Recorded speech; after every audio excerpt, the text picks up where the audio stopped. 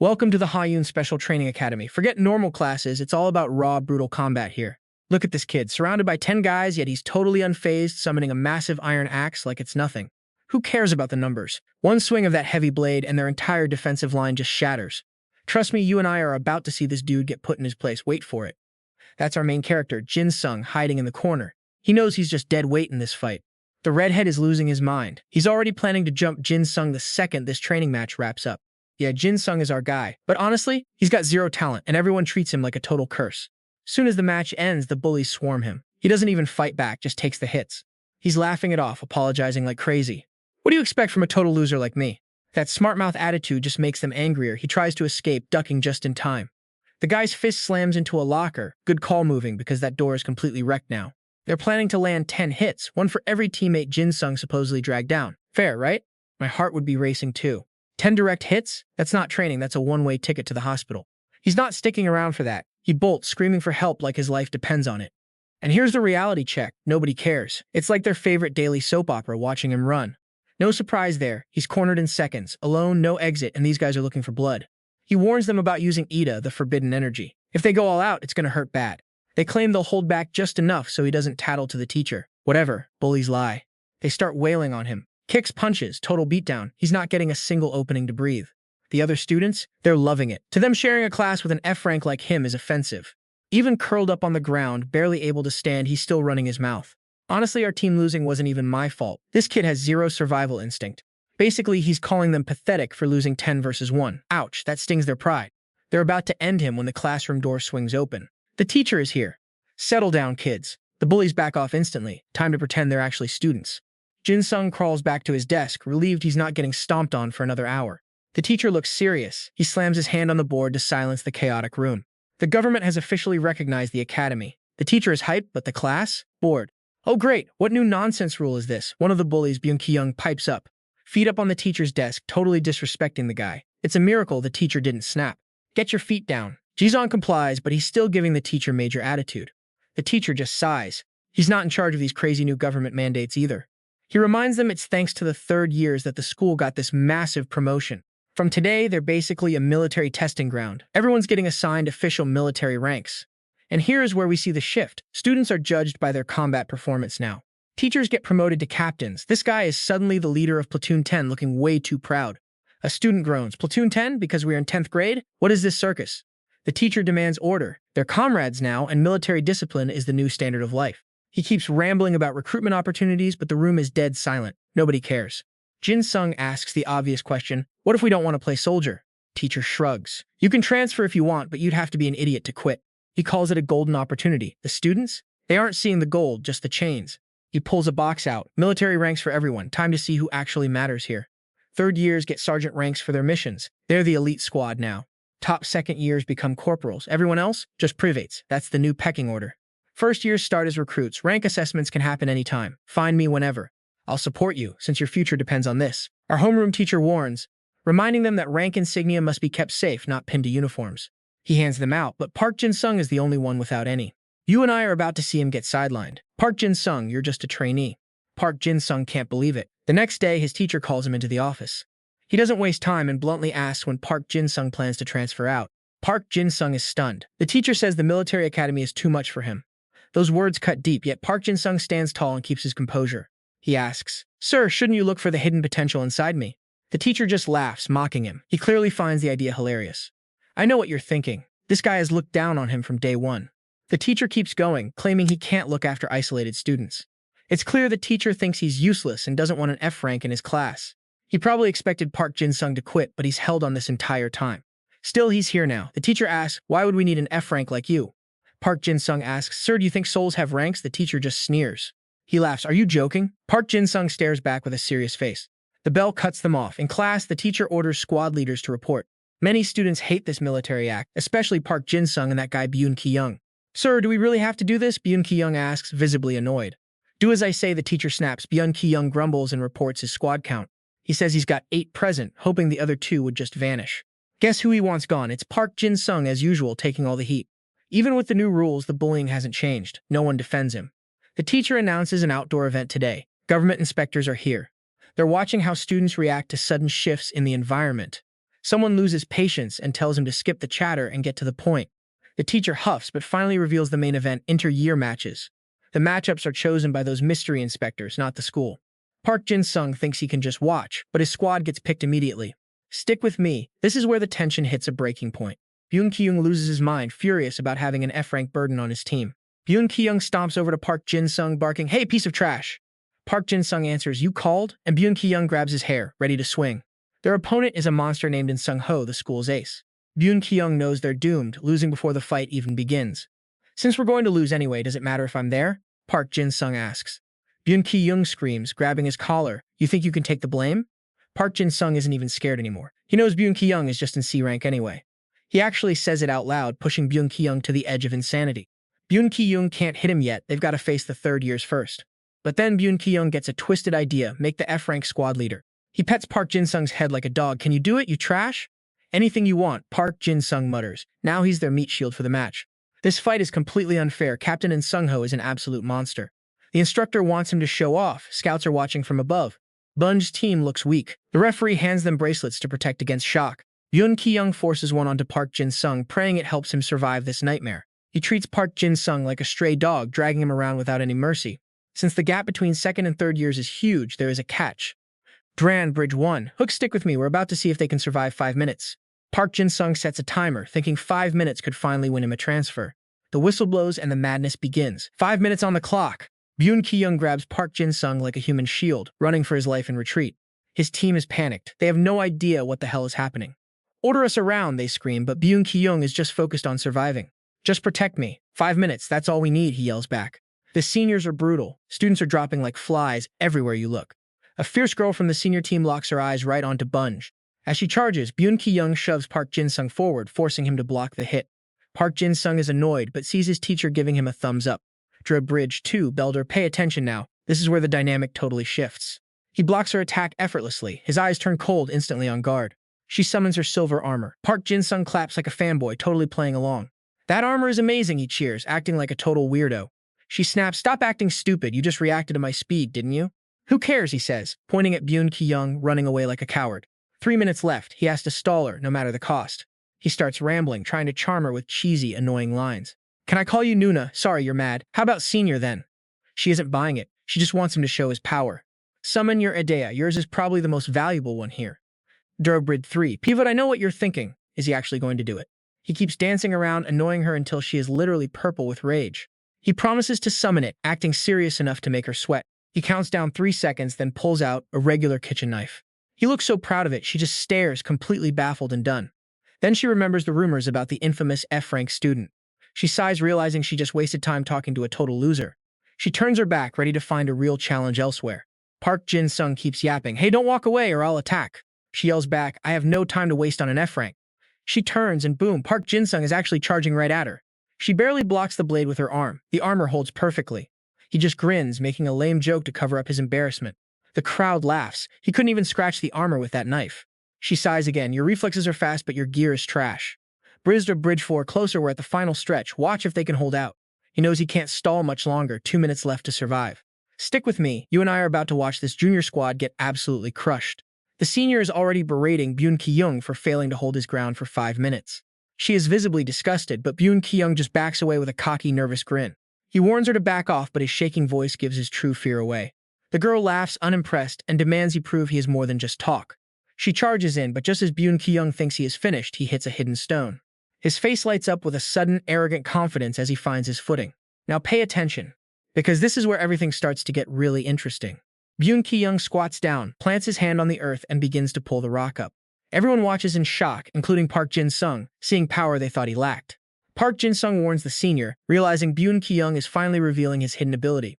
Byun Ki-young can pull anything trapped in the ground and weaponize it with ease. He basically ignores the massive weight of whatever object he decides to rip out. Unlike Park Jin-sung, the senior is actually excited to see what Byun Ki-young can really do. She calls his bluff, and Byun Ki-young, loving the attention, heaves the rock at her. He is absolutely buzzing with the thrill of potentially taking down a senior. But before he can celebrate, a voice like ice freezes him from behind. He turns, but is immediately slammed face first into the dirt, furious and hurt. He screams, accusing the senior of being a coward for attacking from the shadows. As he looks up, he sees his massive rock still hovering in the air. She is holding it back, proving her ability is stronger than he assumed. But just as she prepares to shatter the boulder, it explodes into dust. An Sung-ho, their captain, ruined her chance to show off, much to her annoyance. She demands to know why he intervened when she had it under control. An Sung-ho claims he was just keeping his squad safe, which only fuels her rage. You can feel the tension, right? You and I both know she is livid. Meanwhile, An Sung-ho notices Byun Ki-young trying to sneak up with a baseball bat. In one swift motion, An Sung-ho effortlessly slams Byun Ki-young into the ground. Park Jin-sung watches from a distance, stunned by his captain's sheer power. Suddenly, An Sung-ho's cold gaze shifts and locks directly onto Park Jin-sung. Park Jin-sung instantly raises his hands, surrendering before things get truly ugly. An Sung-ho approaches slowly, his tone shifting as he asks a pointed question. He wants to know why Park Jin-sung warned the senior about Byun Ki-young's hidden power. Park Jin-sung tries to play it cool, acting like it was just a simple precaution. An Sung-ho isn't buying it for a second and launches a sudden attack. Park Jin-sung barely dodges, his reflexes flashing as he catches his flying blade. He breaks free, backing away to put some much-needed distance between them. An Sung-ho looks rattled. He finally realizes Park Jin-sung is no weakling after all. He demands to know who Park Jin-sung really is, his killing intent overflowing. Park Jin-sung keeps his composure, clearly stating his rank as an F-class fighter. Only 1 minute left on the clock, and An Sung-ho is losing his patience. Park Jin-sung keeps rambling to stall, but it is only making An Sung-ho more hostile. Why stall when you could try to win? An Sung-ho asks with a smirk. He reveals that those who show no skill will be expelled immediately. And just like that, the pieces fall into place. The teacher's weird look makes sense. Turns out he always wanted Park Jin-sung kicked out. Good thing An Sung-ho spilled it. Park Jin-sung's hand tightened on his dagger. He sighed and said, "Senior, I don't want to get expelled. If you're my opponent, I'm not sure you'll be standing after this." Park Jin-sung's words sounded like a joke. To everyone here, he's just the ultimate loser. But watch this. The moment he finished, his body just snapped. Blood boiling, veins popping. His Ida is just a generic dagger, F-rank, total garbage. Usually it's completely useless. But after this sudden shift, his physical stats tripled. He could see his opponent's weak points perfectly. He knew exactly how to dismantle them. This skill only stops when he breaks their Ida or ends them. Park Jin-sung's lost his mind, completely obsessed with the kill. You with me so far? This is his true Ida, the one he hides, an S-rank killer ability, lethal and effortless. To An Sung-ho, this bloodthirsty shift looked like nothing special. All he saw was Park Jin-sung staring blankly, but An Sung-ho felt something else from that dagger. This made him super cautious. Now Park Jin-sung could see all of An Sung-ho's stats. His Ida is called I'll Definitely Catch You. It's B rank but hits like A+. It lets him teleport instantly to any target within range. B rank? Park Jin-sung smirked. Your ability is way worse than I thought, and Sung-ho shivered. The kid wasn't talking trash anymore. Plus, that comment meant he could see other people's Ida. Heh, sorry, I can't hold back anymore. Park Jin-sung's grin looked completely twisted. You're gonna stop me, right? He pointed the dagger, and Sung-ho felt the suffocating bloodlust. Park Jin-sung felt like a total stranger. I know you'll be fine, senior. I can count on you, yeah? He spun the blade, mocking him. Outside the ring, the students were too far to see Park Jin-sung's crazy look or hear a word. They just saw them standing still, assuming An Sung-ho thought Park Jin-sung wasn't even worth a fight. Who would guess An Sung-ho, the school monster, was covered in a cold sweat? Park Jin-sung didn't look like he was guarding, yet he didn't have a single opening. Nearby, Jae, the senior he just fought, was being crushed by the energy radiating off him. She rated his speed earlier, but this power, it's on a completely different level. She didn't get what was happening, but she knew she couldn't leave her captain alone. The others in Team 53 were clueless, laughing about crushing an F-rank loser, until they saw Jae shaking. She stuttered, I demand everyone attack. Then she lunged first. It was instant. Park Jin-sung was pinned down, but he didn't struggle. He just sneered. Haha, senior, that armor of yours is way too heavy. An Sung-ho gave Jae a confused look. What's going on, Jae? She was dead serious, claiming she was just protecting their captain. The team was so sure they all piled on to hold Park Jin-sung down, and Sung-ho felt annoyed. You don't need to protect me, he said. Senior, are you sure? The kid on the ground asked. Before An Sung-ho could react, Park Jin-sung countered. They attacked in a flash, but now? Park Jin-sung was even faster, too fast for anyone to even track his movement. Blows landed one after another, giving them zero time to recover. Not really, An Sung-ho laughed. But Jae, you should release your Ida before it breaks. Right then, her armor shattered. She was stunned. She never thought Park Jin-sung's attacks could cause that much damage. It didn't stop there. The rest of the team's gear cracked too. He was a blur. His killer state vanished. Park Jin-sung lay flat, playing innocent. Haha, great teamwork, guys. An Sung-ho looked at him, suspicious. Are you back to normal? Park Jin-sung ignored him. He was more focused on the girl in the dress, still pinning him. Hey, it's been 5 minutes. Can you move? This fight's already decided, and Sung-ho conceded, wanting a serious rematch later. Rematch? This is the only time I'll be this sane, Park Jin-sung said, waving it off.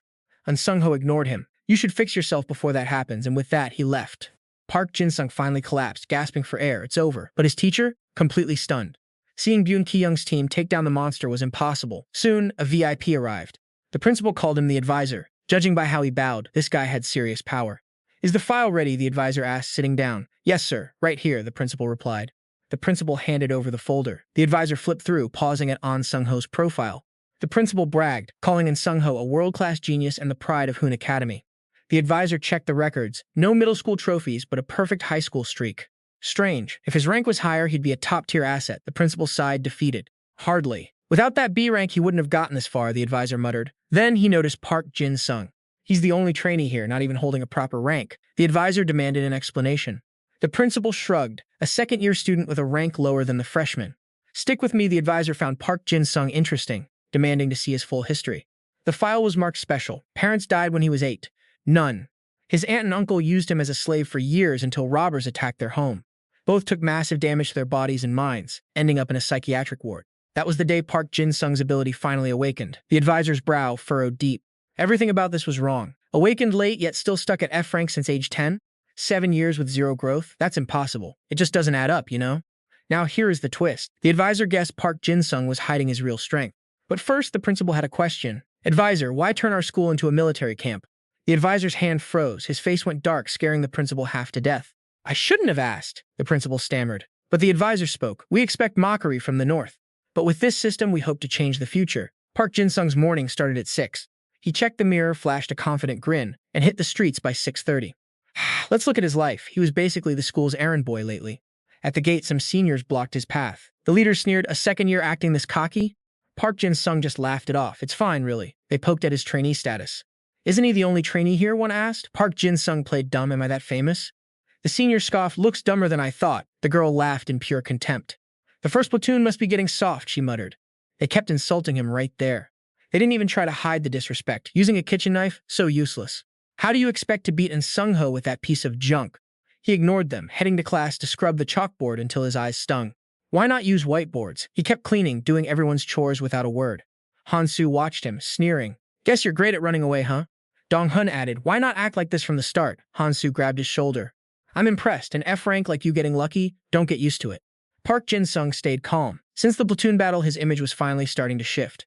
Suddenly, a shout snapped him out of it. Hey, wake up, you piece of trash. Park Jin-sung blinked. Oh, sorry, did you call me? He braced himself for another hit. I couldn't get the math files, so you go grab them for me, Byun Ki-young demanded. Park Jin-sung nodded. Sure thing. He paused, thinking, wait, he isn't hitting me. He headed for the hallway, but more students piled on the chores. My homework, too. Return this book to the office, Park Jin-sung. Requests just kept piling up endlessly.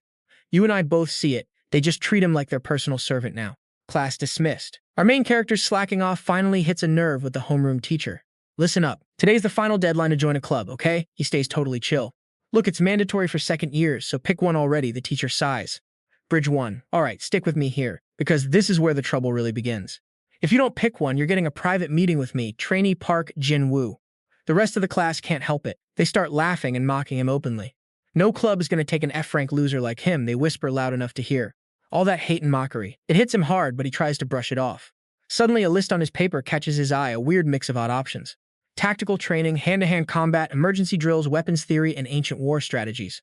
What kind of clubs are these? They're all way too intense, even for this school.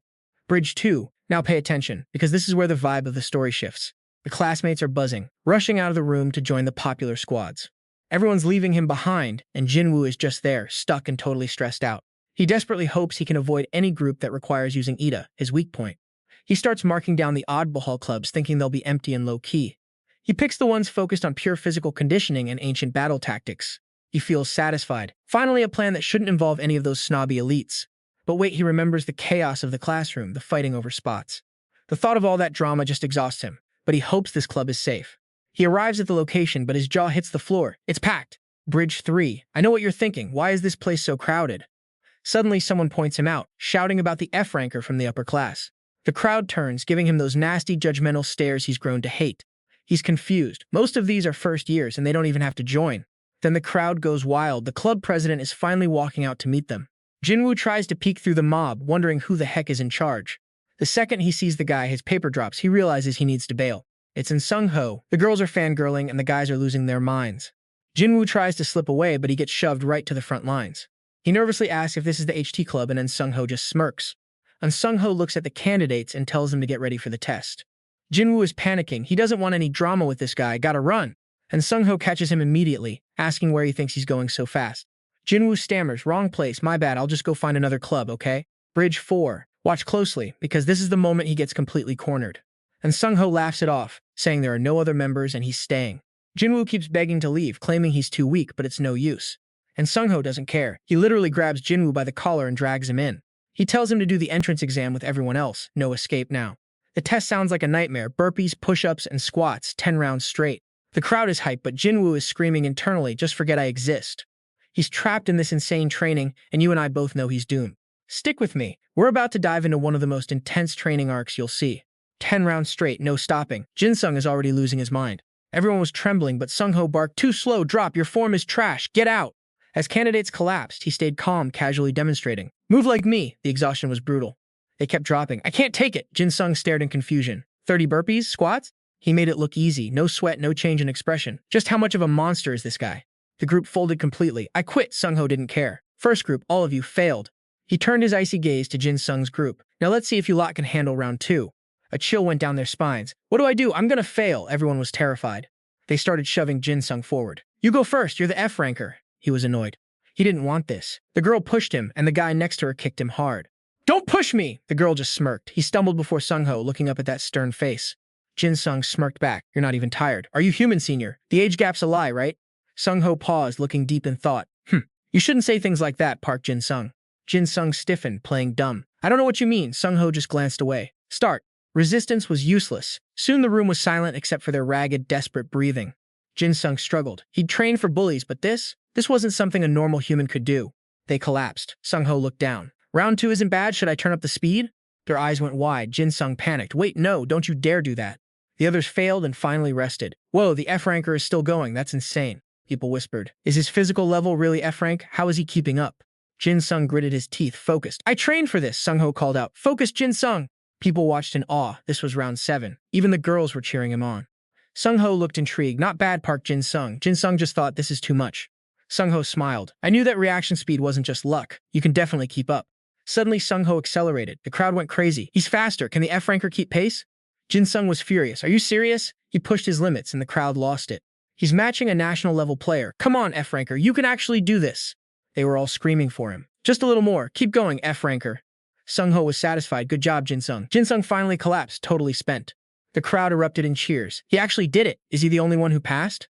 Jin-sung wheezed. I'm gonna die. They swarmed him, clapping. That was incredible, man. He lay there, exhausted. Not bad, huh? Getting praise feels pretty good, actually. Sung-ho walked over and held out a hand. Welcome to the club, Park Jin-sung. Jin-sung smiled, taking his hand. Thanks, senior. I'm gonna go rest now. Sung-ho pulled him up. No rush. You can start again tomorrow morning. Jin-sung froze. Wait, did you hear a word I said? Sung-ho gripped his hand.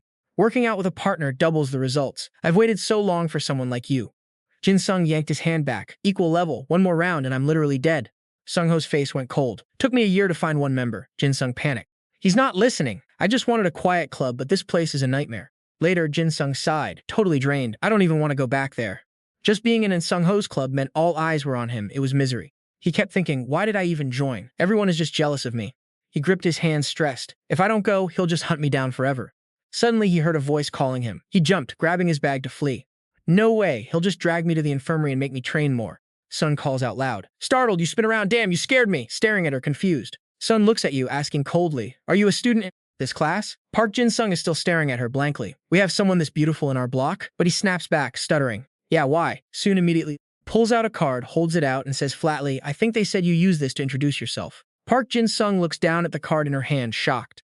Corporal, she raises an eyebrow. Why don't you have a rank? You scratch your head, struggling to explain. Well, it's just that you are still panicked, wondering how to explain, when suddenly Soon demands in a standard military tone, rank and name. Park Jin-sung reflexively stands at attention, saying Flight 2, Platoon 10, Squad 3, Trainee Park Jin-sung. He doesn't stutter once until he realizes it's way too late. Looks at him, surprised. A trainee? Her confused expression makes Park Jin-sung cringe, thinking, damn, they drilled this so much it's become a habit. Looks at him, still surprised, but calmly reaches out. Whatever, it's fine. Nice to meet you. I am Corporal Kim Soon. Park Jin-sung smiles awkwardly, shaking her hand.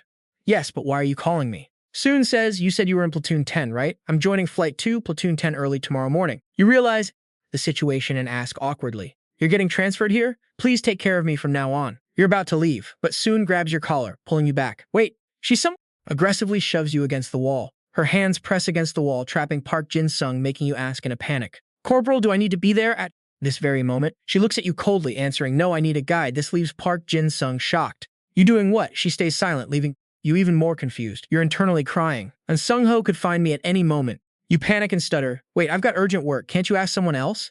She coldly rejects your offer. "No, I feel pretty comfortable with you." Her words make you awkward and you ask, "Didn't you just meet me?" Her face darkens. Right now, that expression makes your inner self scream. What is this? Why is it so scary? But you helplessly accept Soon's request. "Fine, I'll show you, but where do you want to go?" She looks satisfied, her voice softening. "Take me to Sergeant and Sung-ho." As you hear that, your eyes light up. "Oh, you should have said so earlier. I was actually heading there." No sooner had you finished than a furious voice boomed behind you, and Sung-ho. He'd been standing there all along, his face frozen but radiating murderous intent, making you want to faint. "Sergeant and Sung-ho." He turns to you, saying, "Park Jin-sung, I hope you weren't planning on skipping training, were you?" Park Jin-sung turns pale, sweating coldly, and hurries to explain, "I was just about to go there." Stands by, sees in Sung-ho, and speaks up, "Your Sergeant and Sung-ho?" He narrows his eyes at her, speaking, "You're from Block 2? You should respect your superiors a bit, shouldn't you?"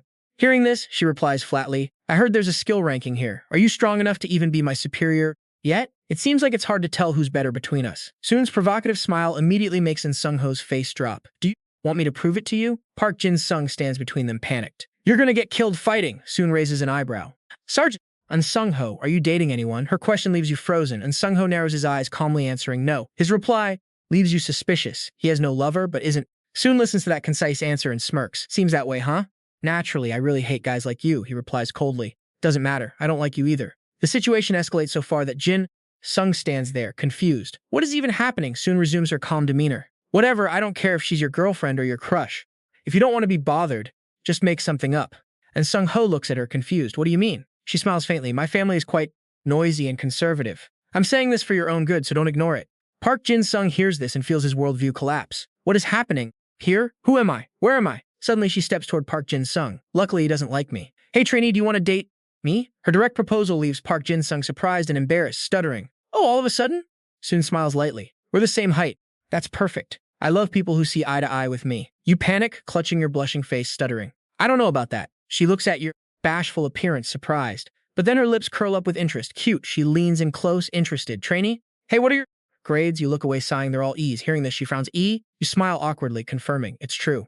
Soon still doesn't believe, leaning in even closer. "No way. No one has E's in both." You stubbornly insist. "It's me." She still doesn't believe, her face starting to look annoyed. "Don't joke around." And Sung-ho sees things getting out of hand and calmly interrupts. "We're about to head to training, so you should get going now." In the training room, you and An Sung-ho are struggling with push-ups. He looks at you and smiles one more. As he finishes, you cry out and collapse at Soon's feet. She says flatly, "At first, I thought this was just an excuse to avoid me, but you're actually training? I have a different opinion of you now." You're on the ground panting, thinking, why is she following us? She asks worriedly, "Are you okay?" Park Jin-sung looks up, smiling weakly, begging, "If you're already here, save me." She stands, hands on hips, and says coldly, "Since when do you remember to ask for my help?" You hear this and cry internally.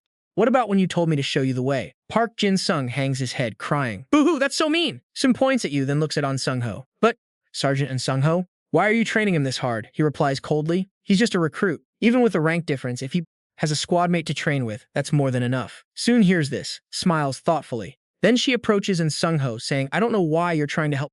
Look at this, they're pushing this recruit way past his limit. Someone's actually training with him. Even with that rank gap, it's wild." Soon is watching closely, trying to figure out why he's helping. She's suspicious, fishing for the secret behind this kid's hidden potential. Now pay attention. This is where the tension really starts building up. Son is relentless, demanding answers. She's going straight to the source. Jin-sung plays it cool, laughing it off like he's just some average student. You and I can see the shock on their faces. He's clearly hiding something. Jin-sung's getting aggressive. He's done playing games. It's time for more drills. "Son, help me!" Jin-sung yells, but the classroom chaos is just beginning. The teacher walks in, and there's a new student standing right at the door. Son steps in, cool and collected. The guys in class already totally mesmerized.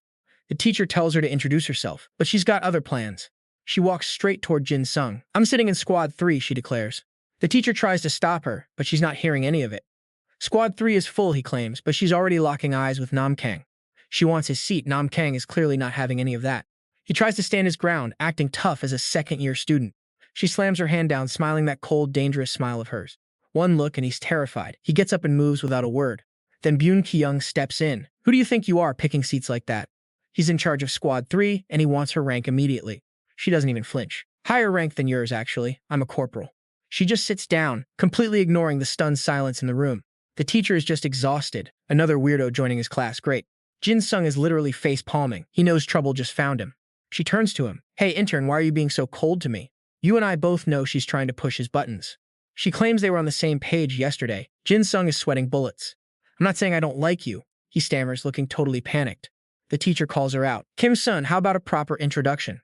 She's annoyed but stands up anyway. She's definitely not doing this by the book. I don't want to. Everyone can hear me perfectly fine from here. Byun Ki-young looks like he's about to explode from her sheer audacity. She finally smiles at the class. Nice to meet you, I'm Kim-sun. The class is whispering. They think she's arrogant, maybe even a troublemaker. She ignores the hate and drops the bombshell. I'm a corporal.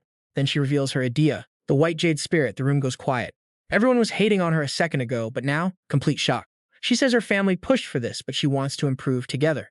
The white jade spirit of the Kim family, people are losing it. The teacher finally regains control, trying to explain the rare power. White jade spirit. A power passed down through generations, unique and deadly. Stick with me, because you're about to dive into the elite world of the Ida. It's all about bloodlines, specifically the rare high-tier spirits born to the Kim family. But their legacy is fading fast, and only one true genius remains in this generation. An Ida prodigy with physical power and sword skills that blow everyone else away. Stick with me. We're about to see how this elite prodigy handles academy life. Kim-sun, born at the top, commands the room with a cold, piercing gaze. She speaks up. Instructor, may I sit now? He's stunned and nods. Yes, you may. From today, Cadet Kim-sun, you're the new assistant squad leader. Quiet, everyone. Settle down. The teacher's announcement sparks major drama. Someone grumbles. But sir, how does a transfer student land that rank so fast? The instructor barks back. Shut your mouth! The student holds his grudge, but he's forced into silence. Park Jin-sung stares in shock. Wow, you're pretty famous already, aren't you? Soon props her chin up, unimpressed. It's because I'm perfection, obviously. Park Jin-sung acts a bit wild. I get it. Soon looks at him with confidence. You're pretty unique yourself, considering your rank isn't exactly normal either. He pales, head hitting the desk in defeat. Stop, please. I'm on your side here, she smirks. I don't think I want to stop. He's left totally speechless. Nearby, Byun Ki-young is seething, teeth gritted, glaring at Soon. How did that transfer, brat? In the cafeteria, Hansu pulls someone aside. We need a new squad leader for Team 3. Kim Soon is just better than Byun Ki-young at everything. Byun Ki-young is a loser. Soon has a higher rank, better combat skills, and actual leadership potential. That guy just gives out the weirdest orders. Ji agrees completely. He just wants to look cool. At first, I thought Soon was too arrogant, but she's actually brilliant at giving commands. Plus, her charisma during training, absolutely insane. I'm completely hooked. If she were our leader, it would be amazing. Hansu laughs mockingly. Well, it's only a matter of time before she takes that spot anyway. Byun Ki-young hears the insults, his face turning dark as he grips his cup. Back in the classroom, Soon's voice rings out. Lunchtime, you coming, partner? Park Jin-sung laughs nervously. Can't, I've got cleaning duty. She sees him dodging her and grabs his collar. But I have no one else to eat with. He retorts, You're lying. You're the most famous person in school right now. Soon frowns, arms crossed, clearly annoyed. I hate it when people approach me for stuff like that. They just stare and never actually speak to me. Park Jin-sung keeps dodging. Still can't. I'm swamped. I have to wipe the board, dust, mop the floors, and grab supplies for the next class. She hears the list of chores and her brow furrows. Wait, one person doing all that? That seems like way too much. I bet even the squad leader doesn't do all that alone, right? Park Jin-sung dodges her eyes. That's right. She leans on the desk, face turning cold. No way. You're doing the work meant for the other squad leaders too? And you're doing it for the whole class? He laughs it off. I just do it because I'm done with my other work. Isn't it faster if one person does it? Don't get me wrong. His explanation only makes her angrier. She grinds her teeth. Get it wrong. Follow me. She drags him by the collar. He stammers. Where? I told you I'm busy. Soon's face turns dark. Where do you think? We're gonna visit the jerks who keep dumping their work on you. He's stunned. Wait, what? I said it's fine. They reach the cafeteria. Soon leans in toward Dong-hun. Hey, I've got a question. The girl next to him looks shocked. Kim-soon, what is this? Dong-hun asks calmly, what do you want from me? She questions him sharply. You're the one in charge of cleaning for Squad 4, right? So why are you making our squad's new recruit do it? Dong-hun raises an eyebrow, a cold smile forming. Huh? Because he's just a low ranker. Before he can finish, she slams her hand over his mouth. I don't want to hear your excuses. From now on, everyone does their own assigned chores. It's pathetic that you're bullying someone weaker than you. I really don't want to see that happening ever again. Do you understand me? Dong-hun goes pale. She releases him. If I catch you doing this even once more, got it? He's shaking with fear. Yes, I understand. I'm sorry. She points coldly at Park Jin-sung. You should be apologizing to him. He just stands there, giving an awkward, helpless smile. Dong-hun grits his teeth. Sorry, kid. Once he's done, Sun leads him away. Sorry for interrupting your lunch. She lifts her chin. Come on, recruit. Time for the next target. He asks, where are we going now? Isn't this over? She answers, where do you think? We're heading to the head teacher. He screams in shock. Wait, hold on. In the staff room, the teacher grins at Soon. Oh, so that's what happened. Fine. You're in charge of the cleaning schedule now. Unlike Park Jin-sung, who is clutching his face in despair, Sun beams, yes, sir. She marches straight to the other students. Listen up, I'm assigning the squad duties. From today, you're on board duty and you're on mop duty. Understand? Two boys stare in confusion. Wait, what? One asks, why do we have to clean? Another speaks up, exactly, that low-rank loser should be. Before he finishes, Soon smacks his neck with a broom handle. They don't dare complain. Just then, Byun Ki-young approaches, looking annoyed. Oi, assistant squad leader. She glances back with a cold smirk. Byun Ki-young want to clean too? He snaps, you should at least call me squad leader. Assistant squad leader. She raises an eyebrow. Right, whatever. What do you want? Byun Ki-young looks frustrated. What? I have to want something to talk to you. I'm just talking to my subordinate. She pauses, then shrugs with a faint laugh. Right, but since you're annoying me, you're basically just begging to become the squad leader, right? Byun Ki-young explodes. What did you say? Soon turns back toward the classroom. If you don't actually have a point, I'm heading in. Captain Byun Ki-young was fuming. Stick with me, we're about to see this confrontation explode. Jin-shun watched from the shadows, totally stunned as the bell rang. She headed straight for the roof, and Jin-jun followed right behind. He peeked through the door, thinking their captain was in for a wild day. Soon stood her ground, demanding to know what Byun Ki-young really wanted. Byun Ki-young smirked, surrounded by his lackeys. He thought he had the upper hand. He was feeling pretty smug, confident that he finally had her cornered. He warned her not to act up, claiming he wouldn't need to fight. Soon didn't flinch, mocking him for needing backup just to talk. That hit a nerve. Byun Ki-young gritted his teeth, ready to teach her a lesson. She just laughed in his face, questioning if he was really serious. Byun Ki-young snapped. He started cracking his knuckles, his patience completely gone. She didn't care at all. Cold and unimpressed, she asked what his problem was. Byun Ki-young cited rank, but soon just gave him a sharp, sarcastic smile. Now pay attention here. This is where the power dynamic shifts. She laid it out. Rank is about strength or better decision-making. Byun Ki-young was boiling with rage because he knew she was absolutely right. He screamed at his guys to pull out their Ida weapons immediately. They whipped out wooden bats and clubs, ready to jump her. Byun Ki-young teased her, acting like her high-level Ida was totally useless now. She didn't buy it, coolly pointing out his own insecurity instead. He cut her off, signaling his crew to surround her on the court. The school was empty, and he felt untouchable in this private standoff.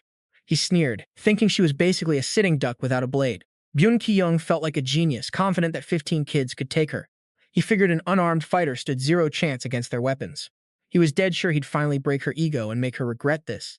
You and I both know she's got something up her sleeve, right? Soon started tapping her finger, asking a totally random question. Byun Ki-young was losing his mind, confused by her calm, mocking demeanor. She dropped the act, asking if he even knew her combat ranking. The guys hesitated, sensing something was wrong despite their weapons. Byun Ki-young panicked, barking at them not to fear a swordswoman without a sword. She sighed, clearly disappointed by his total lack of tactical sense. Then she tapped her forehead, and a mysterious horn began to manifest. Power surged around her. The atmosphere on the roof shifted instantly. She gave him a cold, lethal grin, letting him see her true rank. Everyone froze, realizing they were out of their league, way out. Sohn warned them that even at half strength, they stood no chance. Byun Ki-young was shaking with fury, screaming at his crew to just attack. His lackey Minin was terrified, but he felt forced to obey. He lunged with the bat, praying they could actually pull this off. Sun didn't even move, staring him down as the weapon swung. She stopped the bat cold with one hand, mocking his predictable approach. Minun went pale, realizing he had just made the biggest mistake ever. Suddenly, a dark blur flashes by. It's Minun, sent flying backward through the air. He slams into two others, crashing into the rooftop railing with a heavy thud. Now pay attention. Soon isn't backing down, and she's moving faster than a heartbeat. With precision, she floors them one by one, leaving them broken on the cold floor. She stomps down on one of them, relishing this win over these arrogant fools. Minun gasps for air, pain spiking in his chest, shocked she's this strong without a blade.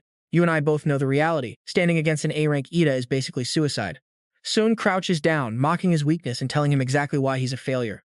Minun screams, blaming her status, but she just listens, letting him vent his frustration. He feels like a victim of destiny, but does he really understand what effort is? Soon just smiles unimpressed, knowing that talent is only half of the real story. She drops the truth, her combat rank is actually D despite her famous bloodline. Minun is floored, a total shock, while Jizan starts running his mouth in pure disbelief. He calls her a liar, thinking she's just playing mind games to get in his head, but soon just shrugs. Being an A-rank with D-rank combat ability is honestly pretty useless. She didn't want to use a sword, but her path forced her to adapt anyway. Minun and his crew are up again, still clinging to their pathetic, fragile denial. She doesn't care about their opinions. Her scarred, calloused hands prove her hard work. Jizan loses it and charges, but in a blink, he's face down on the deck. Even without a sword, she proves they aren't even worth a second of her time. Every opponent is down, leaving only the sergeant, whose eyes are locked on her. Soon warns him, knowing she left him for last for a very specific reason. He spits out insults, playing the victim, but she knows he's planning something dirty. He wants her to hit his face, a trap to get her expelled for violence. She senses a shift in the air, feeling that something is definitely not right. Does he have an ace up his sleeve? She doesn't hesitate, launching a fierce strike. She aims for his stomach, planning to neutralize him before he can react. Ji-sun smiles, thinking he's finally got her, right where he wants her to be. He moves to take the hit on his face, counting on her immediate downfall. But suddenly a loud smack and her fist is stopped cold right in midair. Jin-ung is there, hand blocking the blow, his face calm, almost entirely undisturbed. Ji-sun is fuming that his plan failed, while Jin-ung just smiles like nothing happened.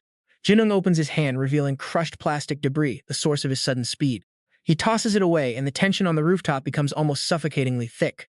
Ji-sun tries to stand, but Jin-ung casually pins his hand down with his foot. He apologizes with a smirk, but the look in his eyes says something else. Ji-sun is livid, screaming at the newcomer, while Soon just watches, truly confused now. The fight is paused, yet the mystery of Jin-ung is only starting to grow. She recalls him dashing from the door, moving impossibly fast to block her strike. An F-rank combatant pulling that off? You and I both know that's impossible. Soon stares at the broken plastic in her hand, wondering what he really is. Park Jin-sung and Soon are fuming. You're done for if I report this to the instructor as a sergeant. Park Jin-sung's terrified, tearing up. Wait, what did I even do? I just defended you. Is this the thanks I get? Soon chimes in to defend Park Jin-sung. He really just protected your ugly face. Quit the act already. D, you're full of tricks. He flashes a dangerous grin. Who says? He drops a bombshell. I recorded everything just in case. You and I are about to see this get wild. Byun Ki-young is hyped about his hidden camera footage, but Soon suddenly raises a hand. Pointing at the ground, she asks, You mean this hidden camera right here? His smile drops. A shattered camera lies at his feet, shredded into pieces. Even the memory card is crushed. Jiz feels completely drained. Jin-dung's annoying excuse is still ringing in his ears. Is that a camera? I thought it was just some random decoration you brought up here. He laughs sheepishly. Sorry, I saw something stuck on the wall and thought it was a damper. Didn't think it was yours. Sergeant Soon kicks the debris. Well, it's busted. Plan's ruined, right? Then she whirls around, grabbing Park Jin-sung by the collar. Trainee, why did you block my punch back there? Were you just standing still? He plays dumb, raising his hands in confusion. Huh? I was trying to help you. Why are you treating me like this? Do-hun looks lost. Since he's a low rank, Min-eun chimes in with smashing a rank a camera skill or just pure luck. Park Jin-sung and Soon stare them down. Soon drags Park Jin-sung by his collar toward Min-eun and Do-hun. Hey, you guys! Park Jin-sung struggles. If we're going somewhere, let me go! Min-jun looks terrified, stuttering. What? Soon suddenly shoves Park Jin-sung forward. Stop whining about being low rank. Learn from our trainee. Her strange behavior leaves Park Jin-sung totally baffled. She doesn't explain, just gives Min-jun a warning. It's not too late. Wake up. Min-jun finally seems to get it, frozen in place. Soon turns to leave without another word. Let's go, trainee. Park Jin-sung follows. You know, Shun, you really are just like Senior and Sung-ho. She hates that comparison and snaps, ridiculous. Who said I'm like that pig? With a loud slam, the rooftop door shuts. As the sun sets, the failed students hang their heads in defeat. Damn it all, one mutters. Cut to a dark room. A hand grips a dagger. A scream echoes while splattered with blood. The victim begs, please spare me. Moonlight hits the room, casting a bloody shadow on the wall. A young man approaches with the blade. The victim, missing a hand, screams, stay back. The victim stares at the blood-soaked youth. Monster, you're nothing but a monster. More screams. Blood hits the door. The youth walks away, leaving bloody footprints everywhere. Someone whispers, you and your uncle share the same blood. It's young Park Jin-sung. He asks coldly. Right? He flashes a twisted, creepy grin. Isn't that right, uncle? Back to reality, an alarm clock buzzes. Park Jin-sung wakes up in a panic. It's 6 a.m. The alarm keeps blaring. He clutches his face, pale and shaken. Morning sun peeks into the room. Park Jin-sung mutters in pain. That dream again. Sunlight warms the streets. On the way, Soen notices Park Jin-sung looking pale and lifeless. She asks with concern, Trainee, you look weird today. Is something wrong? Park Jin-sung waves it off. No, just a little tired. Where are we going? Soon looks at the sergeants leading the pack. Not sure, the teacher only told them, but since we're assigned to first aid, maybe they're there. The group marches in formation, boots hitting the pavement. Someone whispers, why are we even out here? Another replies, I have no clue. Finally, the group stops in front of a bank. The signal is given to halt. Seeing them, a student calls out, we're over here! A girl with a ponytail asks if they're from Heen High. The blue-clad student laughs. First time I've seen kids from Heen High. Shu, standing between the others, smirks and raises an eyebrow. Not too late, are we? Their mocking attitude hits a nerve with Byun Ki-young. He frowns, his face turning red like he's been robbed. Who the hell are you guys? Siu looks at him like he's a zoo animal, unimpressed. I'd rather watch Kim Soon than you. I heard she's beautiful and a genius. Being looked down on makes Byun Ki-young's blood boil even faster. Kim Soon is my team leader, so say that to me instead, Siu laughs mockingly. Damn, is this the ranking system I heard about? The girl next to her chimes in. These soldiers playing pretend are hilarious. Shu jeers. He wants me to say it to him? Who does he think he is? Byun Ki-young's ego hits overdrive. He gestures wildly. I'm a student from the special training high school. Second year, third platoon. Who are you? The ponytail girl teases. Yous. How do we even run into you? Byun Ki-young's vocabulary for insults is honestly pathetic. Just one phrase on repeat. You trash, she shouts. What trash? Just then a hand lands on her shoulder, stopping her. A voice from behind calls out, hey, stop acting like a clown for the other schools. A sneaker steps forward to intervene for Shu and her crew. Sorry, our kids are just a bit emotional. This is Sung-ho. Seeing him, everyone gasps. He's so handsome. Who is that guy? Sung-ho smiles and reaches out. We're from Songhai. Nice to meet you, fellow students from Hien. But Byun Ki-young rudely slaps his hand away. Cut the act and explain, you trash. The student in blue yells, you bastard. Sung-ho smiles, trying to calm his friend down. Stay calm, guys. Just then Soon walks up. Lieutenant, knock it off. She glares at Byun Ki-young. Don't you see our training points dropping? Byun Ki-young looks away, annoyed. Soon glances coldly at Songhai. You guys too. He looks at her with curious eyes. Are you Kim Soon? Still wearing that harmless, gentlemanly smile, he reaches out again. Nice to meet you. I'm Lee Sung-ho. Soon eyes his hand with caution. She doesn't shake it, instead asking, our team is here for first aid, so why is Songhai here instead? She tilts her head. Can you explain that? Sung-ho grins bright. We're actually the first aid class you're looking for. He introduces his group of 4 second-year first aid from Songhai. We've been looking forward to today. The 2 groups stand before the Nara Bank. We don't know why it's called a bank. After gathering, everyone heads inside. We only heard about splitting classes with Han Hai. As we open the bank doors and walk in, someone mutters, I guess both schools have good relations here. It's better than revealing a joint class. The bank looks pristine and there's a guard in a suit standing watch. It's almost like this place was set aside just for us, right? Look at these guards, total tanks. Is this really their power level? Alright, stick with me. Let's see how our squad handles this pressure. Our leader Kim Soon stands tall, fully ready for the mission today. The guard just smirks at her, clearly amused by how young she is. Sin doesn't play around. She wants straight answers and no games. Now pay attention. This is where the dynamic gets a little weird. Sun sighs, dropping her sword. The staff really underestimates our strength. She calls out to a guy nearby, Hey Lee Sung-ho, come here. He tries to be charming, dragging out his name. Sun is not having it. She brushes off his ego, focusing on getting us that good grade. Our classmates are acting way too relaxed, and it's honestly super suspicious. A staff member offers snacks and drinks. The kids go wild. Sun is fuming. Everyone is acting like this is a field trip. Another employee approaches, offering us coffee like it's a cafe break. Soon hesitates, tempted by the thought of snacks, but something feels off. Meanwhile, Park Jin-sung watches from the corner. Everyone is way too chill. Suddenly, Sung-ho pops up out of nowhere. It's actually pretty creepy. He asked if I was with Soon earlier. Does he have an agenda? You and I both know he wants something. Let's see what it is. I offer to help him get close to Soon, but he refuses. I play dumb, checking my pockets like I'm broke. Classic distraction move. He says he doesn't want bread. Okay, then what is his deal? He points to the vending machine. Is he really trying to bond? I go along with it, keeping my guard up just in case. No one is on post, which is insane, but I guess I'm safe. We grab our drinks. I pop the tab and take a sip. Ah, that cold carbonated drink hits the spot. Pure bliss, honestly. He laughs, asking if I'm some hidden genius. I almost choked. I laugh it off, pretending I'm just a carefree lucky rookie. He won't let it go, though. He keeps fishing for info. I play it cool, acting like my stats are trash. Grade F. He doesn't buy it at all. He thinks I'm lying to him. I shrug. Why would I lie? I'm just living my best life. He's visibly confused. Why am I so calm in this situation? I flick my empty can toward the trash can on a whim. It bounces off the wall, hits the machine, and swishes in. Perfect. His jaw literally drops. He thinks I just performed a miracle. He tries to copy the shot. It misses by a mile. Ow. He admits he's weak at fighting, which is why he's in support. He asks how an F grade survives in the combat department. I laugh, admitting I'm just being carried by my teammates. Then he reveals his ability. His hand shifts into a blade. C-grade combat ability? You and I both know that's a serious threat. Great potential, right? But Sung-ho just looks sad. I've heard that forever, but he's never leveled up once. He clenches his fist, frustrated. Park Jin-sung calls him out immediately. You just wanted to join the combat class, didn't you? So you're curious how I survive. Sung-ho scratches his head, awkward. Yeah, maybe. Park Jin-sung looks dark, thinking hard. Then he says, rescue is better. You can save people. I think that's way more valuable than just fighting. Sung-ho feels that comfort. Really? Park Jin-sung bites his lip, jealous, of course. Just be confident, man. Park Jin-sung turns away, heart aching. He's envious. If his power could just save people instead, he hides his pain. Meanwhile, at the bank, the teacher in the red tracksuit arrives late. Sorry, I'm late. The class 6 teacher just nods. He doesn't even care, just mentions the kids are already inside. He pulls out the files to grade the students. Grading them on time? The teacher is shocked. But we haven't seen anything yet. The other guy just shrugs it off. Whatever, just give them high marks. What are they going to learn in a bank? It's just a formality anyway. The teacher nods, taking notes. I really learn a lot from you. The other guy laughs. Glad you're easygoing. Pens scratching. Done. Let's get coffee. The board is filled with grades. Kim Park all graded and done.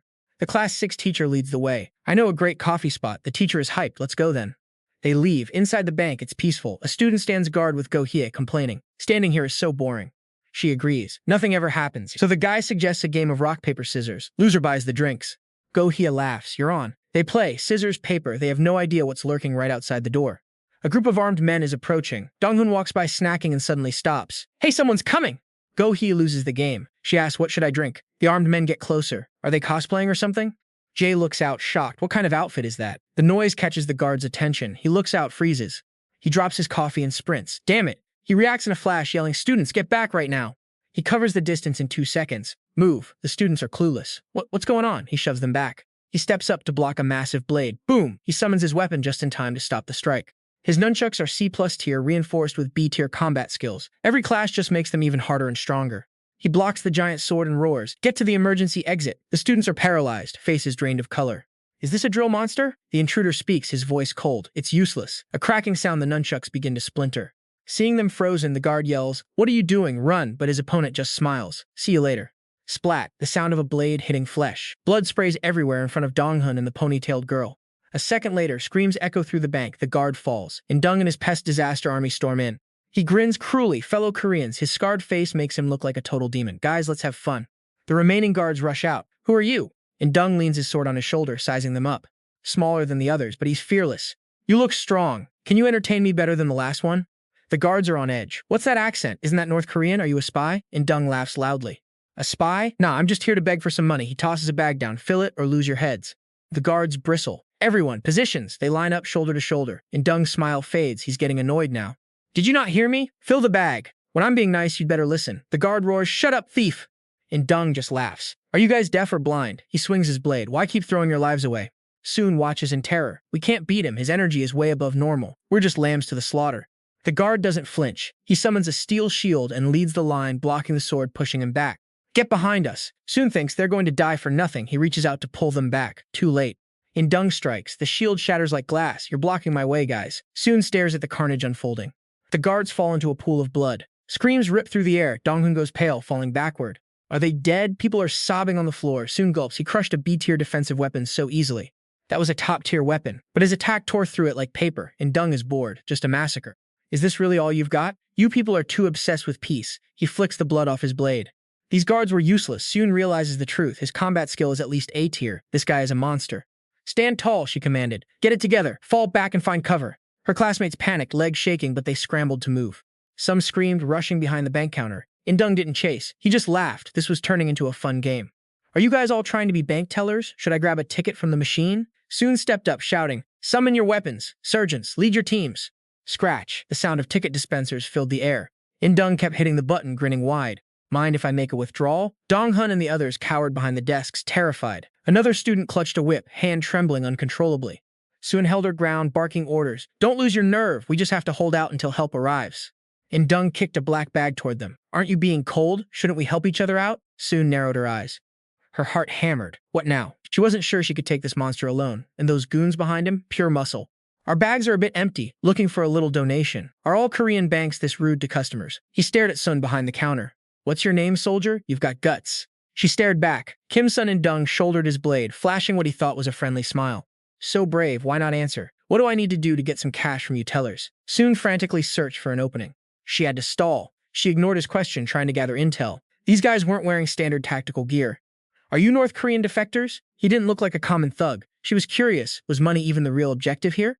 Dung looked annoyed. Enough with the spy talk. Guess I should introduce myself properly. Sun felt a cold chill. Wait, a criminal actually revealing their identity. He waved his hand. Maybe you've heard of us. We're the Great Disaster Corps. Sun's brows locked together. Pest, unknown origin, unknown history. No ties to any nation, class, or rank. A global terrorist cell operating against humanity itself. Everywhere they go, not a single soul remains. They were merciless. Total extinction. The student in the blue uniform turned pale. Pest? They're even in North Korea? Dung wasn't impressed by the reaction. He kicked the pile of tickets away. I said we're the Disaster Corps. Why do you keep calling us Peste? These Koreans are too westernized. Anyway, understood? Now hand over the cash. Dong-hun collapsed, muttering pest in shock. The girl with the whip edged toward the bag. Just put the money in. If we do this, maybe. She stopped cold. She saw Soon begin to transform, and Dung's eyes lit up. Oh, that's interesting. A horn sprouted from Soon's forehead. She shifted into combat mode, face cold as ice. Everyone, stay calm. He never promised to spare us if we pay up. Dung watched, fascinated. Horn's hair. I get it now. Soon stepped out from behind the counter. So you know my family? Great, let's fight. She was terrified inside. If his soldiers jumped in, it was game over. She had to bait him into a one-on-one.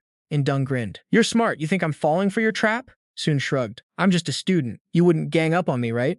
Behind the desk, Go-hee curled up in fear. Dung snapped his fingers, signaling his men to stay back. Fine, I like your nerve. But honestly, not surprised. Coming from that crazy ogre bloodline, you'd have to be a little unhinged, right? Seeing him stall Soon provoked him. Too much talking. So are we fighting or what, you terrorist? Dung chuckled. That's a cute challenge.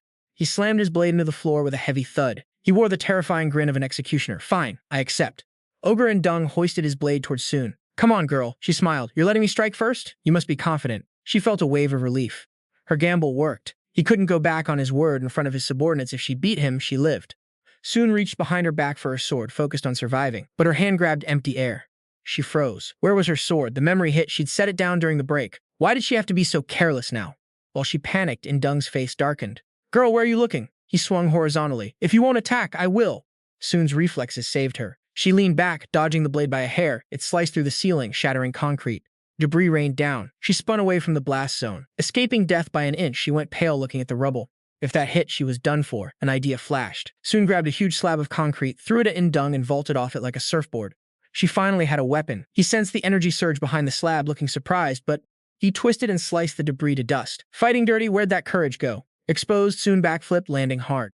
Damn it, In-dung scoffed. You've been dodging this whole time. You sure you're an ogre and not a flying squirrel? He kept swinging as he taunted. With no weapon, Soon could only rely on her agility to dodge.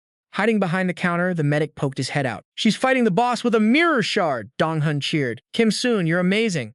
The cheers echoed through the office. Kim Sun was hidden deep inside. He was speechless, brain racing. Now wasn't the time for Sun. What should he do? Stick with me. You and I are about to see just how deep this chaos goes. Park Jin-sung grabs his shoulder. No time for stalling. He warns him. Move now. They eye the vents. Anywhere, lockers, desks, shadows is better than standing out here. Now pay attention, because the real fight is about to kick off. Soon takes a brutal hit to the gut, sent crashing against the glass. That creep In-dung grins, mocking her. Ready to end this little game? Blood spills. The students panic as Soon, their strongest fighter, actually going down. In-dung taunts her, asking if that's really all she's gotten her. She smiles, daring him to find out. But just as he raises his blade, Park Jin-sung slams the desk, screaming for everyone to scatter. The chaos explodes. Everyone bolts, scrambling for the emergency exit as pure panic takes over. Soon gets a second chance to breathe. In-dung stops, clearly intrigued now. His goons wait for orders. None of them move without his say-so. He commands them to hunt down every single one of those rats. The soldiers salute, vanishing into the halls. In-dung wonders about the distraction. You and I both know these kids are in way over their heads. Footsteps echo through the stairwell. The hunt is on, and they're running out. Soon wipes the blood from her lip, confused. Why not just kill them? She stands tall, ready to stall him longer. The villain looks amused. He likes her grit, actually offers her a spot by his side. She flat out refuses. Who would trust a bank-robbing terrorist anyway? He finally drops the name, Kim In-dung. Soon freezes in absolute shock. The son of North Korea. A monster with power that defies all logic. Every title he holds screams terror. He is the ultimate powerhouse here. He claims he needs a talented wife at his side. She's terrified. He steps closer, mocking her fear. This is why he stays hidden. She rambles to keep her cool, hoping for a bounty or something. He just laughs. He loves how brave she is in the face of death. He realizes why the bosses sent him. They're after the students all along. It's all a power play. He drops his guard, still trying to charm. She's backed into a corner, but wait, her sword is right there. Fortune favors the bold. She kicks her blade up in one motion. She grabs the hilt. With a weapon in hand, her confidence shifts. She's got a lot to learn, but with this, she's ready to fight. Elsewhere, students are screaming, getting rounded up like cattle by black-clad goons. One girl trips in the panic, gets yanked up and dragged away. Everyone gets tossed into a holding room. Their situation is looking grim. Meanwhile, Park Jin-sung and Sung-ho are hiding in a cramped bathroom. Park Jin-sung is surprisingly calm, checking out the place, a bit too clean. Sung-ho is stressed. They're only on the 5th floor, barely safe. Park Jin-sung tells him to breathe. He's acting like this is nothing. Sung-ho stares confused. Is this guy actually okay right now? Seeing that carnage earlier, how is he still so relaxed and composed? They're sitting ducks here. If they don't move, they'll get caught. You and I just witnessed how calm he is, but is he right? Park Jin-sung stays still, mind racing. He knows if it were Soon, she'd hold her own for a bit, but he jerks his arm away. He snaps out of it, realizing running won't change anything. He pounds his chest. We have to fight them. Seonghwa recoils in shock. Woody urgently warns her. Can't you see those guards? Even trained adults can't touch them. You think low-rank C and F players like us stand a chance? Park Jin-sung plants his feet, throwing out a cryptic question. Seonghwa, do you even know how ranks work? She's lost. Why are you bringing that up now? Park Jin-sung explains what he overheard. He recalls the secret he caught wind of back then. Kim Soon was a rank D when she was little, but now she's a rank A. Park Jin-sung is dead certain. Don't you think ranks are just a poor way to judge human potential? Don't be sad about your rank. She stares blankly, stunned. Outside in the hallway, the elevator doors slide open. Black-clad figures with masked faces stand there. In the bathroom, Seonghwa is drenched in cold sweat, panicking. Park Jin-sung, are you saying that because? Black boots are clicking down the hall. She hears the footsteps getting closer and tenses up. I think they found us. What do we do now? We need to hide. Park Jin-sung speaks from inside the bathroom. Seonghwa, you have a better Ida than mine. If you really push it, you could add some crazy upgrades. Outside, a masked goon reaches the bathroom door. She ignores him, eyes locked on the exit. Shh, they're gonna find us, Park Jin-sung. Park Jin-sung grips her shoulder, calling out. Shunghua, listen to me. She tilts her head, finally meeting his gaze. Huh? What? Park Jin-sung leans in, dead serious. Trust me and do exactly what I say from now on. Inside, white porcelain sinks line the bathroom walls. A masked guy storms in, shouting, "You little pests, we hear you. Come out." He keeps one hand on his hip, sounding arrogant and threatening. The boss hates waiting. Park Jin-sung opens the stall door, flashing him a bright smile. "Your accent is pretty interesting. Can you teach me?" The guy explodes in anger. "Don't play dumb. The boss won't mind if you lose a limb." Park Jin-sung keeps smiling as he steps out. "You talk a lot now that the boss is gone, don't you? That's actually pretty cool." The guy screams, "You brat!" Park Jin-sung narrows his eyes and readies himself. "Hey, dagger, come out!" In a flash, a small dagger appears in his hand. Park Jin-sung swings, pointing the blade right at him. The guy scoffs. "Is that supposed to be your soul weapon?" The goon activates his Ida, his legs glowing with power. "Enough yapping, shut up." He lunges at Park Jin-sung, moving at lightning speed, ready to drag him away. The info screen flashes. Leg acceleration 0 to 100 in 1 second. Rank E, combat ability B. Once you run, you hit max speed in 1 second flat. Park Jin-sung keeps his eyes on the prize while shouting into the bathroom. "Shunghua, run exactly like I told you." The guy is closing the gap fast. "Where do you think you're going? I'm taking you both in." Park Jin-sung's eyes behind his glasses flare with a crimson light. Absolute life eradication, rank A, combat ability S, body stats increase 3 times over. Dark, suffocating energy explodes from Park Jin-sung. The goon is still rushing toward him. He halts right in front of Park Jin-sung, moving his arm with blurring speed, throwing a punch. Park Jin-sung leans to the side, narrowly dodging. Too slow, the guy stumbles, furious. "You punk!" Before he can even react, a blade slashes deep into his chest. Park Jin-sung doesn't stop, closing the distance and striking repeatedly. He grins like a maniac, driving the blade home. Sorry. The goon's mask is torn to shreds, and he tries to grab Park Jin-sung's hand, moaning, "You're a total demon." Park Jin-sung smirks, eyes narrowing as he searches for something on the guy. Finally, he glances down, locking onto the guy's legs. Park Jin-sung suddenly calls out, 0 to 100 in a second. That must be super handy. The data screen displays leg acceleration 0 to 100 in 1 second, rank E, combat ability B. Once you run, you hit max speed in 1 second flat. The goon stares in shock. "My soul weapon? You can see my soul weapon?" Park Jin-sung grins, pulling his blood-stained dagger free. "Now what happens if I cut your Achilles heel?" Blood sprays from the goon's chest. He muses. "What if the thing you need to activate your Ida gets destroyed?" Park Jin-sung pins him to the ground, eyes glowing red, wondering, maybe your rank will just drop? He raises the dagger again. "Should I stab here?" "Too many choices, I can't decide. You and I are witnessing how humans get lost in the hunger to be the one who ends it all." Seung-hwa starts shaking. "Stick with me. We're about to jump into one of the most intense showdowns yet." Park Jin-sung stands there, covered in blood, staring down the trembling Sung-ho. Sung-ho backs away, desperate to avoid the carnage, begging him to stop. Park Jin-sung just laughs it off, totally unfazed by the kid's frantic pleas. Who needs to run right now? He stands up, dragging the black-clad thug, now lifeless, up with him. "Well, answer me." Sung-hwa trembles at the sound of Jin-sung calling his name. "Sung-hwa, you have to destroy the Ida or kill the user to end this." Jin-sung's eyes reflect Sung-hwa's terrified face. His sudden intense presence finally snaps Jin-sung out of his bloodthirsty trance, stuttering as he calls out. Suddenly, he clutches his face and lunges straight at the enemy. He yells for them to leave. His glasses hit the floor as he charges. He pins the guy down and screams at Sung-hwa, urging him to run. "Get out of here, Sung-hwa!" He's still dazed, just staring, until Jin-sung shouts. His hand morphs into a blade. He hacks away at the enemy, roaring, "It means my body is basically a solid weapon now. Right? Am I right?" Sung-hwa hesitates, then finally turns to bolt, just like Jin-sung said. Running for his life, he screams, "I'm sorry I have to leave you behind, Jin-sung." Left alone in the bathroom, Jin-sung spirals. He's mumbling to himself, totally losing it. That wasn't enough. That was actually... The thug he's thrashing still has the nerve to mock him. "You lose your mind, kid?" Annoyed, Jin-sung fixes him with a murderous glare. "You're not fun at all. I'll give you 13 rounds. The thug turns pale. 13? What? Even now, the idiot is thinking about reporting this to his boss. He can't believe some punk is hiding this much power. He needs to warn the leader. Of course, Jin-sung isn't letting that happen.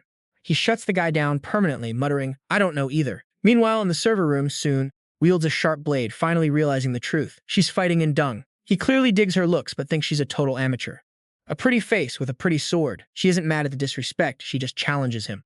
"You'll change your tune once I smash you with this, won't you?" Dung is intrigued now. "Think you can actually handle me?" He swings his sword at her, but she parries it perfectly. They lock blades, neither backing down. Soon suddenly says, "Don't be so sure." Dung is shocked. "What? You just deflected my soul sword. Your blade has holy energy." Soon retorts with a mocking smirk. "How would I know anything about your EDA? Unless you think your pathetic attack failed not because of skill, but because of EDA interference." Dung ignores the jab, wondering if she should just hack along the blade if it's that tricky. He eyes her weapon with genuine interest. He realizes this strange sword is the perfect counter to his soul sword. Now, Soon casually drops the truth about what she's holding.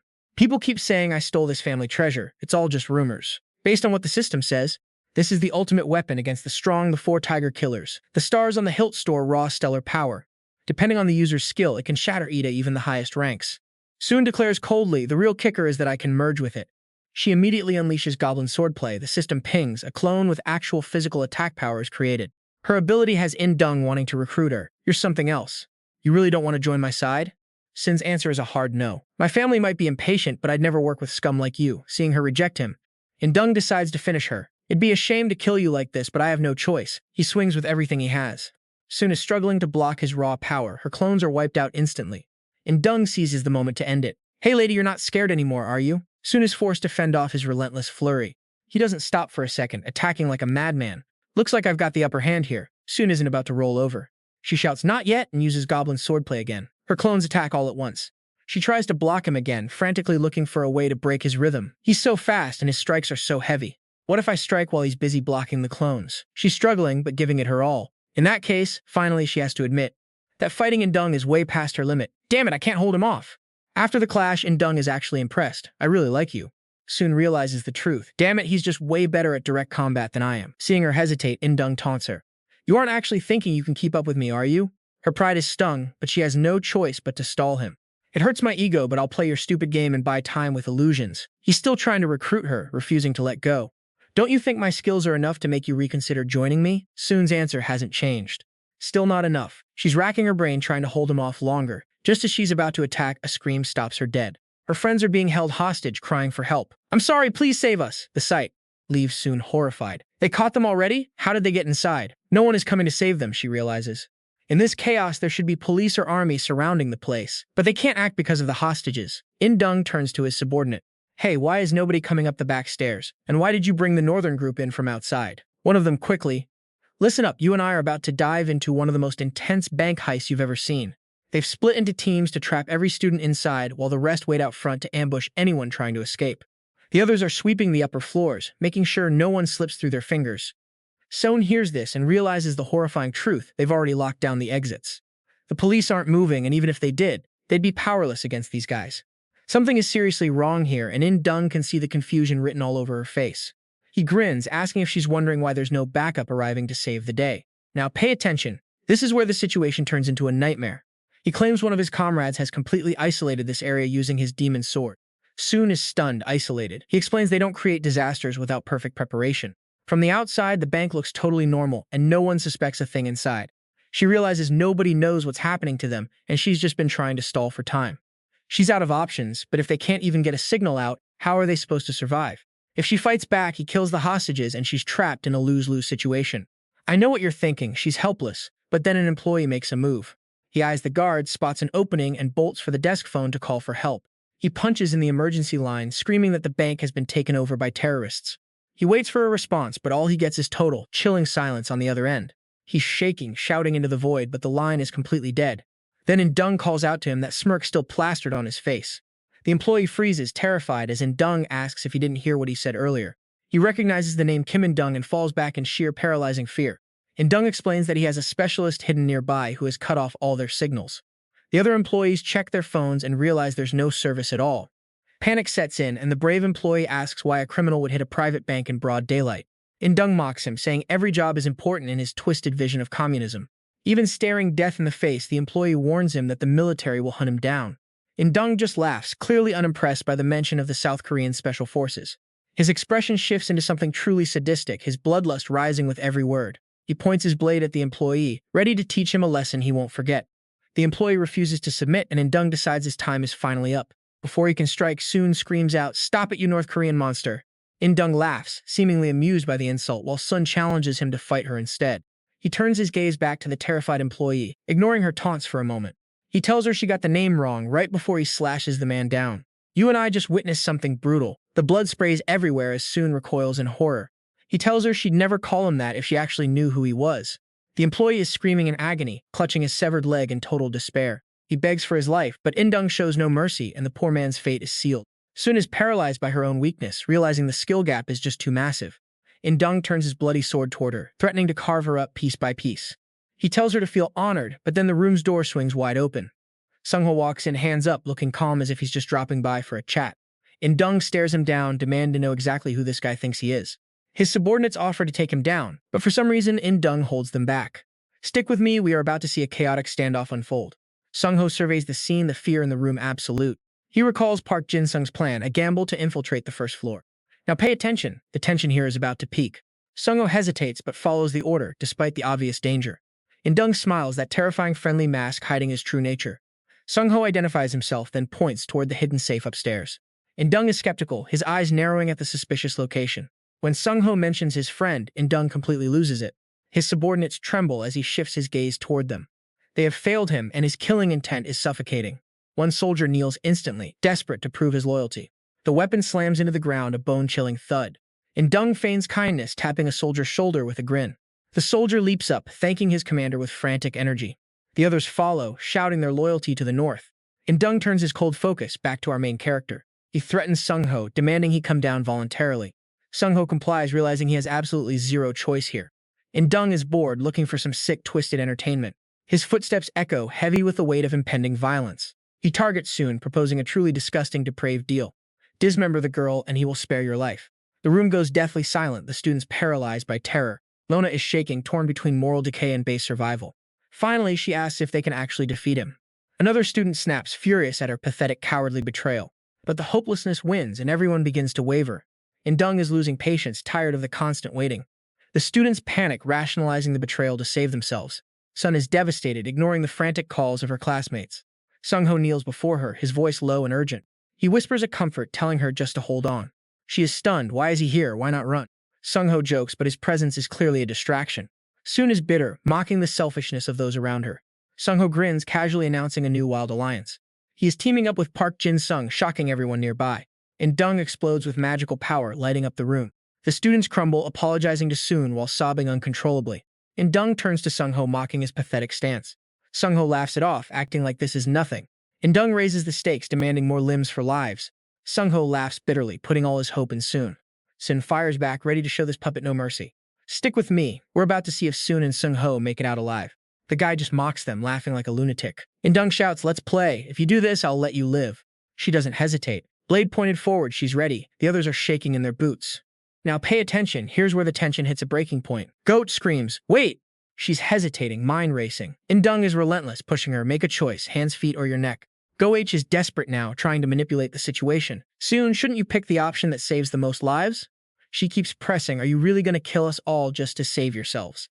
Soon doesn't even bother explaining. She just summons her elf-style swordsmanship. In a blink, she splits into 3 illusions. She yells, Sergeant, give it everything you've got. Go-H is stunned, but she barely manages to block the strike. Metal screams against metal. The illusion vanishes, but Soon is already right there, closing the gap instantly. Go-H is caught off guard. Soon doesn't waste a second, landing a brutal punch right to her gut. Soon whispers the plan. Go-H listens, eyes full of fear before getting kicked flying backward. Someone rushes to check on her. Someone else says she's strong, but a guy scoffs, you don't see it? He points out. Her copy clone just vanished. She's got to be running on fumes by now, right? Someone else whispers, is she really that easy to beat?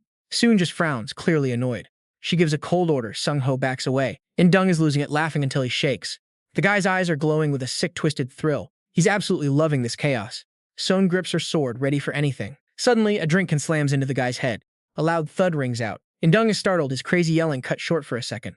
That can rolls on the floor like a total insult. In-dung whips around, screaming, what the hell? How did that room door open? A figure stands there, covered in blood, giving a chilling, bone-deep smile. In-dung picks up the can. He's confused and angry. What is this? Sung-ho is shocked, thinking the can. Silence. In-dung is fuming, throwing the can aside, barking. I asked you, what is this thing? He calms down just enough to mutter, too much excitement, that must be the guy you mentioned. He threatens to start by cutting off an arm, but the person inside keeps taunting him. You think throwing this is going to stop me? He stares at the object, realizing what it is. The Great Disaster Corps insignia. He glares into the dark doorway, totally confused by this move. He's losing his mind, rushing to attack. You think you can look down on Kim and Dung? He swings his weapon and the whole room shakes. People are fainting, terrified, grabbing their heads. The ceiling starts to collapse. Soon dashes in, using her elf clone to prop up the falling debris. It's a hero moment. Even In-dung is impressed. A girl in that strong? Stay there for a bit. Soon strains under the weight. In-dung turns his attention to the North Korean lackey. He warns everyone, if one person steps out that door, everyone dies. My crew is waiting outside. The group freezes in terror. In-dung keeps going, mocking them for their weakness. Soon is still fighting to hold the wall up. In-dung scoffs. Try to think clearly, kid. Soon fires back. North Korean lackey, you think I'm just going to wait here forever? In-dung laughs. Can you really lift that ceiling? I'll be back. Take care of each other. He leaps away and vanishes. Soon is struggling, holding the massive ceiling up all by herself. She gasps. I don't know how long I can hold this. Get out of here before you get crushed. Sung-ho starts moving people. Someone panics. Wait, if we leave, the girl will be free to move. People pinned under the rubble scream. You want to watch us get crushed to death?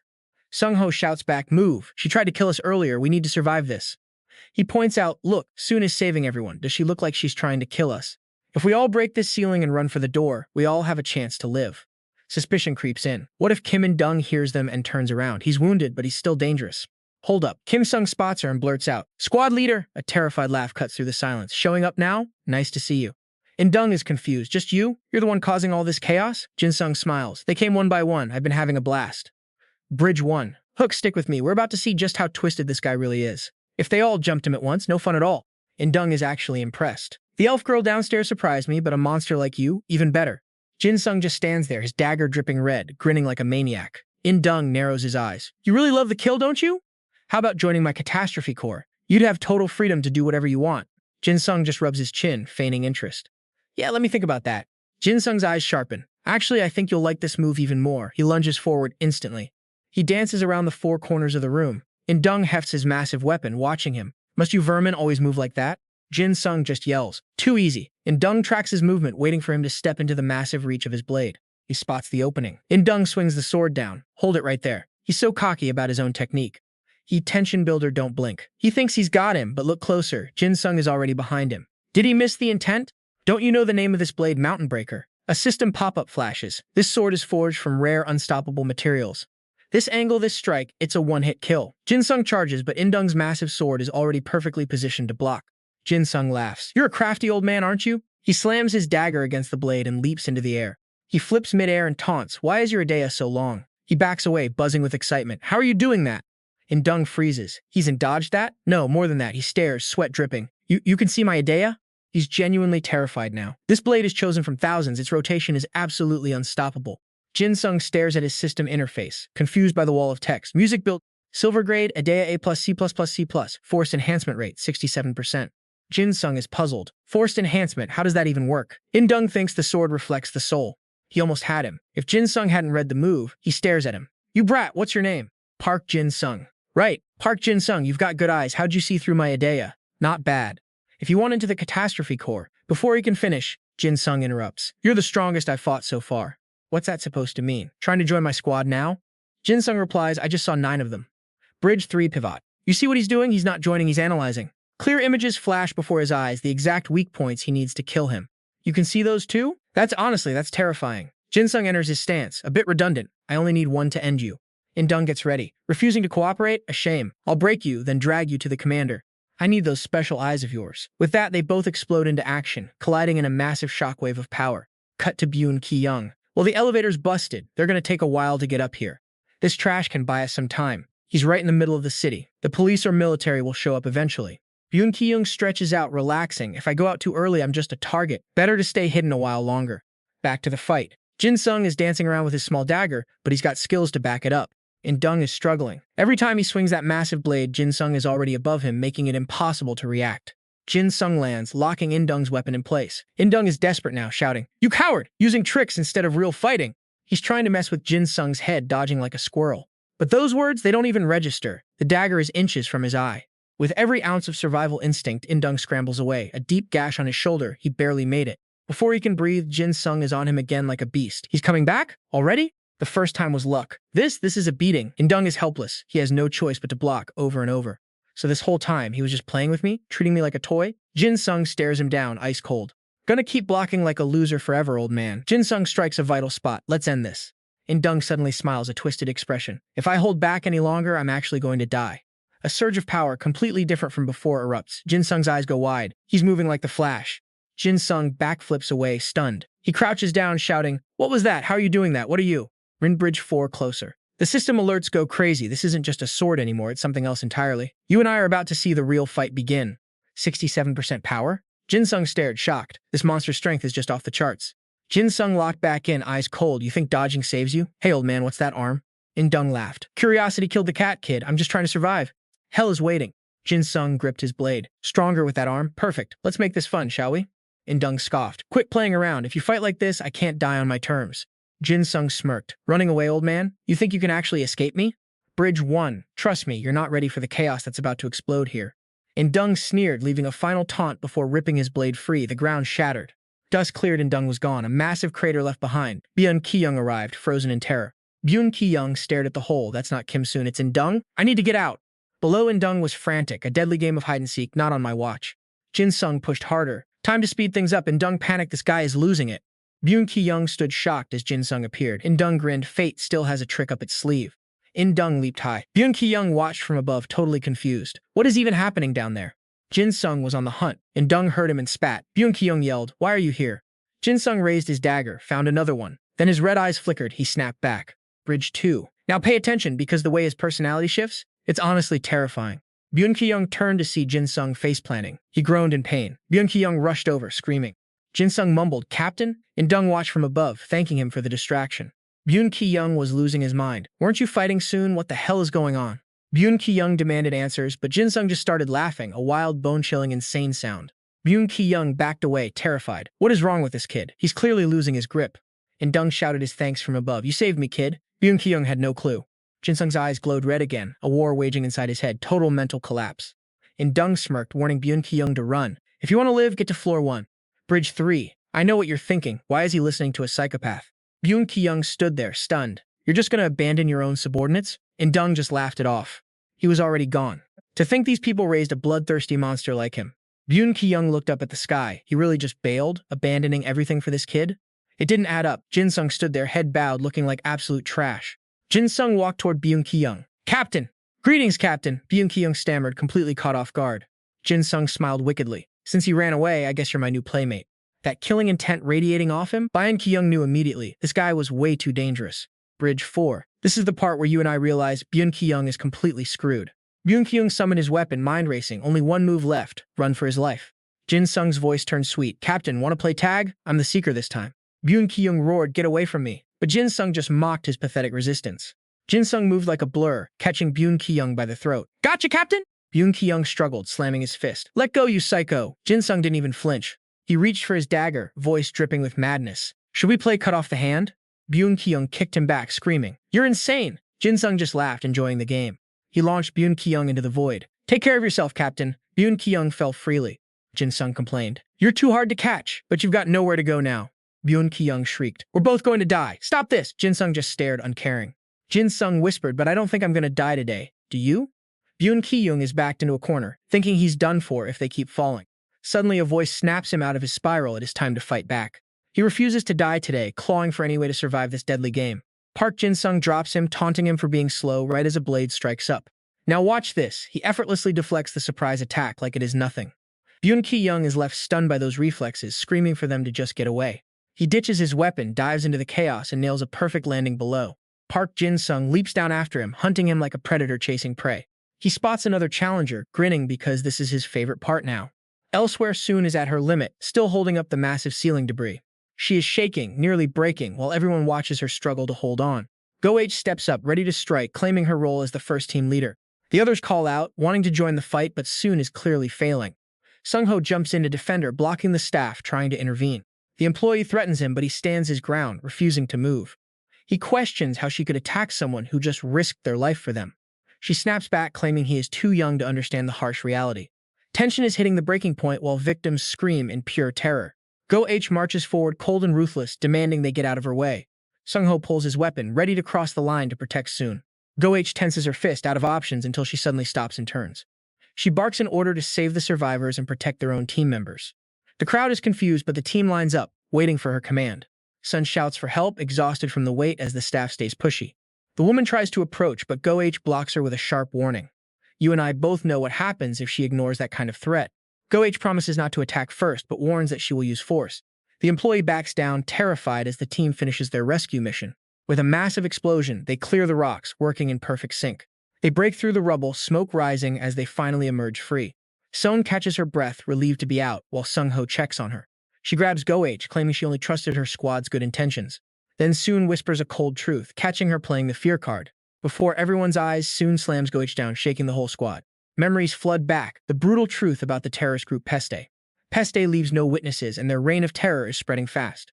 Go-H tries to hide her face, regretting her choices under the pressure. Even if they killed Soon, the terrorists would have never let them live. She speaks to the team, her voice heavy with a new dark resolve. She demands they follow Soon's lead, even if it means dying in battle. Sun calls her out for acting cool, wrapping up this crazy moment. Trust me, you and I are about to see how this crazy theory actually holds up. The floor starts shaking like crazy. Soon wonders, could this be Kim and Dung's doing?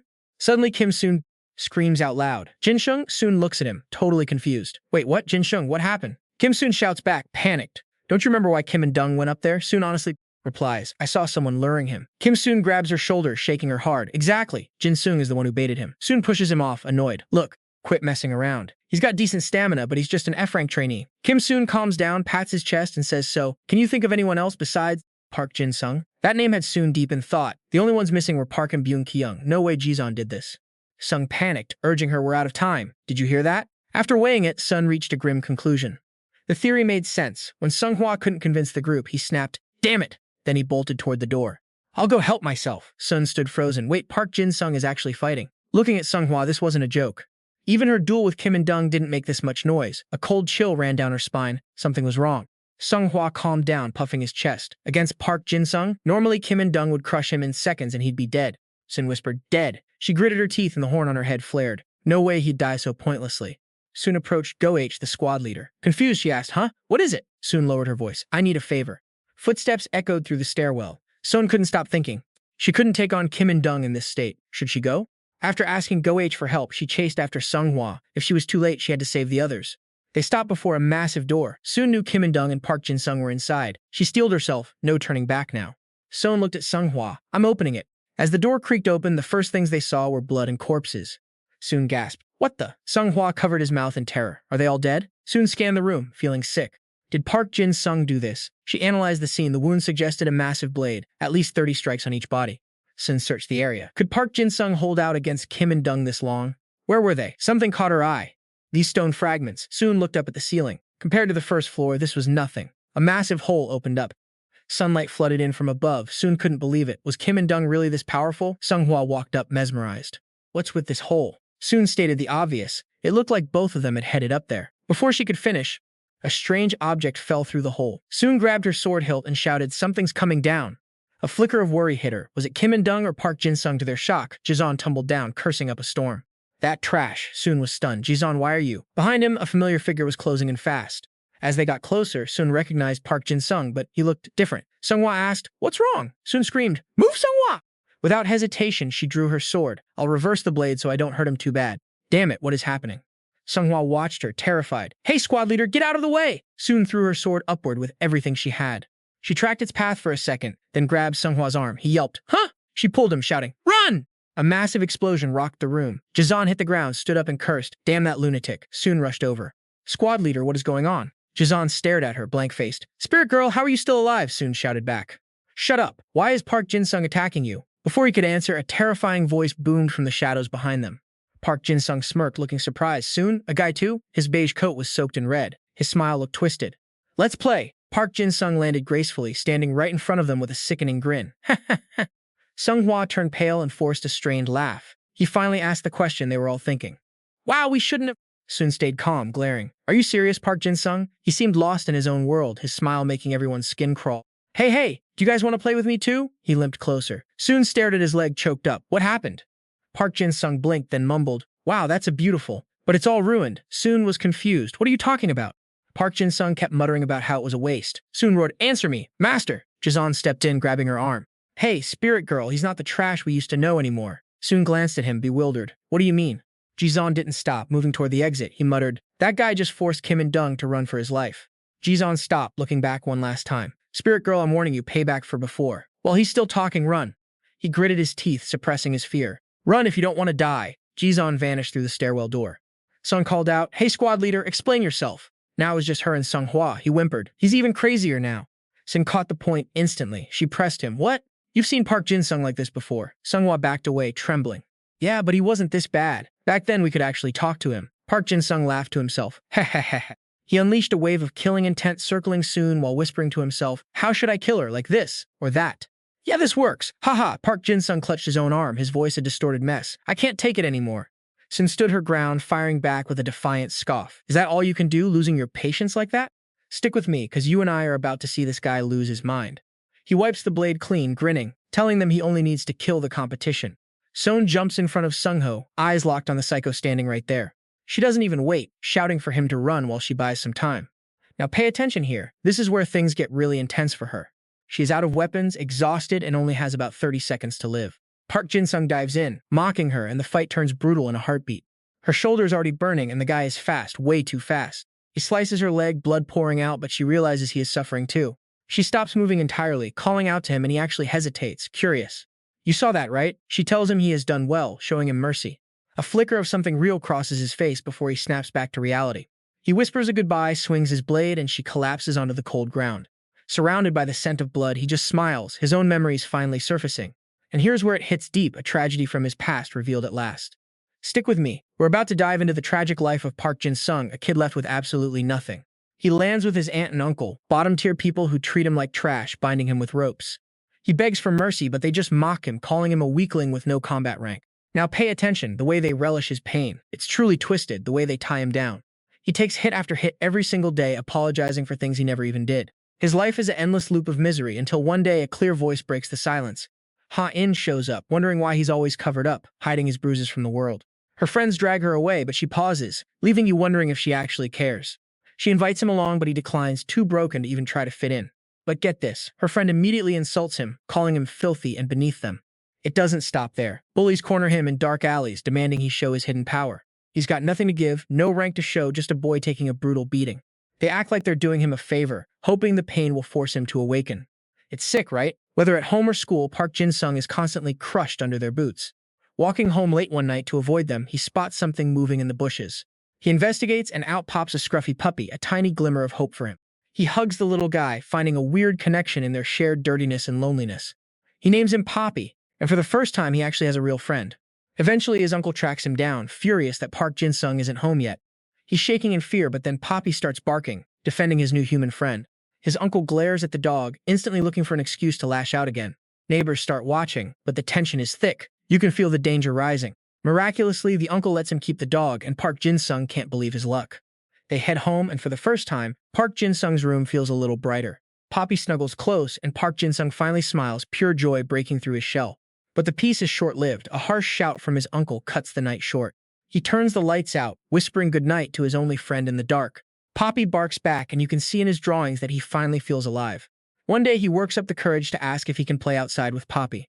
His uncle, drunk and careless, waves him off, giving him a rare moment of freedom. At the park, Park Jin-sung starts playing, realizing he finally has a bond worth keeping. Watching them run together, it's clear this dog is his anchor in a cruel world. They tumble through the grass, enjoying the kind of fun he was always denied. Then he realizes the time. It's 7 already, and he knows the punishment coming. They sprint home, heart pounding, knowing his uncle is waiting with a nasty surprise. The moment they walk in, the atmosphere turns freezing cold. The uncle is waiting. He slams his beer down, ready to explode. You know this won't end well. He rants about Park Jin-sung being ungrateful, treating him like some unwanted nuisance. Park Jin-sung bows, desperate to avoid the beatings, but Poppy isn't staying quiet tonight. Poppy senses the threat, barking fiercely as the tension in the room hits a breaking point. The uncle threatens to cook the dog, and Park Jin-sung steps up, begging for mercy again. He's terrified, but he tries to shield Poppy, risking everything to protect his friend. The uncle snaps, shoving him hard to the floor, his rage finally fully unleashed. He orders the aunt to tie him up, calling the kid insane for daring to speak. And you and I both know, this is where the real darkness begins for Park Jin-sung. The sickening crack of bone sends a shiver through Jin-sung. He screams for Poppy, but the dog is sent flying, slamming hard into the wall. Poppy lies limp, whimpering. Uncle Park Jin-sung smirks, finally done with the noise. Meanwhile, Aunt has already finished tying Park Jin-sung up. Every thought in his mind is fixed on Poppy. He looks over in panic, asking if she's okay. Aunt tightens the ropes and laughs. Just be quiet. You're struggling too much, it's hard to tie you. Park Jin-sung lies there, resigned. He grinds his teeth, bracing for the beating coming next. Uncle raises his cane, annoyed. You dare look at me like that? Park Jin-sung mutters something quiet. Uncle snaps, lunging forward to strike him. Who taught you to act like that, your mother or your stupid brother? Park Jin-sung can't fight back, trembling on the cold, hard floor. I'm sorry.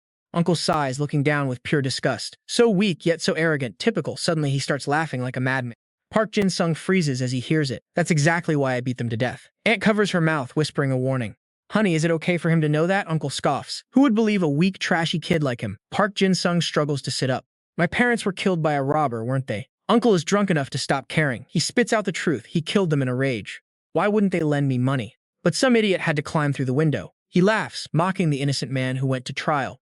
Hilarious, right? Aunt joins in, laughing. It's truly funny, just remembering his face is enough to make me giggle. Park Jin-sung grits his teeth, asking, so you two are the ones who killed my parents? Uncle taps his cane, eyeing the boy with mockery.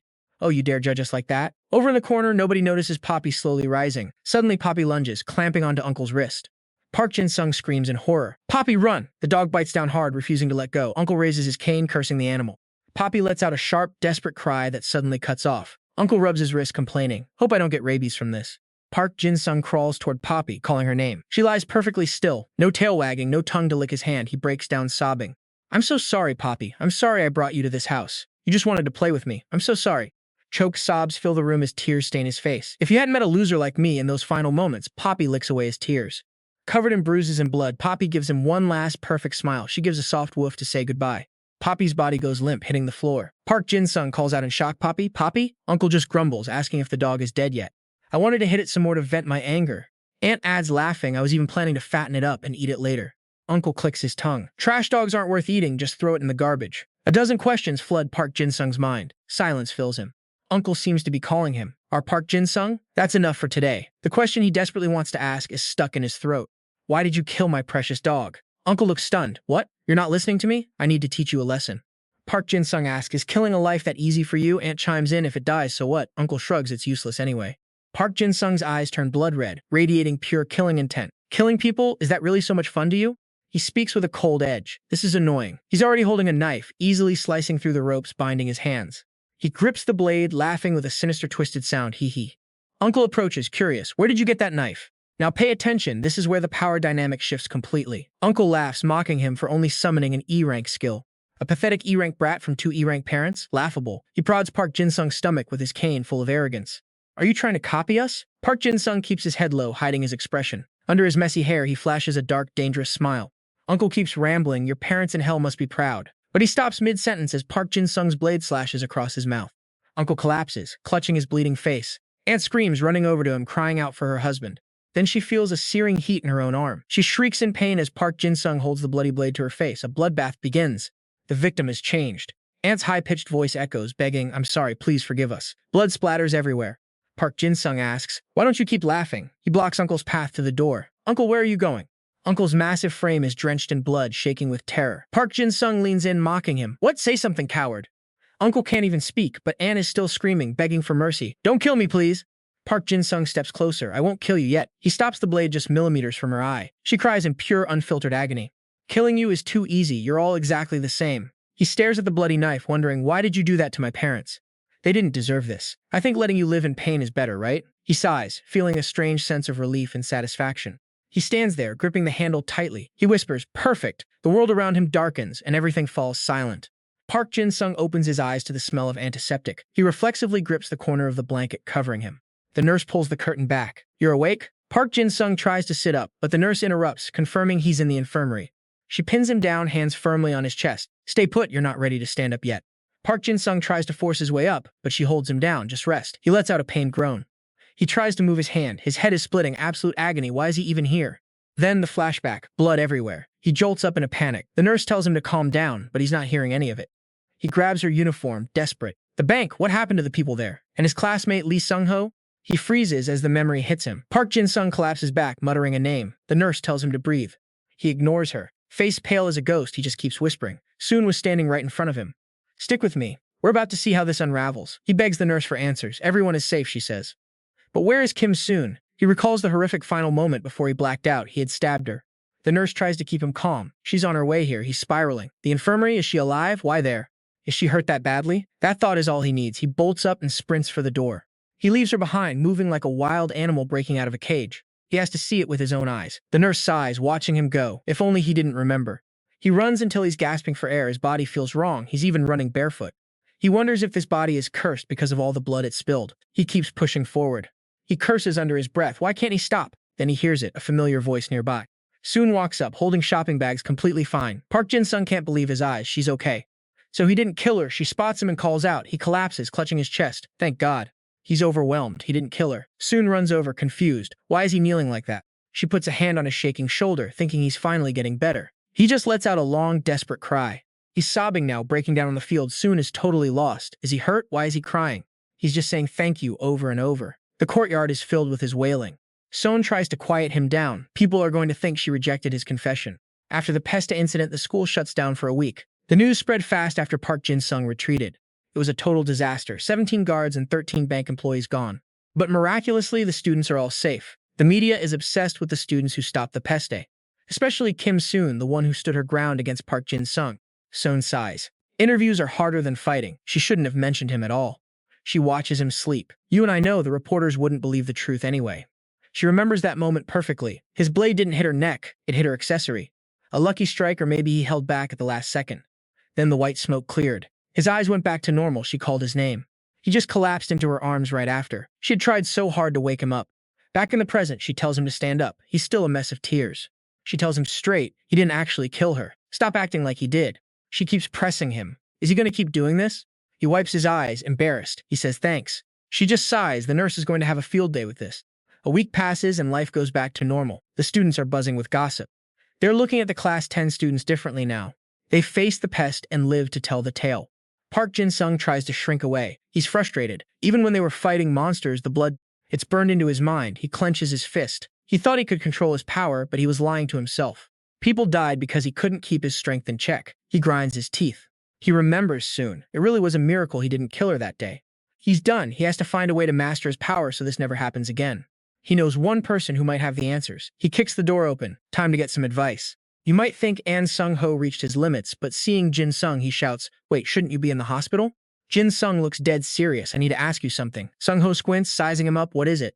Sung-ho lands and signals him to speak. Jin-sung carefully asks, "Do you think every soul has a gap based on its Idea rank?" Sung-ho looks stunned. Jin-sung lowers his head. "Idea ranks our souls. Everything we do is tied to that level." Sung-ho cuts him off. "Are you asking if Idea ranks dictate the gap between a person and their own soul?" Jin-sung hesitates. He almost knows the truth. But then Sung-ho hits him with a single word that leaves him stunned. Sung-ho explains appearances might differ by rank, but the gap inside the soul, that never changes. It hits Jin-sung like a switch. Tears start streaming as he repeats, "Souls have no ranks." Sung-ho stares, "No ranks at all." He can't believe it. He grips his hands tight, head down, clearly struggling to process what he just heard. Jin-sung looks up, arguing that Idea ranks make everyone different. Sung-ho nods, "Sure, but that doesn't change who we are." Jin-sung wants to keep fighting, but Sung-ho gets firm. "Listen, you're searching for an answer you already know." That hits him hard. Jin-sung feels like he's drowning in a pool of blood, panicking as he questions everything. He always thought Idea and the soul were separate, but he can't control this wild soul. It just wants to kill. A bloodthirsty berserk soul. Since his Idea awakened during that loss of control, he feels like a monster. If he admits his Idea and soul are linked, he has to face the reality that controlling this madness is almost impossible. Voices start echoing in his mind. "Does killing make you happy? Monster, your soul is terrifying." A murderer, total madness, impossible to control. He clenches his fists, head hanging low in defeat. Sung-ho doesn't care about his brooding and starts lifting weights. "I knew there was something different about you from the start." He glances over. "I thought you were lazy, but you were never normal. You complained, yet you kept showing up."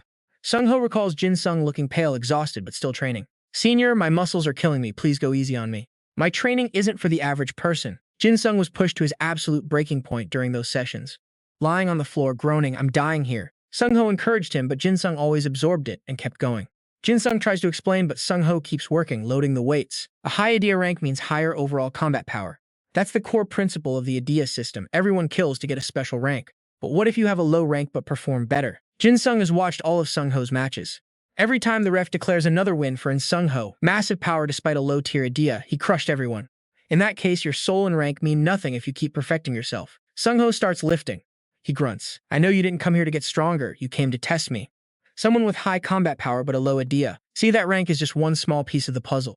Hearing this, Jin-sung stays silent, eyes heavy. It's a mess in his head. He tried to forget his berserk Idea, but it's always there. A bloodlust like this cannot be justified just by having a high rank.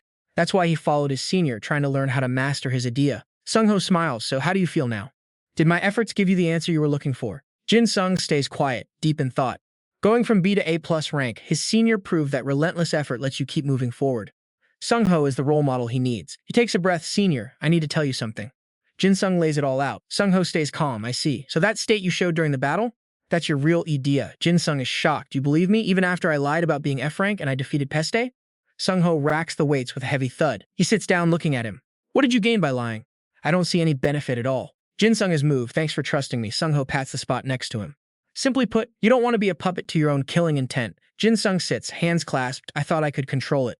But when I handled that Peste member at the bank, my reason just snapped. The bloodlust took over."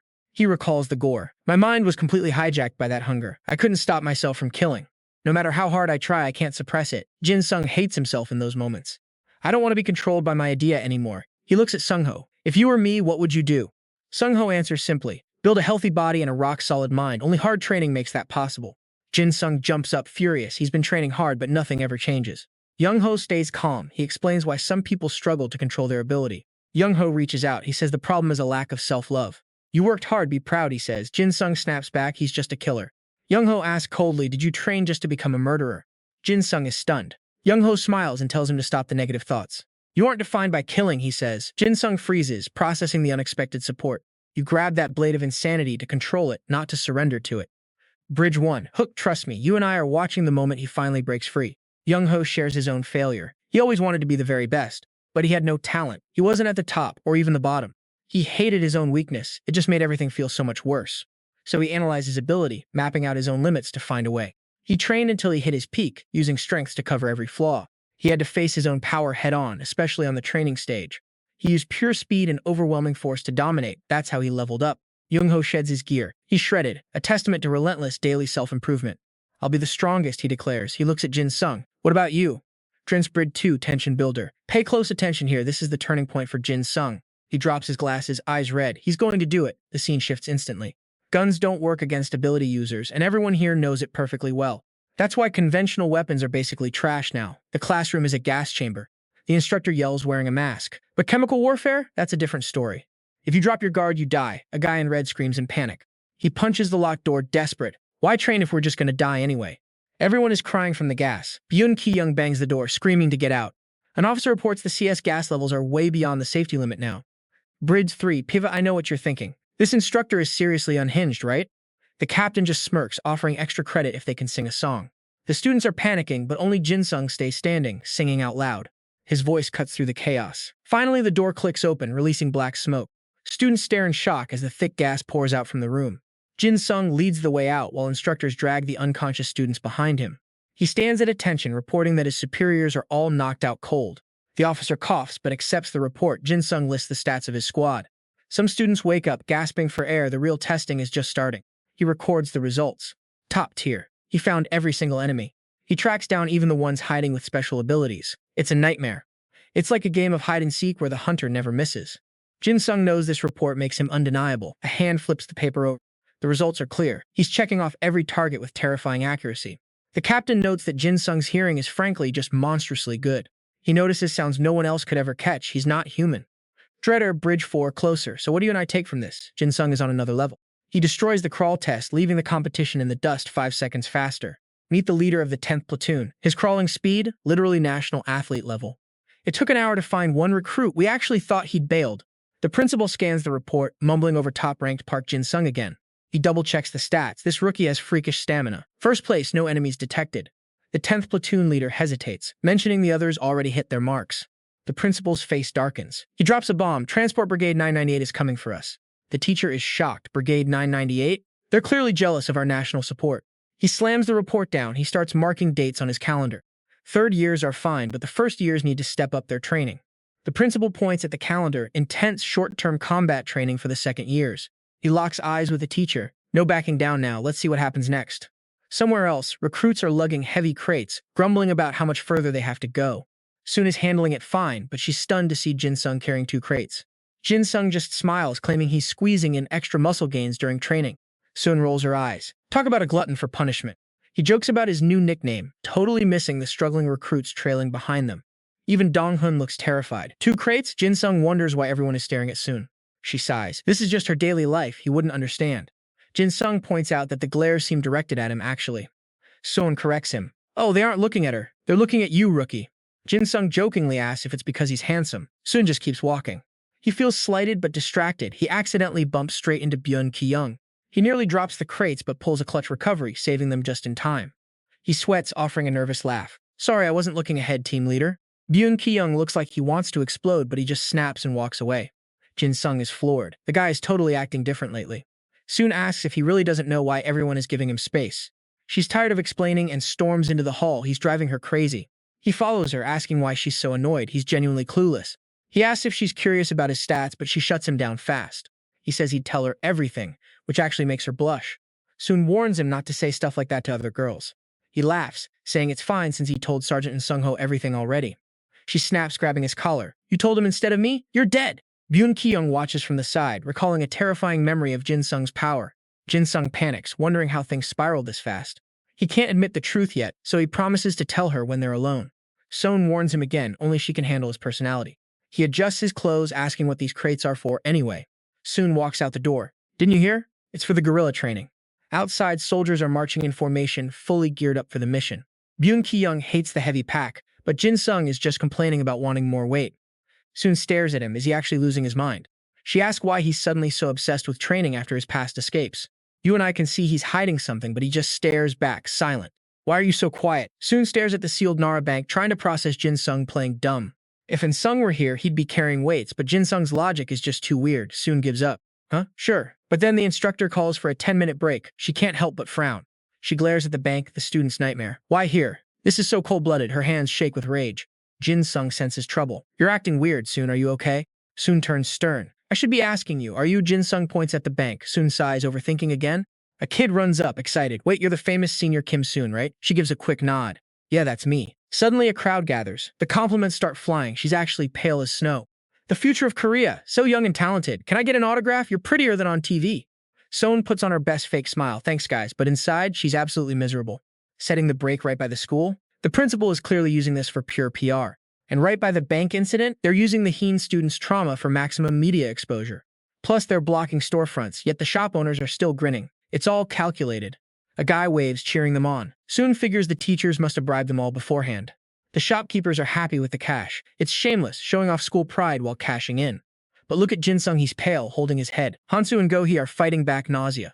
It's inhumane treating victims like this. Soon grits her teeth. Honestly, it's just disgusting. But they can't stop. The instructor marches over. All right, everyone. Thanks for the help. Time to move. Let's head out. Jin-sung looks at Soon, worried. Soon, you haven't rested at all. You good? She rubs her temples, face twisted. Don't talk to me. My neck is killing me. Jin-sung stares at the sealed bank. His eyes are glazed over. He doesn't want to remember that day. If he said he felt nothing, he'd be lying. He turns to follow the team. Mind made up. He has to get stronger. No more letting this stuff break him. Meanwhile, at the office, the principal is on the phone. Yeah, Kim Soon, right? Everything's going exactly to plan. He steps out, grinning. Arranging the route through that spot was genius. 5 kilometers longer? Perfect. Heh. He clicks his car remote, ready to make his grand appearance. Behind the wheel, he chuckles. A commander's job is to personally boost the morale of exhausted students, right? This school would fall apart without me. He hangs up and floors it, speeding down the road. Back on the mountain trail, the instructor signals a stop. Steep slope ahead, let's take a longer rest. Stretch those legs. Soon drops her bag. She calls out, Hey Jin-sung, you look ridiculous. Soon, can't you give me a nickname that isn't insulting? She ignores him. Want some chocolate? His eyes light up like stars. Chocolate, thanks! Just then a white car pulls up. Jin-sung blinks. A car? The car stops right in front of them. The principal steps out, growling, Damn, why is it so hot out here? The instructor rushes over. Sir, the principal ignores him, walking straight to Soon with a fake smile. Ha, Soon, how's the march? She keeps her face blank. Doing just fine, principal. He laughs loudly. That's my ace student. Then he spots Jin-sung. And you are? Jin-sung snaps a salute. Trainee Park Jin-sung, sir. The principal squints, switching into prick mode. Really? Didn't I teach you to call me battalion commander during training? Jin-sung fumbles. My apologies, battalion commander. Soon looks disgusted. The favoritism is so obvious. Jin-sung starts explaining his training, but the principal cuts him off. Open your bag, let me see. That attitude? Definitely suspicious. Jin-sung is caught off guard. Sir? The principal orders the instructor to check. The instructor looks confused but obeys. Yes, sir.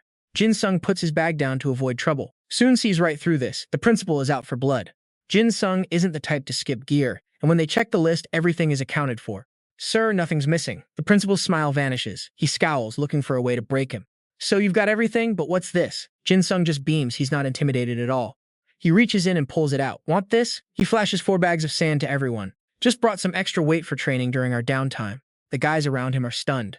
Sandbags? Those 4 bags are 20 kilos. Even the principal looks petrified. Do you even know the point of this training? Jin-sung grins, hand raised high. Sure do, guerrilla combat drills and physical conditioning, he says, trying to act innocent. Exactly. Now pay attention here. This is where things get tense. Is he really going to keep nitpicking him? She's about to step in, but the instructor blocks her path. He looks at the principal, laughing. Commander, we have to get moving now. Soon as shocked, the instructor is actually backing Jin-sung up. Even the principal can't find a reason to argue. He finally gives up. Oh really? Fine then, get going. The instructor sends the principal off, wishing him a safe trip back.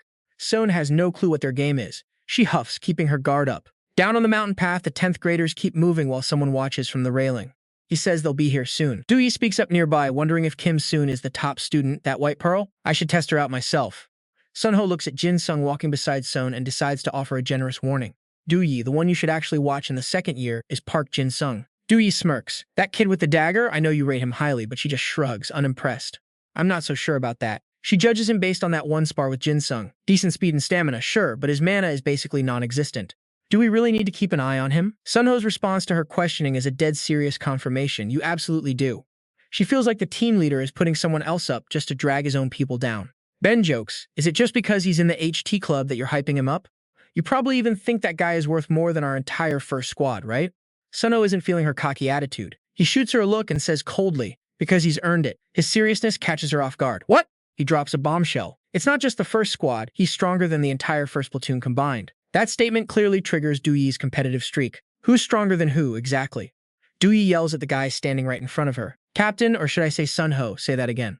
Sunho glances at her. Doo-yi, your take on Park Jin-sung is based on one team match from months ago. You're ignoring all the effort he's put in since then. Doo-yi curls her lip, mocking him. He's only been in HT for 2 months. After that break, is he even worth a second look? Sunho turns away, confident as ever. Just keep your eyes peeled and watch the results of these past 2 months for yourself. I guarantee it. He watches Jin-sung standing in the ranks below, certain that this guerrilla training will become the stage for Jin-sung to show the world what he's made of. In a room with a sign on the door marked barracks. Inside, Jin-sung looks around, confused. This building is brand new, so why is the room layout so military style? He tucks his stuff into the locker, thinking about all 300 students. Jin-sung touches the number on his chest. 300. Still stuck in last place, huh? Suddenly, a loud blast from the intercom makes everyone in the room freeze. Attention! Report the student count to the PT center immediately. Jin-sung rubs his chin. Is that Sunho Sr.'s voice? I guess those rumors were actually true. A guy in his room hears the announcement and drops to his knees, clutching his head. We are so doomed. Guerrilla training. Another guy sprawls on the floor, groaning in pain. One person sits on his bed, head down, already calling it. We're useless. Jin-sung just stands there, silently watching them. Outside of the PT center, Sunho stands on the platform, hands behind his back. Is the second year all here? He looks incredibly stern. Welcome, everyone. My name is Sunho. I'll be your instructor for this guerrilla camp. Before we eat, I have a few things to announce. Sunho starts explaining the rules.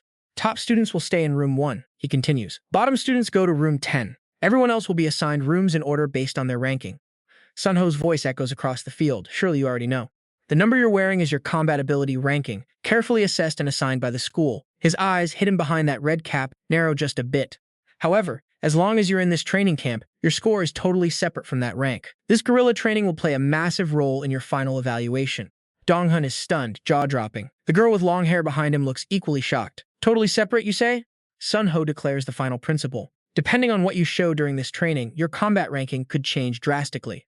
Lee Chung, standing below, turns around, panicked. I've never heard of anything like this. Sunho glances at the watch on his wrist. It's 12 noon. Finish eating by 1, rest until 2. The assistant instructor will announce the next schedule later. He shouts, is that understood? A massive roar of students echoes back. Understood. Lee Chung collapses on his bed. I'm so hungry. Jangmin sighs beside him. What can we even do now? He complains bitterly that the guys who arrived first ate everything, leaving them nothing but scraps. Songmin grumbles. How are we supposed to fill up on just kimchi and fried rice? Lee Chung asks him, hey, want to fake an injury and just bail on this? Songmin tilts his head. There's a medical bay here, don't be stupid. Lee Chung just keeps screaming, my life is over. Just then, Jin-sung kicks the door open, carrying 2 huge black bags. Hey, start eating! A mountain of snacks and all kinds of food spills out of the bags. Lee Chung smiles, grabbing a snack. What is all this? Dong tilts his head, asking, you're Park Jin-sung from the 10th grade, right? Someone else is confused. Where did you even get all this stuff? Jin-sung grins, opening a pack of snacks to reassure them. Don't worry, I didn't steal any of this. Alright, stick with me. We're about to see our guy make a power move before he even starts training. He locks eyes with the instructor, fully professional. Whatever you say, coach. And honestly, with a full stomach, he's ready to give even more than 100%. The coach doesn't even hesitate. How much food does he need? Our guy drops the truth, 15 servings. The coach is stunned, but then he just smiles. Another instructor sees the massive haul and loses his mind. Hey, that was our snack stash. The coach shoots him a look that could kill. You hungry too? That shuts him up real fast. It's a win for our MC. Behind him, the other guy is literally crying in misery. Back in the room, the feast is over. Man, nothing beats a good snack when you're starving. Everyone is hyped. They know exactly who to thank for this survival boost. You're a hero, man. Seriously, this makes the training so much easier to handle. He just brushes it off. If we're gonna survive, we gotta keep our strength up. Then he drops the condition. You wanna pay me back? Listen close. They lean in. He makes it simple. Don't you dare quit during this guerrilla training. The others hesitate, but we're the bottom-tier squad, man. We're already doomed. He looks them dead in the eye. You know I'm the most useless one here, right? Now pay attention. This is where the dynamic of this whole squad changes. He hits them with the truth. If I can change, why can't you? The mood shifts instantly. They start to realize he's not the same guy he used to be. The momentum is building. One of them steps up. Who's against making him our leader? Not a single objection, it's official. The squad has a new captain. Next day, 3 p.m., the whistle blows and the real nightmare begins. Someone drops, but the squad stays moving. They aren't going down that easy. The instructors are watching them closely now. Something is different about this group. They remember him from the scuffle earlier this semester. Wait, is he actually smiling? The coach is grinning too. He knew his pick would show something special. It's not just the MC. The whole squad is moving with a different kind of fire. The assistant is totally lost. What on earth is happening to these guys? Sunset hits. The long, brutal training session finally comes to an end. The instructor drops the news. Check the news schedule. Things are changing. Then he calls out our guy's number. He stands tall, ready for whatever's next. You hungry? The MC doesn't hold back. He shouts his answer with everything he's got. Because of their performance, the whole squad gets a major point bonus. They can't believe it. Tears are streaming down their faces. They actually did it. Night falls. The camp is dead silent, but our MC is waiting for someone. He checks his watch. Right on time, a figure emerges from the shadows. She walks into the street lamp's glow, looking like a total star. Here's where the tension builds. She asks if he's been waiting long. He plays it cool. Barely just got here. She seems a bit thrown off. She brings up the ranking. They're on the same team, but how long will he stay at the bottom? He gives her a look of pure confidence. Just wait until next week. She's skeptical but curious. What's he planning? A promotion? He doesn't even blink. He's aiming for the top, no doubt about it. She bursts out laughing, but there's something else in her eyes. You and I can see there's more to this than just a rivalry. What a wild night. Morning sun hits the military base, lighting up the compound as another day begins. Byun Ki-young leads the students on a forest trail, but Jiz is already lagging, totally wiped out. Suddenly, a black blur shoots past Byun Ki-young like lightning. It's Park Jin-sung, and he's fast. Little do they know, the guys from room 10 are right on their tails, eyes burning. Du watches from the balcony with Shung-ho and An asking, are they 2 laps ahead? An nods, noting they look more like zombies than soldiers. Du agrees, totally dead-eyed. An glances at her friend, eyes narrowing as she asks if she remembers yesterday. Bridge 1. Stick with me here, because you're about to see how brutal this training really gets. No healing, no breaks, just pure exhaustion. The room 10 crew is still leading the pack. Shung-ho watches them with a smirk, whispering a zombie squad? That sounds pretty sick. The morning rankings are up on the board, showing everyone exactly where they stand. Boots thud against the dirt as the instructor leads Park Jin-sung and the others forward. The instructor pales, sensing a dark, heavy aura radiating off Park Jin-sung's entire group. He stares at them, wondering, are these really the weakest recruits in the academy? He's so lost in thought he barely hears them calling him. Talk about an intimidating vibe. Suddenly, Park Jin-sung taps his shoulder. The instructor jumps, letting out a startled shout. Bridge 2. Now pay attention, because this is where the dynamic starts to get wild. The instructor tries to calm his nerves, telling himself this recruit seems normal enough. He puffs out his chest, acting confident, and tells Park Jin-sung to ask away. Park Jin-sung asks how to clear the obstacles faster, wanting to push his limits even more. The instructor warns him against it, but Park Jin-sung just doesn't get why they'd slow down. He explains the catch, finish first, and the instructors make you train until everyone else is done. Since they're the fastest, that means extra hours of grueling, non-stop physical torture. Park Jin-sung just grins at his crew. Did you hear that? More training for being fast. He's pumped, rubbing his hands together. Higher scores plus extra training? Let's go. The instructor's eye twitches. He realizes, oh, this guy isn't just a leader, he's a maniac. Meanwhile, up high, a recruit clips onto the safety line with shaking, terrified hands. The trainee slides down, face pale as a sheet, clearly struggling to hold it together.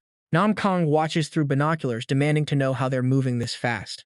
Bridge 3. I know what you're thinking. And yeah, these guys are absolutely insane. They've cleared every single obstacle already. It's like they don't even know what fear is. Park Jin-sung yells up to the trainee, pushing him to show some real determination now. Lee grabs the rope, grit in her teeth, finally finding the resolve to make the leap. She plants her feet against the wall and drops safely to the ground in a blink. Park Jin-sung is there to celebrate as the group cheers, clearly unfazed by the workload. He turns to his team with a bright smile, asking if they have energy for more. Everyone roars in agreement, while the instructor literally covers his face in defeat. He begs Nam-kang to swap spots, but Nam-kang just pats him on the shoulder. Shung-ho announces the new training phase, moving things up because of the heat wave. The students whisper to each other, actually excited about the prospect of resting later. Bridge 4. Let that sink in for a second, because this is where the real test begins. The goal is simple: push their combat ability even when their stamina is completely gone. It's all about forcing them to tap into that hidden power they don't even know they have. After this, they'll finally learn how to use their energy properly when things get rough. Shung-ho smirks, pointing to the rocks. Time to see what they're really made of. The students shouted, "Yes!" in unison, and An Sung-ho ordered them to smash the rocks with everything they had. Dong-hun and Hanan froze in shock, asking, "Wait, what?" But An Sung-ho just pointed, "Follow the order, summon Idea, and go all out. Anyone who can't summon Idea, step aside for the next trainee." Hanjin smirked. "This might actually be fun." Dong-hun whined, "But your Idea is huge, is already broken. How am I supposed to smash this?" And Sung-ho stepped up, eyes sharp. "You think you have no advantage? Stick with me. We're about to see what happens when you push past your limits." Park Jin-sung watched, thinking, the senior's idea must be close-quarters combat. He stared at An Sung-ho's back, doubting the rock could really be broken. And Sung-ho's hands erupted with light as he chanted, "I am certain I will catch you." He moved like a lightning bolt, slamming his hands into the massive stone, his fingers tearing through the surface like it was nothing. Park Jin-sung smirked, watching the debris fly. "Senior, you're actually a monster." The massive boulder groaned under the raw force, and with his bare hands, An Sung-ho hoisted the giant rock into the air. His eyes glowed with a blinding white light as he channeled his power deep into the stone. The moment he hurled it, a deafening explosion shattered the boulder into nothing but dust and tiny pebbles. He stood perfectly still in the hazy cloud of smoke, completely unfazed, while one of Park Jin-sung's eyes flared a dangerous red. Park Jin-sung gasped, "Is his power really that overwhelming?" And Sung-ho just brushed the dust off his hands as his status screens flickered to life. "Skill, I am certain I will catch you. Rank B+, effect guaranteed to catch a target within a set distance. Movement time is shortened, allowing for training beyond human limits. And you can ignore a portion of the target's weight when throwing. He can ignore up to 4 times his own body weight." Park Jin-sung wondered, "Wait, he can just cancel out weight like that?" He scratched his head, laughing nervously. Meanwhile, Sung-ji turned pale. Those fingers had literally pierced through solid stone. "Is that even human?" And Sung-ho looked at the trainees, demanding, "Copy this technique, understand?" They stood there, sweating buckets, completely silent. And Sung-ho narrowed his eyes. "Are you deaf? Did you not hear the instructor?" Every single one of them shivered, faces drenched in cold sweat. "All right, let's start with number 1. Du-yi stood nearby, checking the records as the first trainee stepped up. Soon chanted the incantation, and a small white jade goblin horn sprouted on her forehead as she gripped her blade. She traced the edge of her glowing sword, her stance low and ready, waiting for An Sung-ho to give the signal. With a flash of goblin sword style, she struck, slicing clean through the massive rock in just a few fluid motions. In a heartbeat, the boulder was shredded into countless pieces, and she sheathed her sword as white smoke filled the air. Dong-hun's jaw dropped. "Whoa, Kim-soon is terrifying," Hanan whispered. "That's the White Jade Goblin, the clan that beat Pestema." Du-yi watched her, thinking, as expected, her natural talent is on an entirely different level. And Sung-ho kept recording notes, shouting, "Next trainee!" The trees shook violently, and green leaves rained down everywhere. Jizun dragged an entire ancient tree right in front of them. "You guys are actually pretty decent," he growled, teeth clenched. He hoisted the massive trunk, aiming at the rock, screaming, "I'll wipe those annoying faces off the map." He slammed it down with all his might. "Now pay attention here. This is where the tension hits different," as Jizun screams and smashes the tree over and over. "Damn it, my tree is falling apart," he yelled, finally stopping.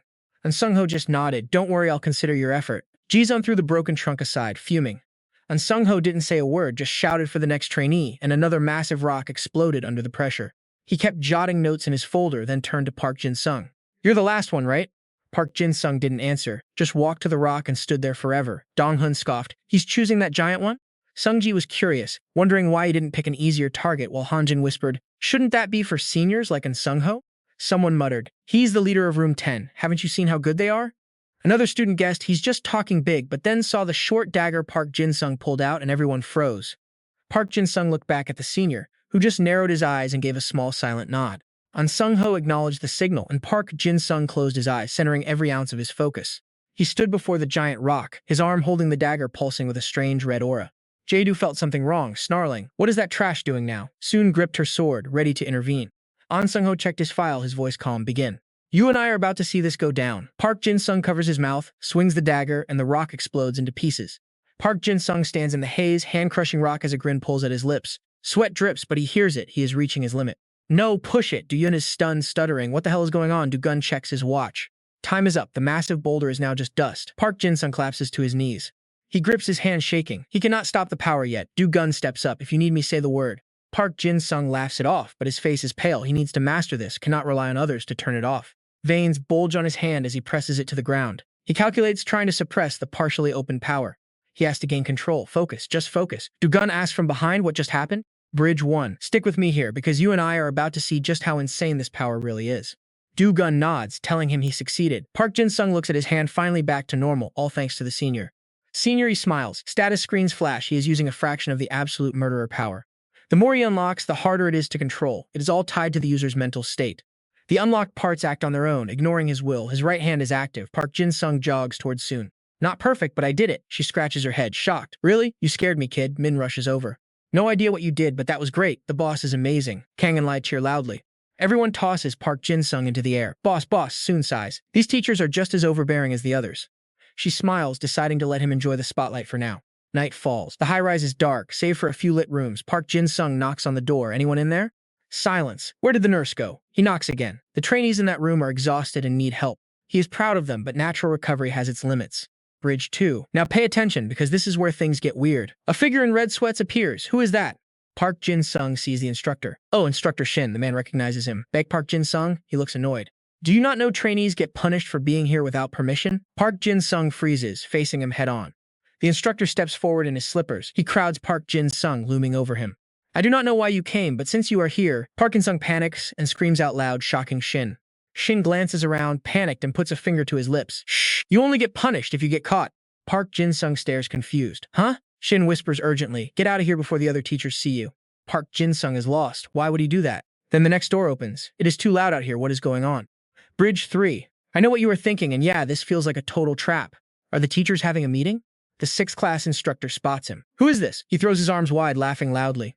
The only dual ranker from Han, Bake Park Jin-sung, right? Or is it the only one in the whole country? He sneers. What brings you here? Did you come to whine about the training being too tough? Instructor Shin tries to cut in. Bake Park Jin-sung. Are you not listening? Get back to the dorms. The 6th class instructor shoves Shin aside, putting an arm around Park Jin-sung. Why so cold to the kid? No wonder your class is a mess. He drags Park Jin-sung into the room without asking. Come in, rest, have some water before you go. Park Jin-sung is baffled. Inside, the teachers are chatting away about food. I am craving Korean fast food. Let us go tomorrow. If we go, let us get the bibimbap. The teacher points at the guy next to him. This is our ranker 300. Park Jin-sung thinks, what is this? This place is just a den of trash. The teacher tightens his grip on Park Jin-sung's neck. Relax, kid, no instructors here. Park Jin-sung replies blankly, thank you. The teacher laughs. Training is tough, right? And Sung-ho is way too strict. Park Jin-sung thinks, look at you idiots. What right do you have to talk about my senior like that? But he fakes a smile. Not really. I think the training is fine. Instructor Shin tries to pull him away. Dorm curfew is coming, right? I will tell them, so go back now. The teacher stops him. Still plenty of time. Why are you like this? He asks slyly. Why are you here anyway, ranker? Park Jin-sung tells the truth. I came to see the nurse. The teacher laughs. Wow, look at this kid. I guess your standards are not really about rank. He calls over to the desk. Hey, Nurse Aeon, he is here for you. Bridge 4. You and I both knew he was just here to help, right? She asks, Park Jin-sung, are you hurt again? He explains, no, I just need recovery tips. Stick with me. We're about to see how this teacher reacts to the impossible. He stares at the rankings in total disbelief. What is going on here? Rank 1? Someone ranked 300? They're sure it's a glitch. The Class 6 teacher scoffs, convinced this kid just begged for points. Park Jin-sung just sneers. Do these people even check the scores? Teacher Park leans in, eyes narrowed, suspecting some shady deal happened here. Kim Soon is second. How did these bottom-tier students push everyone else down? It's a setup, they scream, but Park Jin-sung finally snaps back, defending his team. The teacher stares down his nose at him. How could a bottom ranker win? He points at the screen. You even topped the training today, didn't you? How is that possible? Park Jin-sung doesn't back down from the accusations. I earned every point, he declares. Our room is clean, no cheating. The teacher explodes, grabbing Park Jin-sung as things get heated and messy. Get back, the homeroom teacher warns, pulling him away from the conflict. So you're protecting him because he's your student? That makes sense. The teacher just scowls, clearly annoyed, ignoring the insults thrown his way. Park Jin-sung bites his tongue, teeth grinding, barely holding back his raw fury. Suddenly he screams, the whole room freezes, every teacher turning to look. Watch this. A bold claim that leaves everyone stunned in total silence. If every student from room 10 hits the top 30, he dares them. The teachers stare, speechless, before bursting into mocking, condescending laughter. Maybe you should quit school and become a professional comedian. They sneer. Park Jin-sung doesn't blink, 1000% real. I mean every word. The Class 6 teacher chuckles, clapping his shoulder. Fine, let's play along. You want to bet? If you win, I'll promote them to corporals. But if even one fails, they all get demoted. Are you ready? They start betting cash. Park Jin-sung just winks and walks out, confident. Now here's where it gets interesting. Remember your promise, he says. His teacher watches him go, wondering what kind of game he's playing. An catches up to him outside, sorry for causing such a scene.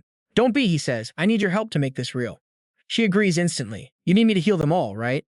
Exactly. If they're fully healed, top 30 is a piece of cake. She smiles at his confidence. Let's go see them right now. Meanwhile, back at the dorms, chaos has already broken out. Kim Shu is kicking his teammates, demanding to know where Park Jin-sung is. These cowards think they can hide after interfering, he yells, relentless.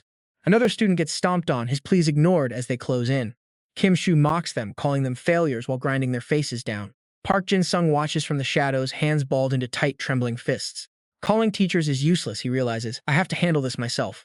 Another body hits the floor. Give us your leader, you weaklings. He sees them suffering and his resolve hardens into pure, cold steel. Finally, he steps out. You wanted me? Here I am, you idiots. You and I just arrived at the moment of truth. Let the fight begin. Park Jin-sung stares him down. If you walk away now, I'll pretend this never happened. Kim-soo leans in close, smirking, and if we don't, going to cry for your teachers or maybe a guide. He sneers. Oh wait, you've got Suho backing you up, right? Can't handle yourself without a top ranker. Kim-soo turns to his cronies, laughing. Knew it. Without cheating, this guy is nothing. A red mist flares from Park Jin-sung's lips. He thinks so that's all they see when they look at me. He covers his mouth, gritting his teeth. Think I cheated? Kim-soo steps up, taunting him. Prove it then. You can't, can you? A voice booms from the doorway. You guys are grown men acting like idiots. A student steps out, frowning at the scene. You blind or just stupid? Byun Ki-young slams the door shut, calling back. If you want to fight, do it in the trenches tomorrow. Why the hell were you hiding all day yesterday? His cronies cheer him on, shouting for the top 752 to show these losers what's up. Kang-ha watches Park Jin-sung intently, but our main character just stays silent, hand over his mouth, holding back. Park Jin-sung mutters to himself. I have to restrain myself. If I snap now, I lose more than I gain. He remembers the infirmary. If I stay cool, the nurse will come. We can get treated. We need to stay focused. Kim-soo keeps mocking him. Scared kid, what are you going to do? He grins. I'm not letting you off that easy. Kim-soo chants, I will catch you. His arms stretch out inhumanly long. Why use that move now? His limbs lash out like whips, snagging Park Jin-sung. Too slow, he's already wrapping tight, locking him in a bone-crushing grip. Just look at you. Kim-sung mocks his tangled limbs, calling him a pathetic worm. Kim-soo just squeezes harder. Still got the guts to talk? Park Jin-sung winces in pain as the grip tightens. Where's that cheating talent you showed earlier? Kim-soo whispers into his ear. Before I start breaking your bones, let's see you try. Park Jin-sung's face turns pale. He shuts his eyes, struggling to breathe. Kim-soo keeps the pressure on, laughing. Come on, not going to do anything. It's inevitable, really. You're done for. Park Jin-sung endures it, telling himself he's just a punk trying to look tough. If I let him play his game, he'll get bored and leave. The nurse is coming soon. Stay patient. Don't move. Kim-soo turns to the others. Look at your captain. Useless. Putting on a pathetic display for you all to see. Trash! Kang-ha screams out in desperation. Nearby, Lee-jun joins in. Let our captain go, you bastard! Kim-soo glares, challenging them. Why don't you save him then? Without hesitation, Jun and Sang-min charge at them. Park Jin-sung panics. Stop! If you ignore him, he'll eventually stop. Kim-soo just waves a hand, batting them away. Both of them crash into the ground, groaning in agony. Kim-soo scoffs. You guys should learn that if you're weak, hide. Kang-ha trembles, shouting, We've lived like that, but our captain is different. He might not remember, but I was there when Baek Ji-gun cornered Kim-sung on the roof. Park Jin-sung stares back, breathless. Kang-ha starts to recall the past. Back then, I was just a fool, obsessed with nothing but my fists. He remembers even when the captain stopped those guys. We thought he was useless just because he was ranked lower. Lee-jun agrees, shouting that he was there too. Kang-ha insists we were wrong. He didn't submit to violence like us. He fought back. Park Jin-sung watches them, stunned as the memories pour out. He's someone worth respecting. Kang-ha and the others charge again. Kim-soo just knocks them aside with one blow. Are you filming a drama? Kim-soo frowns. This is exactly why you losers need to learn your place. Park Jin-sung grinds his teeth. I'm the one who messed up. He looks at his roommates, realizing he told them never to give up. If I fight now, the badge is gone. He remembers telling Sung, just wait, I'll get us that rank next week. He knows how much that badge matters. He told her if room 10 recovers, they can easily hit the top 30. Now he finally sees the truth. That's not what these guys actually need. He recalls the fire and determination in his team's eyes back in the dorm. He bites his lip until the veins pop. He reaches his breaking point. These guys aren't giving up, and I'm the one who pushed them. Let's do this. Steel dagger! Kim-soo sees the blade. Not this E-rank dagger is trash. You really think you can do anything tied up like that? Park Jin-sung ignores him, calling out. Room 10, listen up. Park Jin-sung analyzes the situation. If you only rely on your stats, you won't beat this insect. Kim-soo tightens his grip, furious. I was gonna go easy on you. You're really asking for it, huh? A dark aura erupts from Park Jin-sung's body. You act all high and mighty, relying only on your stats while forgetting to train your body. He bursts free, snapping the binds.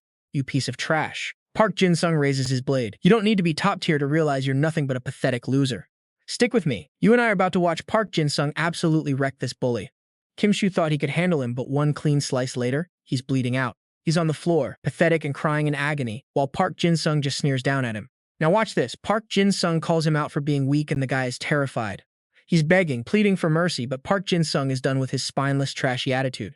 Kim-soo scrambles back as that dark, menacing shadow looms over him, then a blood-curdling scream. Park Jin-sung stands there, cold and unmoving, while Kim-soo's hands are bound tight.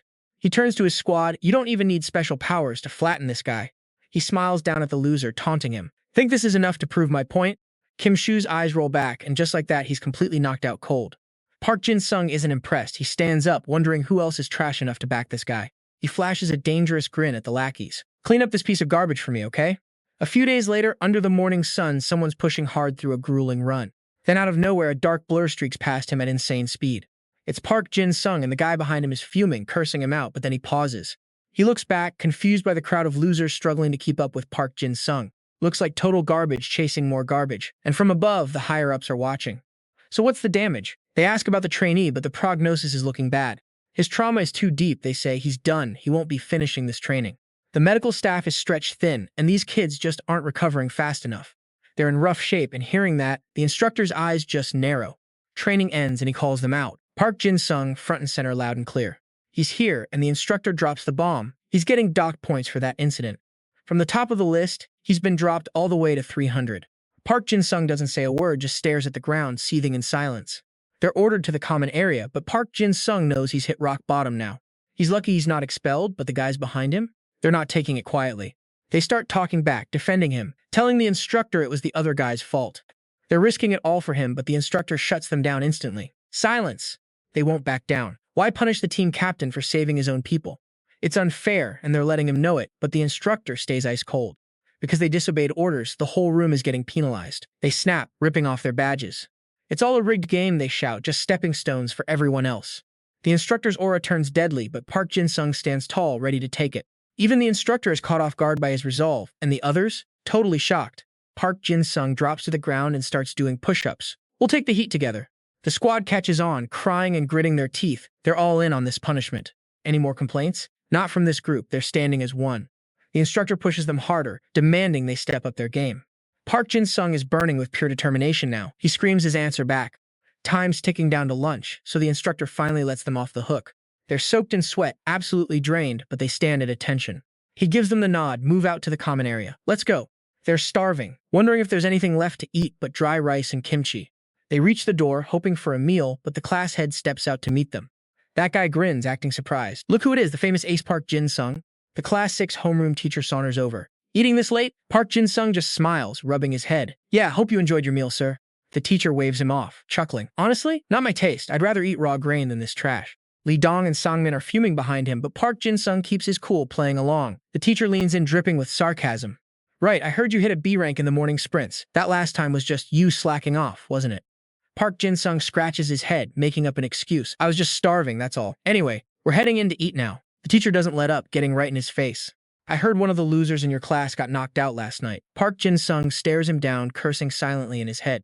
The truth is, that pest probably deserved it. The teacher adds, I heard a certain famous ace named Park Jin-sung did the hitting. He suddenly bursts out laughing, slapping Park Jin-sung on the shoulder. Isn't that hilarious? Then he dismisses his own claim. That kid is such a joker. How could a room 7 brat take down a rank 300 student?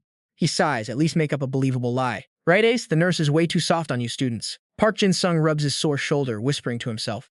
He knows he can't win, so he's just rewriting reality inside his own head. Park Jin-sung pivots to business. Anyway, like we were told, teachers are training with us tomorrow. Annoying, but they're here to stop the cheating. He adds silently, you guys do whatever you want, but I'm out of time. Just then, 2 people appear behind the teacher. Teacher Shin grabs the guy's shoulder. Class 6, lunch is almost over. Aeon shoves him aside. Come on, you guys, hurry up and eat.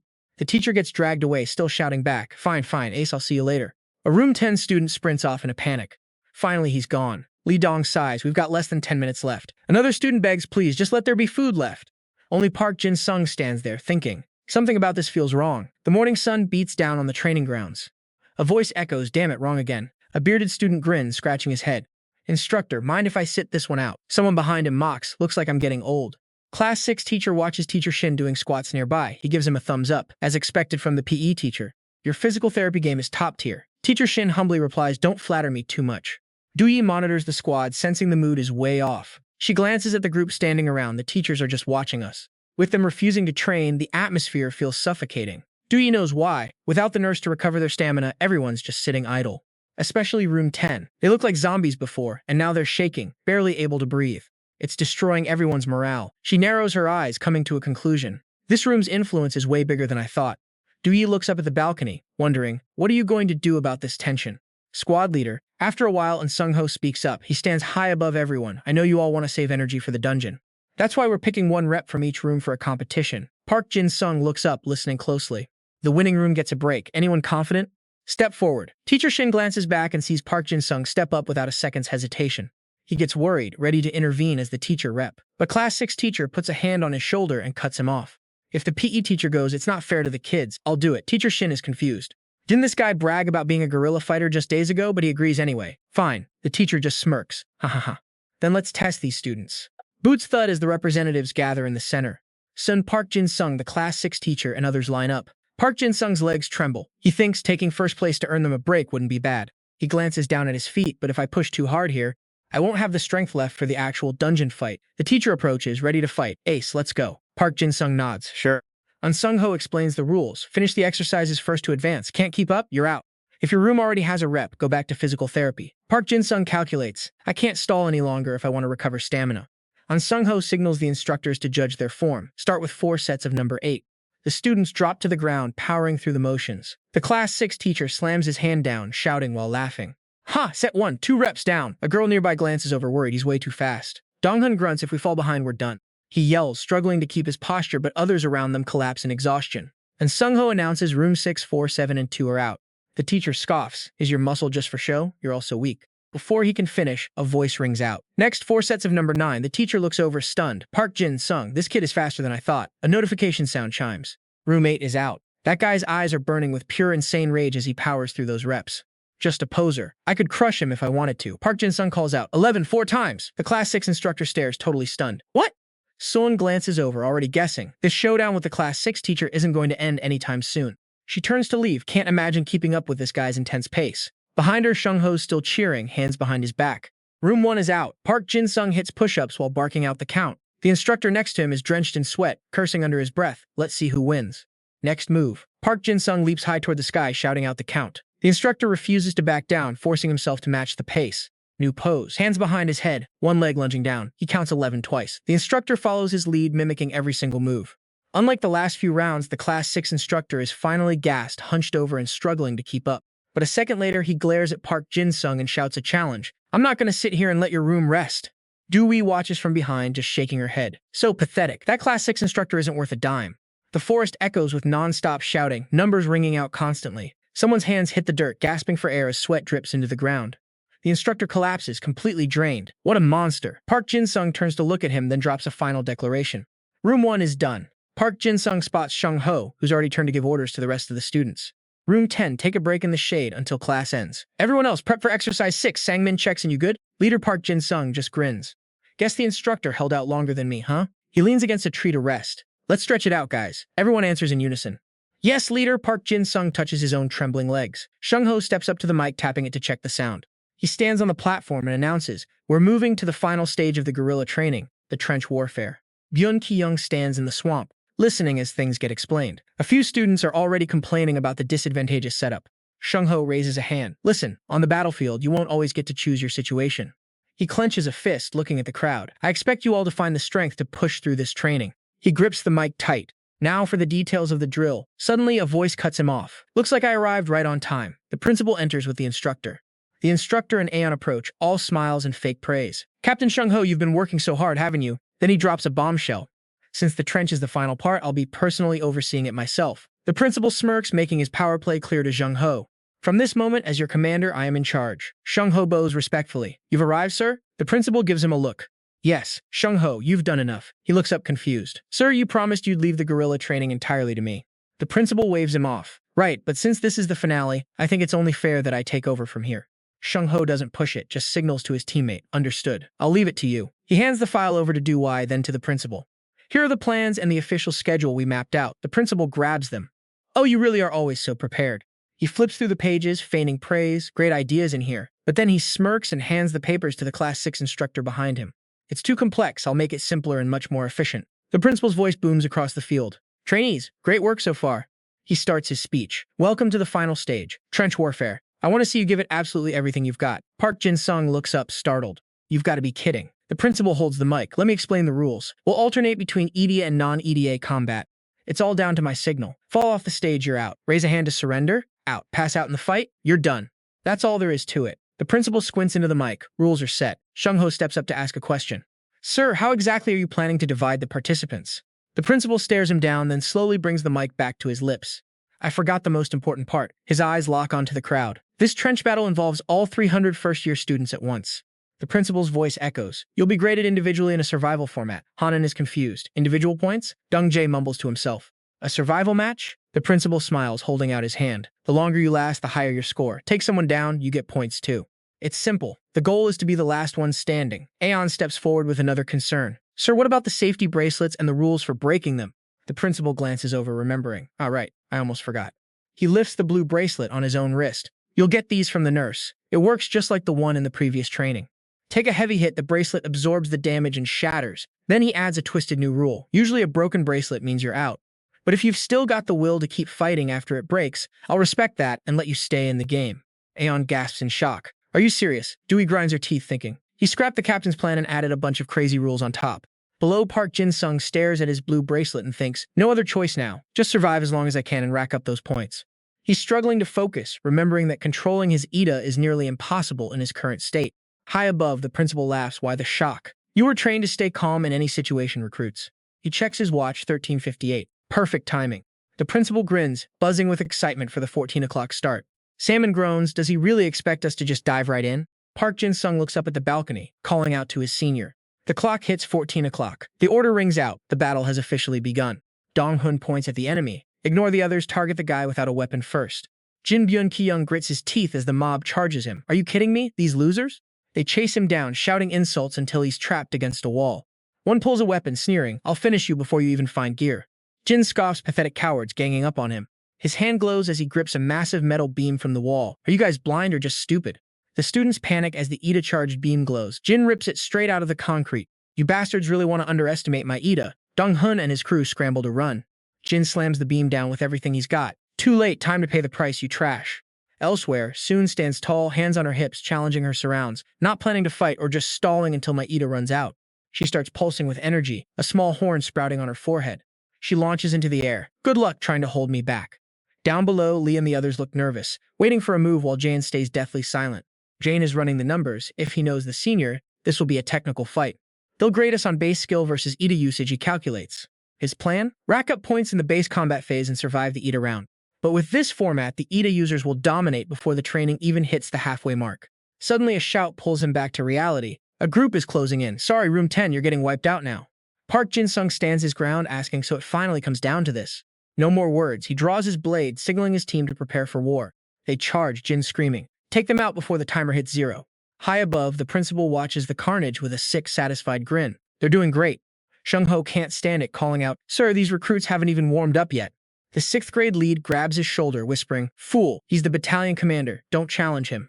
The principal just waves a hand dismissively. It's fine, really. Shung-ho worked hard to prep this. Isn't that what a teacher is for? The lead quickly shifts to a sycophantic grin. You're absolutely right, sir. The principal strokes his chin, deciding to toy with him a little longer. He hits the mic, 30 seconds left. The announcement reaches Jin, signaling the final 30 seconds of Ida-allowed combat. Drenched in sweat, he gasps out to his team, 30 seconds left. Hang on. Sohn surveys the 30 enemies surrounding her, declaring with a smirk, Don't think you're leaving this fight on your own terms. She chants, moving like a blur, a master of sword arts. Students fly backwards, slamming into the walls as her strikes connect with brutal force. Byun Ki-young stares at his attackers, cursing, Damn it, I'm almost out of Ida time. He swings the massive beam with his final burst of energy, sending them face first into the dirt. The principal claps, clearly impressed. Kim Jun is incredible. Byun Ki-young is quite the showman. He refuses to let Shung-ho speak, shutting him down immediately. Enough, enough. The order echoes across the field. All recruits deactivate Ada now. The rush dies down. Time's up. Jin sighs, totally wiped out. We actually survived. He's gasping for air, wondering, can I even last through the rest of this without my powers? The announcement drops and everything stops. They decide to hold their ground. No way are they losing a fair, hand-to-hand fight. Without their powers, it's just them versus the rest. Staying together is the only way to survive. But nobody notices Hunbin and Heiji whispering in the back. Dong-hun is still busy barking orders, completely clueless. Then in a split second, Hunbin and Heiji make their move. Dong-hun freezes eyes, narrowing in instant suspicion. She signals, Now, honey, and they tackle the two guys in front straight into the mud. Gone. Dong-hun's jaw drops. What the hell are you doing? Suddenly, more people swarm toward him. Chaos explodes. People are mud-slapping their own teammates. One guy screams, Seriously, you're attacking me? Ji just grins, less competition for me. Hunbin doesn't even hide it. They spent all night yesterday making secret deals with the other rooms. Dong-hun gets his face shoved into the dirt. See you later, losers. And just like that, he's out. The battlefield is absolute madness. Kang-ha stares at Park Jin-sung, panicked. Boss, this isn't the fight we expected. What do we do? Everyone waits for a command. Park Jin-sung studies his team. These guys are completely gassed, hitting their limit. They can't last long in a pure brawl. Park Jin-sung's brain is racing. How do they survive this? Simin and Lee Trong see him struggling. Lee Trong suddenly calls out, "Boss, we know you're wasting your energy just to carry us." Simin jumps in. "We've only got one play left." Park Jin-sung looks at them, totally confused. "What?" The team screams in unison. "Boss, let's go hunting. It's time to prove that twisted logic wrong." Lee Trong signals the charge. Nearby students are terrified. "What's wrong with these guys?" Sumin yells they're totally out of gas, but Lee Trong just dives in. They've stopped playing defense. Chung-ha yells the new orders. "Grab someone, lock onto them, and drag them out." Sumin runs for her life. Those eyes, they're completely insane. Her teammate screams, "Run. If they catch you, they'll drag you straight out." Looking back is a mistake. These guys look like demons, absolutely committed to dragging everyone down with them. Park Jin-sung is genuinely touched, tears welling up. "Guys." Meanwhile, Byun Ki-young watches from a distance, disgusted. Are they filming a zombie movie? Sun pops up with a creepy smile. "Saving your energy, are we?" Byun Ki-young jumps, backing away. "Get lost, creep." Splash, footsteps all around him. He's surrounded. "How many people did you drag here?" Soon just teases him. "Jealous because everyone loves me?" Without his powers, Byun Ki-young is cornered. He grits his teeth. "You planned this, didn't you?" Soon reaches out. "Time to go. You've already got enough points from the prelims, right?" Byun Ki-young starts to protest, but a bystander interrupts. "Wait, are those two teaming up?" A mob forms instantly. "We can't beat them if they're a team. Take them out right now." Both are hoisted into the air. Soon doesn't even fight back. "I'm out of juice anyway." Only Byun Ki-young is left, screaming at the top of his lungs.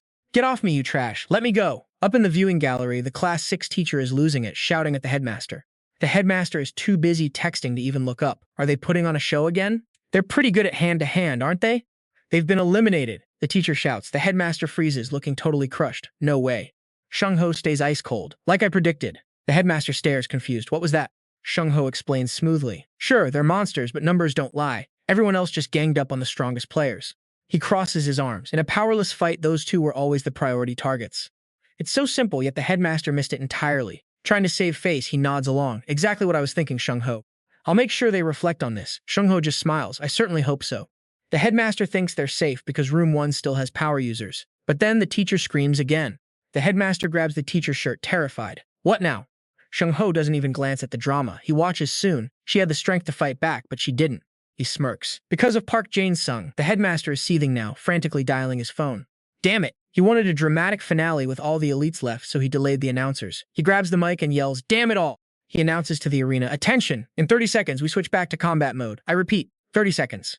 Down below, Park Jin-sung stands in the middle of the chaos, wearing a helpless, tired smile. He thought he'd be the one carrying the team, but in the end, they were the ones who saved him. The fighting stops as everyone tries to conserve energy. A student taunts him. "Hey, even if you're in the club with Shung-ho, we're still better than you." Park Jin-sung doesn't even care. He mutters, "I'm worried about my power going wild just because I'm exhausted. I can't afford to lose control of my ability. Not in a situation this messed up." The guy was talking trash, totally mocking him. "What, you talking to yourself?" Gunbin barked. "Watch it, everyone." He warned, backing away from Park Jin-sung, but Gunbin wasn't stopping. Ji, seeing him so rattled, asked, "Babe, what's wrong?" Gunbin went pale, dead serious. Park Jin-sung is pure danger. He remembered yesterday, the brawl with those thugs. That wasn't just luck. That was Park Jin-sung's real power. They had to stop him. He wanted Park Jin-sung to burn all his energy on the zombies, getting himself eliminated early. But where did all the zombies go? No time to think. Ida mode active. Use your idea now. The jerk turned, glaring at Park Jin-sung with a nasty grin. "Time for an Idea battle. Watch out for outside interference," he laughed. But before he finished, a fist smashed right into his trash-talking mouth. Park Jin-sung struck out of nowhere. No time to block, no time to react. The guy hit the mud hard. His squad watched, frozen. One punch, even through the safety gear? But they were so busy staring, they missed Park Jin-sung closing in. Bam, lights out. Now he was face down in the mud right next to his buddy. The rest of them felt a chill down their spines. What just happened? A sickening crack echoed. They drew their weapons and charged. Damn it, get him! Things were looking bad. A steel pipe swung for Park Jin-sung's head, but he moved like a shadow, sliding through the mud like a pro skater on ice. When he stopped, they realized he just zoomed right past them. Is he trying to run? They wondered, totally confused. Don't let him get away. But they didn't realize their weapons were already busted. When they heard them hit the mud, they knew. They were disarmed.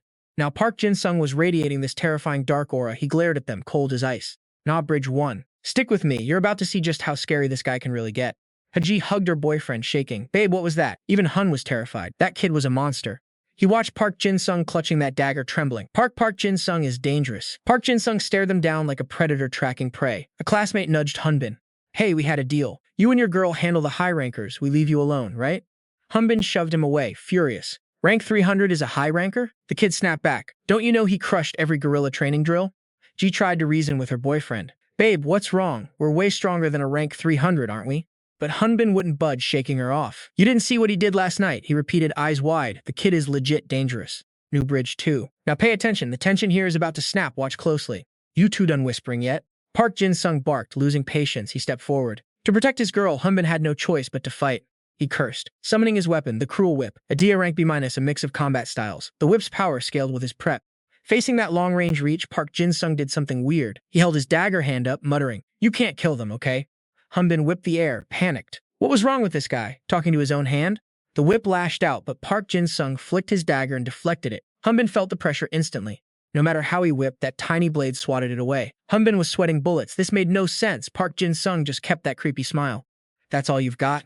As his smile turned soulless, he covered his own mouth with his left hand, screaming internally. No, his right hand kept blocking the whip. Park Jin-sung thought, just control it. Heiji watched, frowning. This guy was bizarre, and how was he blocking every single strike? Seeing his team just watch, Hunbin snapped. Are you just going to stand there? Help me out! His team hesitated, terrified. Are you crazy? What if I get hit by your whip and get eliminated? Up above, the principal stared in shock. That kid! I can't recall his name. Is he a second-year ranked 5th? Dewey watched too, stunned. Bridge 3. I know what you're thinking. How is he this strong? Well, get ready for this. She looked at Sungo, who was just smiling. Captain, he's not surprised. That meant, down there Park Jin-sung was bored of just playing defense. He taunted Hunbin. Is that all you're gonna do? Just stand there and whip? Park Jin-sung dodged and closed the gap. My turn. Heiji saw her man about to get wrecked and jumped in. I have to protect him. Love's barrier. A DA rank B-. When protecting the one she loved, she got stronger. Seeing her jump in, Hunbin yelled, No! Ji wouldn't budge. It's fine, I'll show you the power of my love. Little did she know, she had no idea how strong Park Jin-sung really was. He brought his dagger down hard on her heart-shaped shield. One blow. A sharp cracking sound echoed. The shield shattered instantly. Then Park Jin-sung's left hand grabbed her face. He shoved Ji back. She crashed into Hunbin's arms. Ji's eyes went wide, absolute disbelief. No way. Her love power destroyed by a simple dagger? The blue safety ring on her wrist cracked and vanished. Hunbin turned ghost white. Ji was crushed. Even with her defense boosted, the ring still shattered. Hunbin ripped his own safety ring off. We surrender! Prague Bridge 4. You and I just witnessed a total beatdown, and honestly, I didn't see that coming, did you? She muttered, shocked her lover was so weak, then surrendered and dragged him away from the fight. Hurry up, she urged. Jin-sung didn't chase them down like at the bank. He studied his right wrist, thinking, has his stat changed? Is it easier to control today? The twins couldn't hold back, shouting, damn it, those pathetic lovebirds. They were useless anyway, never expected much from them. Looking at the mud pit, Jin-sung was done wasting time. Spressed up Bridge 1. Hook, stick with me, we're about to see just how far this guy can really push his limit. Get moving, you losers! Can't you take down one F rank? The principal was losing his mind on the podium. The twins charged in, weapons drawn. Fine, let's crush him with raw power. Jin-sung analyzed them calmly. Wait, clones? No different stats. Twins, huh? The older twin roared, get bigger. Suddenly, his club expanded, massive like a tree trunk, C+ rank integrated combat ability. That club expanded to its absolute limit. He swung it down like he was playing whack-a-mole, but Jin-sung dodged in a heartbeat. The club slammed into the mud, splattering everywhere, right into Jin-sung's eye. He wiped the muck away, unfazed. The younger twin grinned, seizing the opening, his weapon elongated, aiming for Jin-sung's back. C+ ability. Max as he thought he'd landed the perfect sneak attack, Jin-sung spoke up. Not quite fast enough, is it? With his eyes shut, he blocked the strike with his dagger. The twin couldn't believe his eyes. How did he block that without even looking? Jin-sung swapped the dagger to his left and grabbed the twin's extending club with his right. Brander Bridge 2. Tension builder, pay close attention here. This is where the tide turns and things get wild. To test the weapon's durability, he yanked it hard, pulling the twin off balance while the other brother's club was still stuck deep in the mud. Jin-sung glanced at the older twin. You use clubs? Well, I guess I have to join the party then. He whipped that long, stolen club around, snapping the older brother's weapon clean in half. The broken piece flew high, then crashed down. The crowd stood frozen, watching. Too late, the massive wooden fragment slammed into the mud, spraying everyone.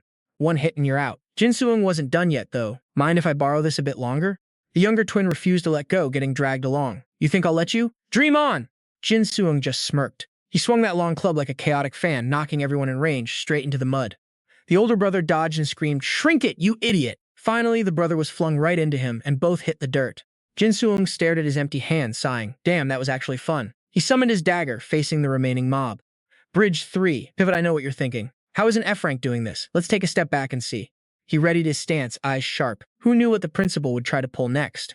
The group closed in, circling him. The baseball player looked wary. What is that rank 300 loser planning? The spearman shouted, Surround him! We've got the numbers! High above, the teacher frowned. Jin-sung, I never thought you'd make it this far. He remembered how he'd treated him, ignoring his hard work, dismissing his effort as worthless. Since Jin-sung was only F rank, he'd written him off as a transfer student who'd quit soon enough. He didn't know why the kid was so strong despite the rank, but he'd missed every chance to help him grow. Once, Jin-sung had actually approached him, asking if souls could be linked. The teacher had just laughed it off. Now regret washed over him. A teacher's role was to guide students, but he'd been blinded by his own prejudices. Back then, Jin-sung had just smiled along, pretending it was a joke. The teacher felt sick with shame. He buried his face in his hands, and then, in front of everyone, he started sobbing loudly. "I'm so sorry, Jin-sung." The principal jumped, horrified. What the hell is he doing? The teacher kept crying, screaming, "Go get him, Jin-sung, show them who you really are." The principal was fuming. "This guy." He signaled the squad leader to drag the teacher away immediately. The leader grabbed him, complaining, "What are you doing?" The principal already said stop, but the teacher kept roaring, "Show them what hard work really looks like." The principal was grinding his teeth in pure rage. Bridge 4, closer. It's honestly crazy how this turned out. You and I are about to see him dismantle the rest of them. All the elite students like Kim Soon were already out, yet this F-rank outcast was stealing the whole show. The principal panicked. He had to disqualify him before the reporters arrived. He needed a new plan. "Students using Ida, stop!" he shouted into the mic, hoping to drain Jin-sung's stamina, but the kid just sighed, eyeing the crack in the wall. The wall is paper-thin, budget cuts, or just lazy work. Doesn't matter. Park Jin-sung drives his blade straight into the cracks. This material is weak. The shockwave ripples out, cracks spiderwebbing across the surface with a loud, satisfying crunch. Park Jin-sung steps back. Boom. The wall collapses and blinding sunlight floods the room. Everyone flinches, shielding their eyes. I know what you're thinking. Is he crazy enough to blind everyone? Just to run. Park Jin-sung grips a pillar and smirks. Run? Nah, he never planned on leaving. Muddy water comes pouring through the hole. He shouts, "You guys are the ones who need to run." Suddenly, a massive current pulls the group toward the light. What? The unlucky ones near the hole get swept away instantly. The rest struggle against the pull. Run, save yourselves. Do-yeol watches the wall shatter and gulps. That was a brand new wall, man. The pit is draining fast now. Chaos everywhere. The system announces 104 students eliminated. Park Jin-sung, he just starts taking off his boots. He stalks toward the remaining fighters. Still plenty left to go. The group starts to panic, falling into disarray. "Get into formation, take him down." But they're sluggish compared to him. Their feet are heavy, stuck in the mud. Park Jin-sung charges. He smiles to himself. Their boots are soaked and heavy. The principal is furious, face beat red. This is getting intense, right? They can't even handle one kid. Dun-ho watches silently, analyzing. This fight is clearly a drill for teamwork and quick thinking. But because the system focuses on individual scoring, everyone prioritizes their own survival. Their decision-making is failing. They have the numbers, but they're not using them. He sighs at the principal. These constant, messy rules are just driving the students into total confusion. Plus, the 5th-ranked trainee Hunbin is already out, busy comforting his girl. Hiji is literally acting spoiled. "I'm cold!" He's holding her hand, thinking about romance instead of the fight. Dun-ho is speechless. He's blinded by his grudge against Park Jin-sung. In the mud, Park Jin-sung is holding his own against everyone. It's a total free-for-all, graded on raw performance. Honestly, fixating on taking out Park Jin-sung is their biggest mistake. They're looking down on him because of his F-rank status, ignoring how much his combat ability has actually changed. The drill is a disaster, but Park Jin-sung is teaching these second years a lesson they won't forget. The remaining students are shaking after seeing so many fall. Park Jin-sung glares at them. Who's next? Why not come up first? Suddenly, dizziness hits. The group spots their opening. He's exposed. Go now. 4, maybe 5 guys jump him, pinning him down. He's shaking, but he won't fold. Someone screams, he's almost done. Pin him. Another one yells that it's over for the F-rank, but even after all that pressure, he isn't out. The group is losing their minds. How? There's 5 of us. How is he still resisting without even using his ability? They call for more backup. Everyone pile on. They lock arms, layering their weight onto him like a mountain. The principal loves this chaos. Suddenly, his phone rings. It's the Ida Times editor. He's almost here. If Park Jin-sung is still holding on, he'll be out before the editor even arrives. He answers the call. The principal puts on his fake, polite voice. "Hello, this is the principal." The editor says he's on his way. Maybe letting them use their abilities would be more impressive. After hanging up, he grabs the mic with a wicked grin. "Attention students, you are now authorized to use your abilities." He smiles, eager to see them try their best. "Congratulations." Little does he know this order is exactly what's going to help Park Jin-sung turn the tables. A surge of power explodes, knocking everyone off him. The principal's smile vanishes. Impossible. The students scramble for help. "Get over here!" They're still trying to convince others that he's pinned down and can't move. People rush in and accidentally pile on their own teammates. "Hey, watch it! You're going to get me eliminated!"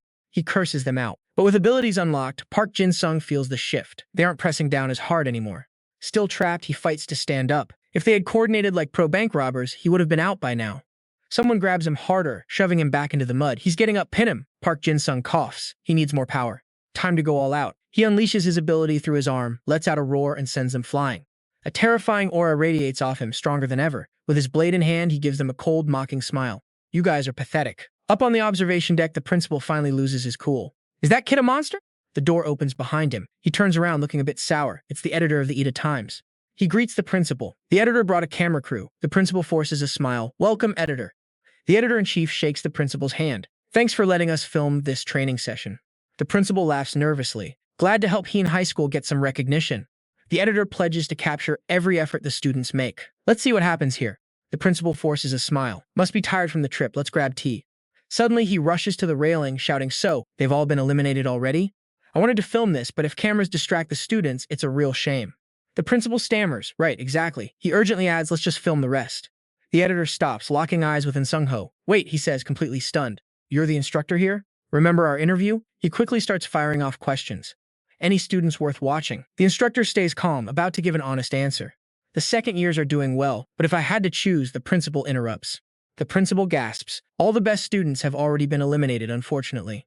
He's sweating, frantically calculating how to stall until that F-rank kid is finally out. He sighs, acting troubled. Maybe they were too confident. As a teacher, I'm concerned. I hope this experience humbles them. The editor claps, truly moved by his passion.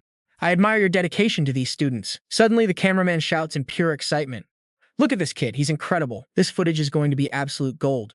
The principal waits as the editor rushes over. Down below, Park Jin-sung blocks arrows barehanded. Who is he? The editor stares in disbelief as Park Jin-sung deflects everything effortlessly. The archer snaps, just attack him. But no one moves, they're terrified of being eliminated. The editor's eyes light up. What's his name? He deserves at least a B+. The principal sweats, panicking. A B+? No, maybe closer to an A, right? The homeroom teacher cuts in. He's F-rank. The editor freezes. Are you joking? The teacher insists. Park Jin-sung earned his spot through raw effort. The principal snaps. Silence. Watch what you say. Before being dragged away, he pleads, please, just watch Park Jin-sung. The instructor tries to stop him, but the homeroom teacher is hauled away forcibly. The editor, hooked, asks about Park Jin-sung. The principal's face turns pale. He's fuming.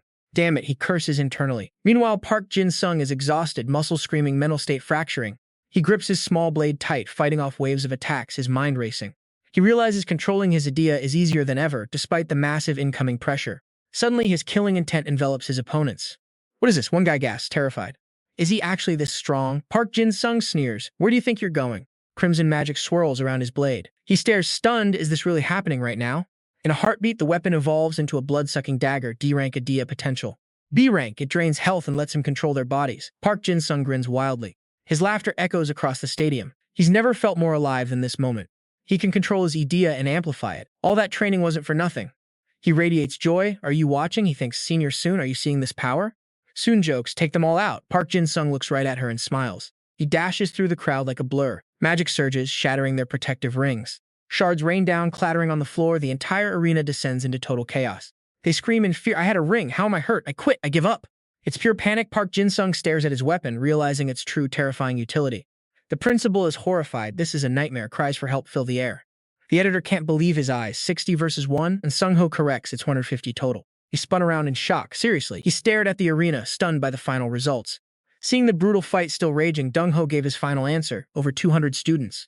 High above in a skyscraper, the dark sky loomed, making everything dead silent. Lee Jin cautiously pushed the door open to step inside. Kim In-dung was already waiting. He greeted him casually. Long time no see, right? The old man stared at him. Lee Jin sat down and spat out a threat. Make it quick, or I might just end you right here. In-dung just smirked. Always so hostile, it brings back memories of the old days. You were the one who provoked me first. How can you say that? Lee Jin slammed the table. Stop playing dumb. I know you plan to escape through the West Coast. In-dung chuckled. What kind of idiot tries to outsmart the old man like that? I just needed a reason to call you here. Memories of that West Coast disaster flooded back. They had been totally crushed. Lee Jin grabbed his collar in a rage. In-dung continued, the Supreme Leader sent for you. He wants you at Panmunjom by dawn. Back in the present, Lee Jin scowled. What the hell is this about your subordinates drowning? In-dung replied, I met some interesting kids when I first hit South Korea. The high school students? In-dung waved him off. Some old guy was training them, so I went to check, but got beaten to a pulp. Lee Jin narrowed his eyes, suspicious. What are you talking about? In-dung grew annoyed. Are you thick? Do I have to say I ran from those brats for you to get it? Lee Jin's eyes widened. What? He fell into deep thought.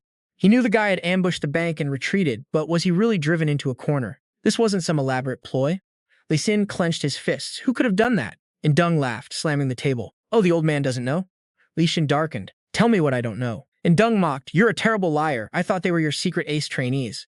Lee Jin stood up, fuming. Speak clearly, Kim In-dung. In-dung stared ahead. If you don't know, I guess I have to move first. In-dung licked his lips, his face turning cruel. I called you to talk, but I ended up harvesting some pretty unexpected intel. Day 5 of guerrilla training. Jin-dung woke up groggy. Where am I? Seen saw he was awake and sighed finally. Next time, warn me how long you plan on sleeping. Seeing her relief, he just stared at her, totally dazed. Jin-dung reached out to touch her face, scared it was all a dream. Is this a dream? His sudden move made her blush. You're too much. Suddenly, he pinched her cheek and muttered, so soft. Her face went dark instantly. A punch to the forehead made him sit up, wincing. That hurts! She crossed her arms, red with embarrassment but still fuming. Maybe now you're awake. He looked around, confused. I was fighting in the trenches, Soon asked. You don't remember?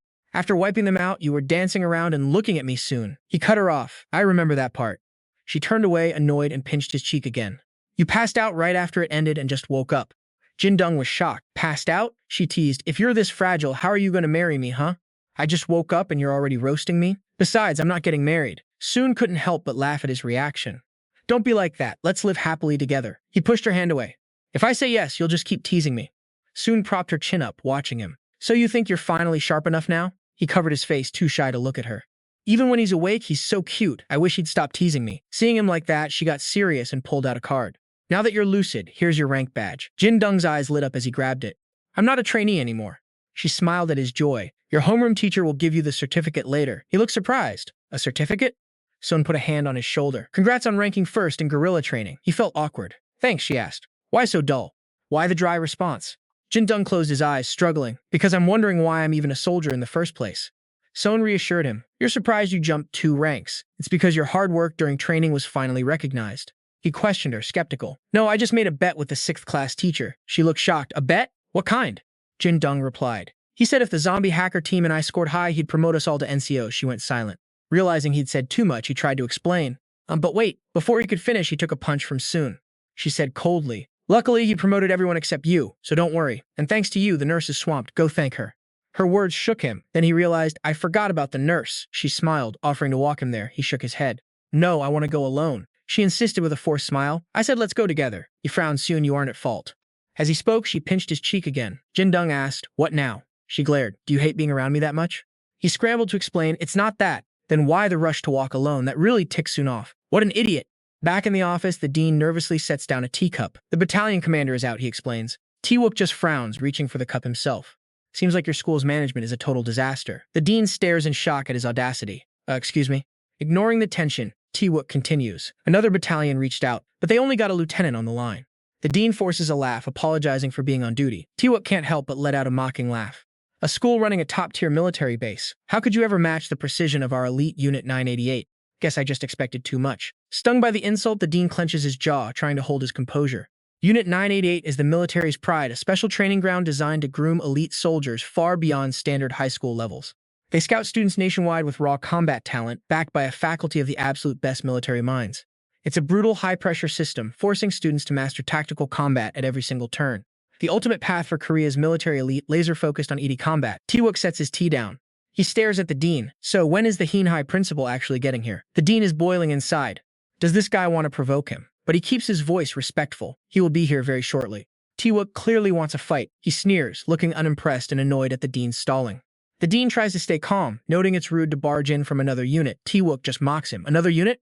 Right, sorry, I forgot. I'm basically an enemy declaring war. My manners must be slipping. The dean is stunned. War? Taewook stares him down. You know exactly what this is. Your intel network must be weak if this is news to you. A memory hits the dean like a train. It's exactly as I feared. Taewook smiles, clearly enjoying the chaos he's causing. What about Hanhai? Do you have stars like in Chung-ho and Kim Soon there? I bet you haven't heard the latest on your students' power levels. He hands over a file. The dean freezes, looking at Jin-won's data. You mean the F-rank killer? Taewook scoffs. I saw the footage, but F-rank? That makes no sense. How does an F-rank survive in an EDA specialized school? If you're going to write a fake story, make it believable. The dean realizes they have no clue about the second-year training progress. Suddenly, the door swings open. The principal enters. Sorry, I'm late. Taewook instantly drops the ego, stands up, and shakes his hand. No problem at all.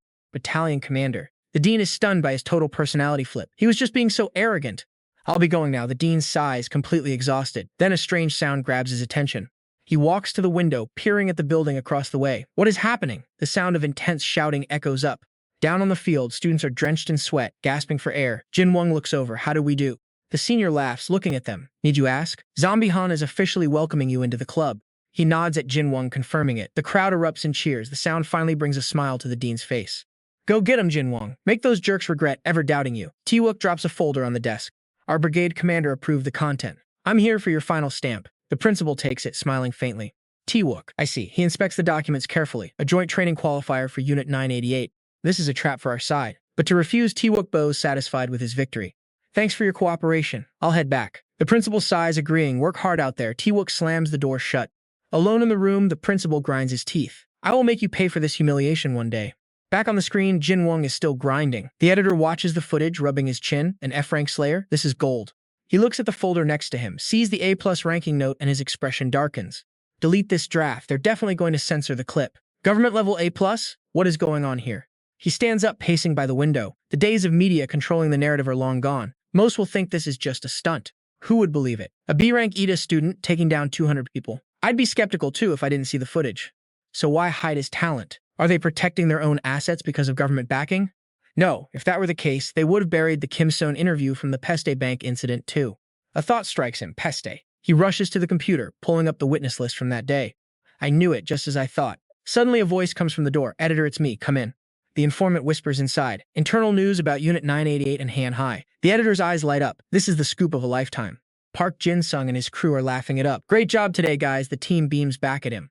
Thanks to you, boss. I finally feel competent. We're unstoppable now that we're rankers. Park Jin-sung chuckles. I'm still just a private. Kang-ha adds, Senior and Sung-ho's training was just a warm-up. Park Jin-sung grins. Still training every single day? Lee Ju turns pale, looking totally terrified. Long road ahead, Park Jin-sung notes. Kang-ha scans the area. Where's the big sis today? Park Jin-sung is clueless. Big sis? Kang-ha explains. Kim Seon made us call her that. Park Jin-sung is stunned. What? The guys tease, don't be shy, boss. You two are perfect. Park Jin-sung sighs. She was waiting. But I made her do extra sets. She went home early. The guys start ribbing him. You're bad at this. She's gorgeous. Any dates planned for this weekend? Smart and strong, you're so lucky. Park Jin-sung snaps. Drop it. Suddenly, a mysterious figure appears. A stranger stares him down. Are you Private Park Jin-sung? Park Jin-sung jumps, instantly on guard. I couldn't even sense him coming. The group freezes. The stranger smiles. Sorry to startle you. Park Jin-sung straightens up, stammering. It's fine, advisor Lee Sin. The advisor strokes his chin. You know me? Park Jin-sung scratches his head. Everyone knows you. If you were a spy, you'd know who I am. Lee Sin laughs. You're funny. Are these your friends? The crew quickly chirps. Yes, he's our boss. Park Jin-sung is dying inside. I am not the boss. Lee Sin just looks at him, clearly amused. Your juniors have great energy. The crew nods, all thanks to the boss. Park Jin-sung is mortified. He covers his face. Lee Sin offers, mind if I have a word with the boss? They scatter. We're gone. They scramble away. Lee Sin whispers, and keep this meeting quiet. They nod instantly. Lee Sin laughs, satisfied. Smart kids. Full of potential, that lot. Lee Sin turns to Park Jin-sung. Sorry to bug you on your way. Park Jin-sung is nervous. Is there something an advisor needs with a student like me? Lee Sin replies, I came here because of that trench video. Park Jin-sung blushes, feeling pretty shy. Honored you watched it, sir. But a D+ ranker like me? Lee Sin gets serious. Do you believe in soul bonds? Park Jin-sung is baffled. Why would he ask me that? Lee Sin continues, too abrupt. Anyway, I'm the one who chose Hien to be a military academy. Park Jin-sung gasps. You, the advisor's tone turns cold, almost ruthless. I hope for growth, even in the worst environment. I had high hopes for Sung-ho, but things failed. Park Jin-sung is shocked. No, he inspired us. Without him, we wouldn't even be here. Lee Sin softens up. My mistake. I just hoped seeing Sung-ho's effort would push all the students to work harder. He puts a hand on Park Jin-sung's shoulder. Seeing you in person, my suspicions were right all along. Lee Sin stares at him. Is this kid really just a student? Is he the secret weapon Kim and Dung mentioned? The pressure of those expectations makes Park Jin-sung sweat. You're making me nervous, sir. Lee Sin thinks I saw his guerrilla training video, but that alone isn't enough to beat in Dung. But that drive? He'll be a monster in the future. He's exactly what I wanted, but his current energy seems low. Park Jin-sung tries to break the silence. Advisor? Lee Sin pulls back, smiling. My bad, just lost in thought. He frowns, recalling in Dung's madness. Is this a trap? Some twisted plan I can't see? He shakes it off and stays cool. I'm done here. Thanks for your time, Private Park Jin-sung. Park Jin-sung bows. It's nothing. Lee Sin turns to leave. It'll be great if you win. Win what? You'll know soon. Get home safe. Park Jin-sung stares at the sky. What is he talking about? Inside the gym, and Sung-ho is still crushing weights, relentless as ever. He checks the clock. Only 11? His limits are shifting. Thanks to Park Jin-sung, the whole team's vibe has changed. My muscles haven't hit this level in ages. Park Jin-sung, you're getting interesting. Gotta be a good role model. As he heads out, a shout cuts through the night. Get lost. He looks into the alley. A group of thugs. A girl is shaking, trapped in the middle. This is where it gets dangerous. Help me. This creep surrounded the girl, sneering, don't overreact, we just want to have some fun. As they closed in, Sun-ho stepped up, voice cold as ice. Back off, do as I say. I'm warning you, stop right now. That guy smirked, eyes full of challenge. Why, protecting her because you're from the same school. You think you're the main character in some show? Drunk Bridge 1. Hook. Sun-ho reached out with a look of pure disgust. Stick with me because you and I are about to watch this punk get exactly what's coming to him. He gritted his teeth, panicked. What, teleportation? In a flash, his hands snapped back. He hit the dirt, screaming in agony. The girl watched Sun-ho, eyes wide with worry. Sergeant Sung-ho looked at her, his voice softening. I'll handle these losers. Get somewhere crowded now. She didn't hesitate and took off running. Yes, thank you. But one of them saw her flee and snatched her sleeve. Where do you think you're going? Sun-ho spun around, slammed that guy into the ground, and hauled the other one up by his collar. Calmly, he said, I told you I'd catch you all. The last two freaked out but kept talking tough. You dog, you really think you're leaving here in one piece? Sun-ho turned his gaze toward them. I already warned you. With a swift motion, Sun-ho hurled them into each other, sending them crashing to the pavement. They lay there, groaning in a heap. Sun-ho dusted off his hands, cold as stone. Cut the trash. Your whole plan was to lure me into this alley, wasn't it? A dark shadow in the corner started chuckling with interest. What? You figured it out? Gino stepped forward. You really thought you could hide your aura from me? Long time no see, Sun-ho. Two figures emerged from the shadows, Kang Jin-ho and Dong-ho. They locked eyes, silence hanging heavy as the tension hit a boiling point. Kang Jin-ho smirked, voice dripping with sarcasm. You look like you've grown taller. Sun-ho frowned. Went to all this trouble just to pick a fight with me? He laughed out loud. What are you talking about? I'm just taking a walk with my squad and chatting with a pretty girl. Sun-ho stared him down, lip curling. Is that so? Guess you're with the 998th Brigade. Gino glanced at him, then rubbed his chin with a mocking grin. You're sharp. How'd you know? Sun-ho smiled coldly. First, that sophomore girl. She's wearing the school uniform, yet she called me Sergeant on Sung-ho. Gino looked genuinely surprised. So what? You are a sergeant, aren't you? Sun-ho replied flatly. This school hasn't been under military systems for that long. Most people aren't used to ranks like sergeant yet, especially the sophomores. They use the word senior way more. She slipped up. That hit home for Kang Jin-ho. Oh man, I thought you figured it out because her acting was terrible. These heen brats are even more pathetic than I thought. Sun-ho cut him off right there. You're no better. Calling these guys squad members. Not friends, but squad members, that means you're military. Gino chuckled dryly. So that's on me, guess I'm just used to saying it. He brid too, tension builder. Sun-ho clenched his fists, voice dropping low. Word is the 998th and heen are doing joint training soon. Anyone using military jargon is clearly one of yours. Gino sighed, bored. You're good at connecting the dots for a mutt running around high school, but you're way too loud. Should I just take you out right now? Noticing Gino's temper flaring, Dong-ho stepped in, whispering to calm him down. Gino, this guy isn't Sung-ho. Being interrupted only made Kang Jin-ho angrier. Shut your mouth! Sun-ho ignored him, turning to the big guy. I'm in Sung-ho. Who are you? Dong-ho started excitedly. Before he could finish, Gino shoved him aside. This dog is Hiki. Dong-ho panicked, trying to explain. Why would you say that? I'm Dong-ho. It's a pleasure to meet you. Sun-ho asked, voice cold. Dong-ho, what's the problem here? Dong-ho smirked. Oh, nothing much. I just want to beat you to a pulp. Kang Jin-ho looked satisfied, flashing a wicked smile. Looks like I don't need to get my hands dirty after all. Finish him. Hiki. Dong-ho looked thrilled. Sure, how could someone like Sung-ho ever beat me? Sun-ho glanced at him, eyebrow arched. You're really underestimating me. Gino sneered. You can't beat this big guy.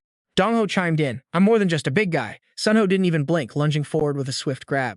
I bet. As the big guy panicked, Sun-ho closed the distance in a blur, latching onto his kacha. Dong-ho braced for impact, showing surprising speed. But like I said, I'm not just some fatty. Sun-ho looked genuinely caught off guard. Next morning, class was dead silent. Jin-soo stepped in, immediately sensing the weird, heavy atmosphere. He sat down confused and asked Kim Soon, what's with the mood in here? Did something happen? She stared at him, frowning. You really don't know? He blinked. Know what? She looked away, avoiding his eyes. I thought you'd have seen it by now. The news has been flooding the internet all morning.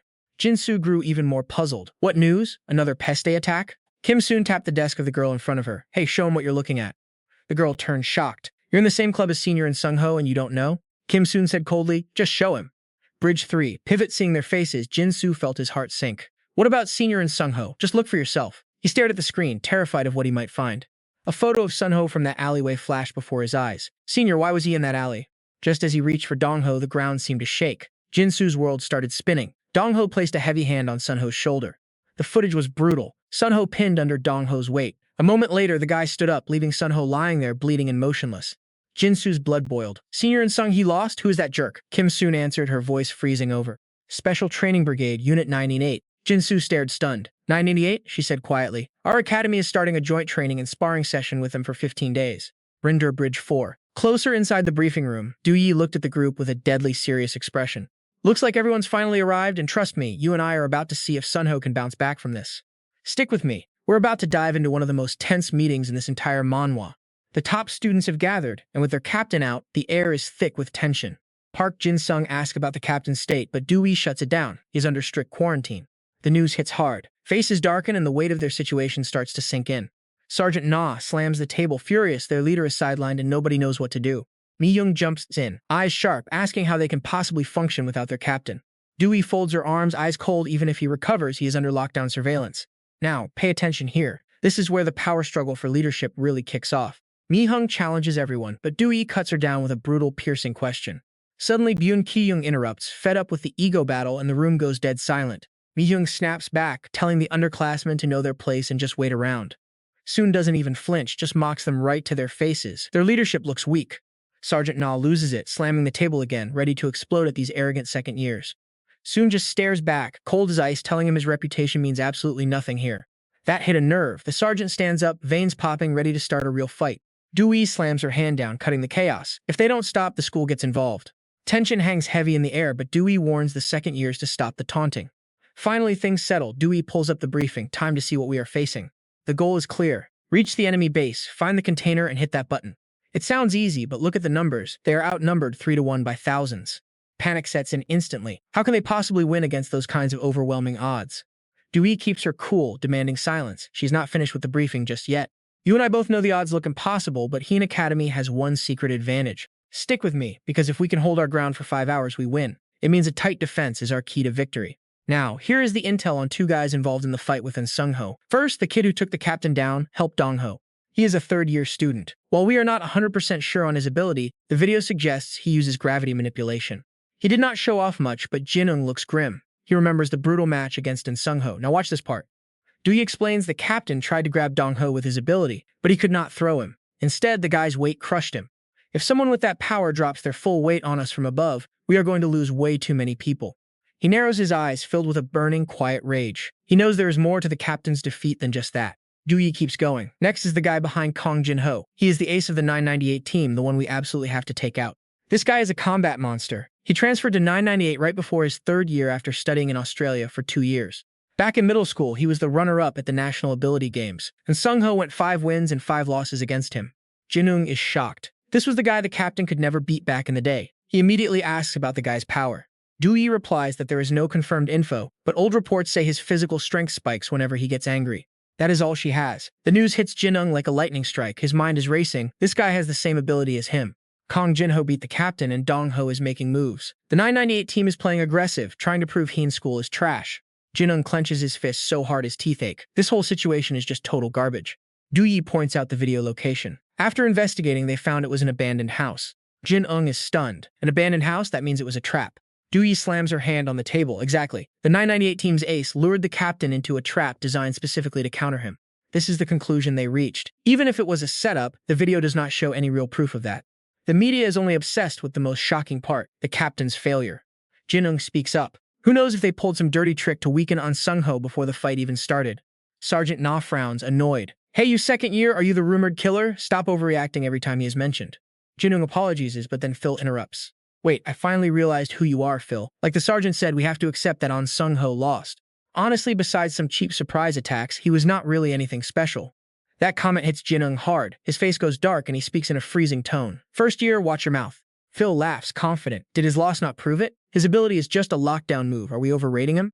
He's just hiding his own lack of skill. Jin-ung warns him again, voice low and dangerous. Be careful what you say. Phil waves him off. You are just a private senior. I am a corporal. With a B+ ability, why should I listen to you? Jin-ung's face turns stone cold. First year, state your rank. Phil is still acting cocky. A private acting tough with a corporal? We are not in the school army anymore. The girl next to him is panicking, begging him to stop, but he keeps going. I outrank you in level and status. No. Jin-ung keeps ordering him to state his rank. Phil just keeps smiling, half closing his eyes. So stubborn, huh? Suddenly, Phil freezes. His face goes completely pale. Jin-ung's eyes turn blood red as he stares down Phil. The cold aura coming off him makes even the others pull back. You and I both know this is about to get ugly. He loses his patience. I said, state your rank, you squinty-eyed bastard. Phil is shaking now. Terrified, he stutters out his rank. Jin-ung sneers. You are still pretty cocky. I have had enough of punks like you. Sergeant Na, sorry if I got a bit sensitive. Facing that raw pressure, even Sergeant Na looks away, finding it hard to meet his eyes. He just agrees. Dewey watches the room change completely, falling silent. Jin-ung turns to her, calm again. Did the captain have a strategy? She says he was testing a 1-3-1 formation, but he never got to finish the plan. Myung-hyung reacts instantly. What? Why would he do that? What if the flanks get pressured? Jin-ung counters him. Both flanks are narrower than the center. Myung-hyung points out the gap is still way too wide. The enemy could focus on the sides. The center would get hit from the back once the wings are pushed. You see it now? Jin-ung rubs his chin, deep in thought. The reason the captain chose this? 98 is going to focus on the center. Dewey asks why. Park Jin-sung fired back immediately. So 998 suggested this competition, right? She confirmed it, confused. Exactly. Park Jin-sung didn't hesitate. Look, Senior Dewey, the terrain favors defense, and the time limit rules lean towards Heen School. It looks fair, but they're baiting us into a defensive trap to tank our morale by ambushing our ace, and Sung-ho. The enemy wants to crush us. We shouldn't follow their script. We need to fortify the center and thin the flanks. Myung-hyung exploded. Are you out of your mind? Reinforce the center. Suppose you're right. If 998 wants to smash the center, we counter by flanking their sides. And if they pivot to the wings, we still have enough muscle to hold them off. It sounded logical, but Dewey was skeptical. I'm with Myung-hyung, that formation is way too risky. He bit his lip, head bowed. They were right about the risks, but he knew something they didn't. He'd seen Kang Jin-ho in those videos that sadists live for crushing people under his boot. Park Jin-sung knew that type. That bastard had to pay. He took a breath and made his move. And one last thing, I want Senior and Sung-ho guarding the final choke point. Dewey jumped up, shocked. What the back? Surprisingly, Myung-hyung grinned. Sounds good. If he fails twice, he's got no room left to complain. Dewey whipped around, furious. Park Jin-sung, do you really think the captain is going to fail again? Sensing her losing control, he softened his tone. Don't worry, Senior and Sung-ho won't lose. His certainty only confused her more. Then why put him at the very back? Because he's the strongest, he answered like it was obvious. Dewey liked the praise, but remained hesitant. It still doesn't add up. But Myung-hyung didn't care. I don't care why, just keep him in the back. Sergeant Na chimed in, I'm on board. Soon closed her eyes, considering. I wouldn't call him the strongest, but he's got a plan. With everyone else agreeing, Dewey finally caved. She let out a long sigh and closed the meeting. Fine. Today was for prep. Next few days we refine the strategy. If you've got ideas, speak up. Good work, everyone. The meeting broke up and everyone looked drained. Sergeant Na rubbed his head, groaning about how taxing it was. Myung-hyung jumped at the chance to flex. Don't worry, just follow me and you'll be golden. Byun Ki-young leaned back, yawning long and hard. School was never this boring. Just then Phil ran up, stuttering his name. Park Jin-sung didn't even flinch. He just glanced back, cool and collected. Something you need, Squinny? Phil clenched his fist, determination radiating off him. Park Jin-sung saw exactly what was coming. He strolled over, a faint smirk playing on his lips. Let me guess. Still salty about earlier, so you're looking to save face? Dewey stepped in between them. What are you two doing? Park Jin-sung laughed it off. It's nothing, just some junior training. She relaxed a bit, though she warned him before leaving. Don't go too hard on him. Got it, he promised. Phil heard that and felt his pride shatter. He glared, his voice trembling with rage. Don't look down on me. I'm not just some private. He pointed at himself, boasting, I'll be the strongest at hand, stronger than on Sung-ho and Kim soon. Park Jin-sung's face went dark. His eyes turned sharp as blades. This kid definitely needed a reality check. Outside, they faced off. Phil, trying to project strength, blustered, I'm a first-year corporal. I'll let you go first. Park Jin-sung just sneered. He stared him down and activated his scanning eye to gauge the threat. Rated B+. Focuses on targets to track kinetic energy. It reads exactly how much power someone has and their potential limits. But it can't detect what the user doesn't know. Now he got it. He cursed internally. You want me to move first to scout my ability? You slippery little rat. He sighed, bored out of his mind. Fine, here I come. He drew his weapon and lunged in a blur. Phil was stunned. He's faster than I calculated. But he recovered quickly, a smug grin forming. Gotcha. But he was wrong. Park Jin-sung shifted his path midair, and Phil's eyes went wide with pure terror. Wait, he's shifting direction by overriding his own momentum? Park Jin-sung didn't even sweat the panic. Much calmer now. Jin-sung just glares, eyes cold, then shifts his blade stance. Meanwhile, Phi is struggling hard to dodge Jin-sung's heavy strikes. He tries to read the movements, but zero chance for a counter. This honestly shocks Phi. Before he can even process it, zap, a sharp sting across his face. Instinctually scrambles back to avoid real damage. Seeing this power, he's terrified. What kind of ability is this? Even if the blade misses, the pressure and the sheer movement behind the attacks are dangerous. But he quickly forces himself to calm down, shifting the blame. Distracted, right? I need focus. Unlike Phi's panic, Jin-sung looks totally relaxed. He strolls closer, calmly asking, Love dodging, don't you? Should I turn up the heat? He lunges again, forcing Phi into a desperate corner. His face goes pale, teeth grit. Stay focused, just dodge. Suddenly, 3 afterimages appear. Phi is totally lost. Panic sets in. What? All 3 are moving images? That means he's 3 times faster than I thought. Right as he's stunned, Jin-sung strikes like lightning. Phi lets out a pathetic scream. After a long beat, he finally dares to open one eye. Wait, did he miss? Or just while he's still freaking out, Jin-sung regains his composure and starts talking damage control. You challenged me, so don't come asking for compensation later. This leaves Phi even more confused. Huh? Compensation? His body is already covered in cuts from the previous flurry. Jin-sung walks up slow, leaning in until they're face to face. He whispers a threat. Want to be the strongest? Relying on your rank without training won't put you ahead of Senior Ann or me, get it? Sergeant squinty eyes. A few days later on the cliff, the group is scouting.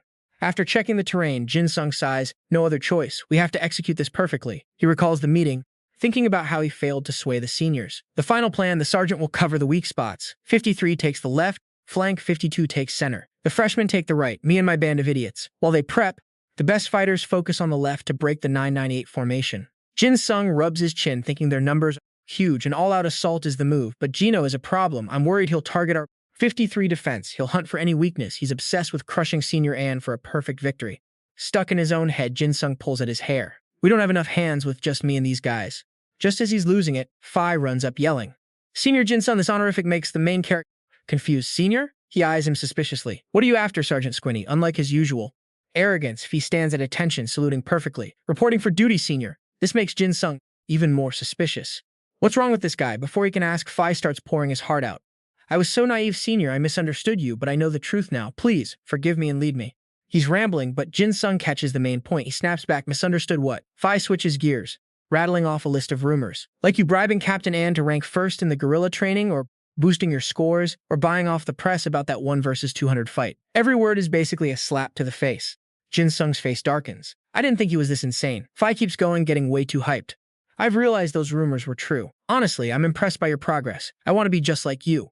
Please, take me in! The yelling attracts the attention of Lee Dong and Songmin. Curious, Lee asks, Boss, who's this? Phi sees them and beams, saluting again. I hear this is the boss's disciples. Hello, I'm a freshman. The others tease Jin-sung. You found a freshman recruit? That's wild. You've got a real talent attracting trouble. Jin-sung tries to defend himself, but Phi just doubles down on the excitement.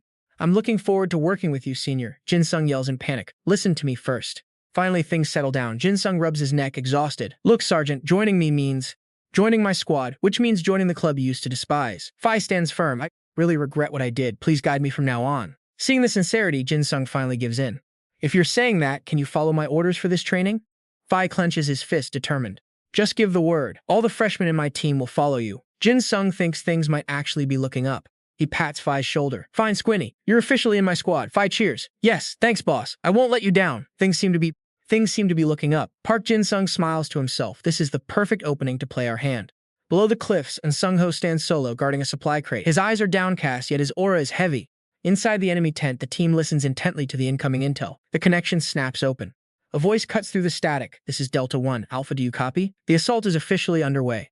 Songjang, the comms lead, jumps in. Copy that. Delta 1 is planned, but then a screeching noise hits.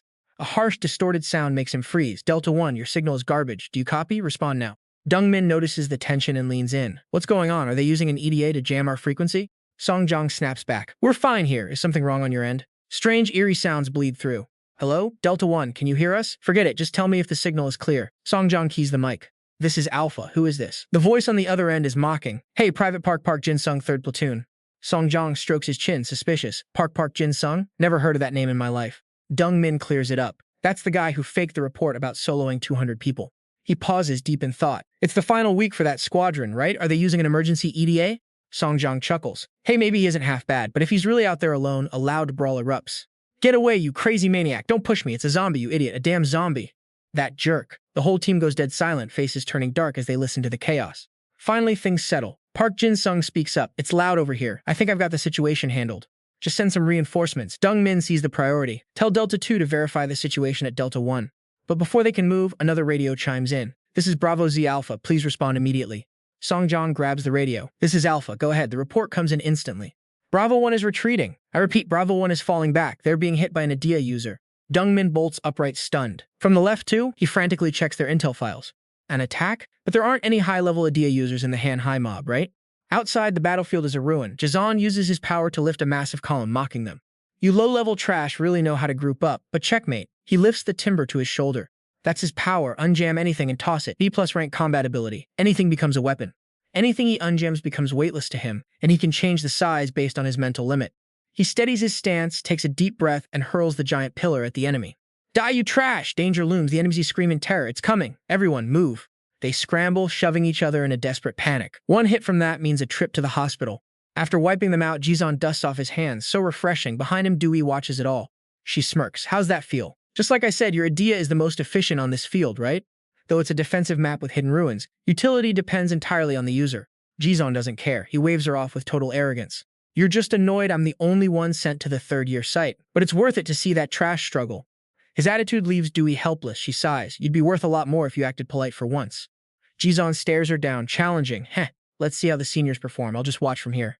Dewey stops arguing. She grins with cold pride. Fine, time to show the third year's real value. She unleashes her power. A brilliant light radiates, armor glowing, boosting everyone around her. If the user believes they can block it, they take 0 damage. She readies the squad. 3rd Squadron, 1st Regiment, 11th Team. Our captain is missing, but show them what we've got. They charge forward. Across the field, the enemy scrambles into formation. The veterans are here. Get to your positions. Dewey leaps high, her armor blinding the enemy. My eyes. She lands gracefully, taking one down instantly. Everyone follows her lead. Melee squad. Hold the front line with Shung Ho's team, and trust me, this is where it gets insane. Mi-young gives the order. Long-range units pull back behind Byun Ki-young's dungeon wall to support the front line. Dewey coordinates Squad 1, Team 1 into defensive formation 3. She growls at her team, showing her grit. Let's show those pathetic 998 losers the true power of Cao Trung-han. Joy's team clears them out fast. The team rallies in the valley. Dewey reports the situation. 998 has retreated to the next front line. We need to regroup and push forward, but before she finishes, a shadow drops from above, making her freeze. It's Gino, that massive frame looming over her. Honestly, it feels like he could crush her in seconds. He growls in pure rage. This is embarrassing. Retreating in the very first battle, he loads up a fist. Bridge number 1. Stick with me. You're about to see just how arrogant this guy really is.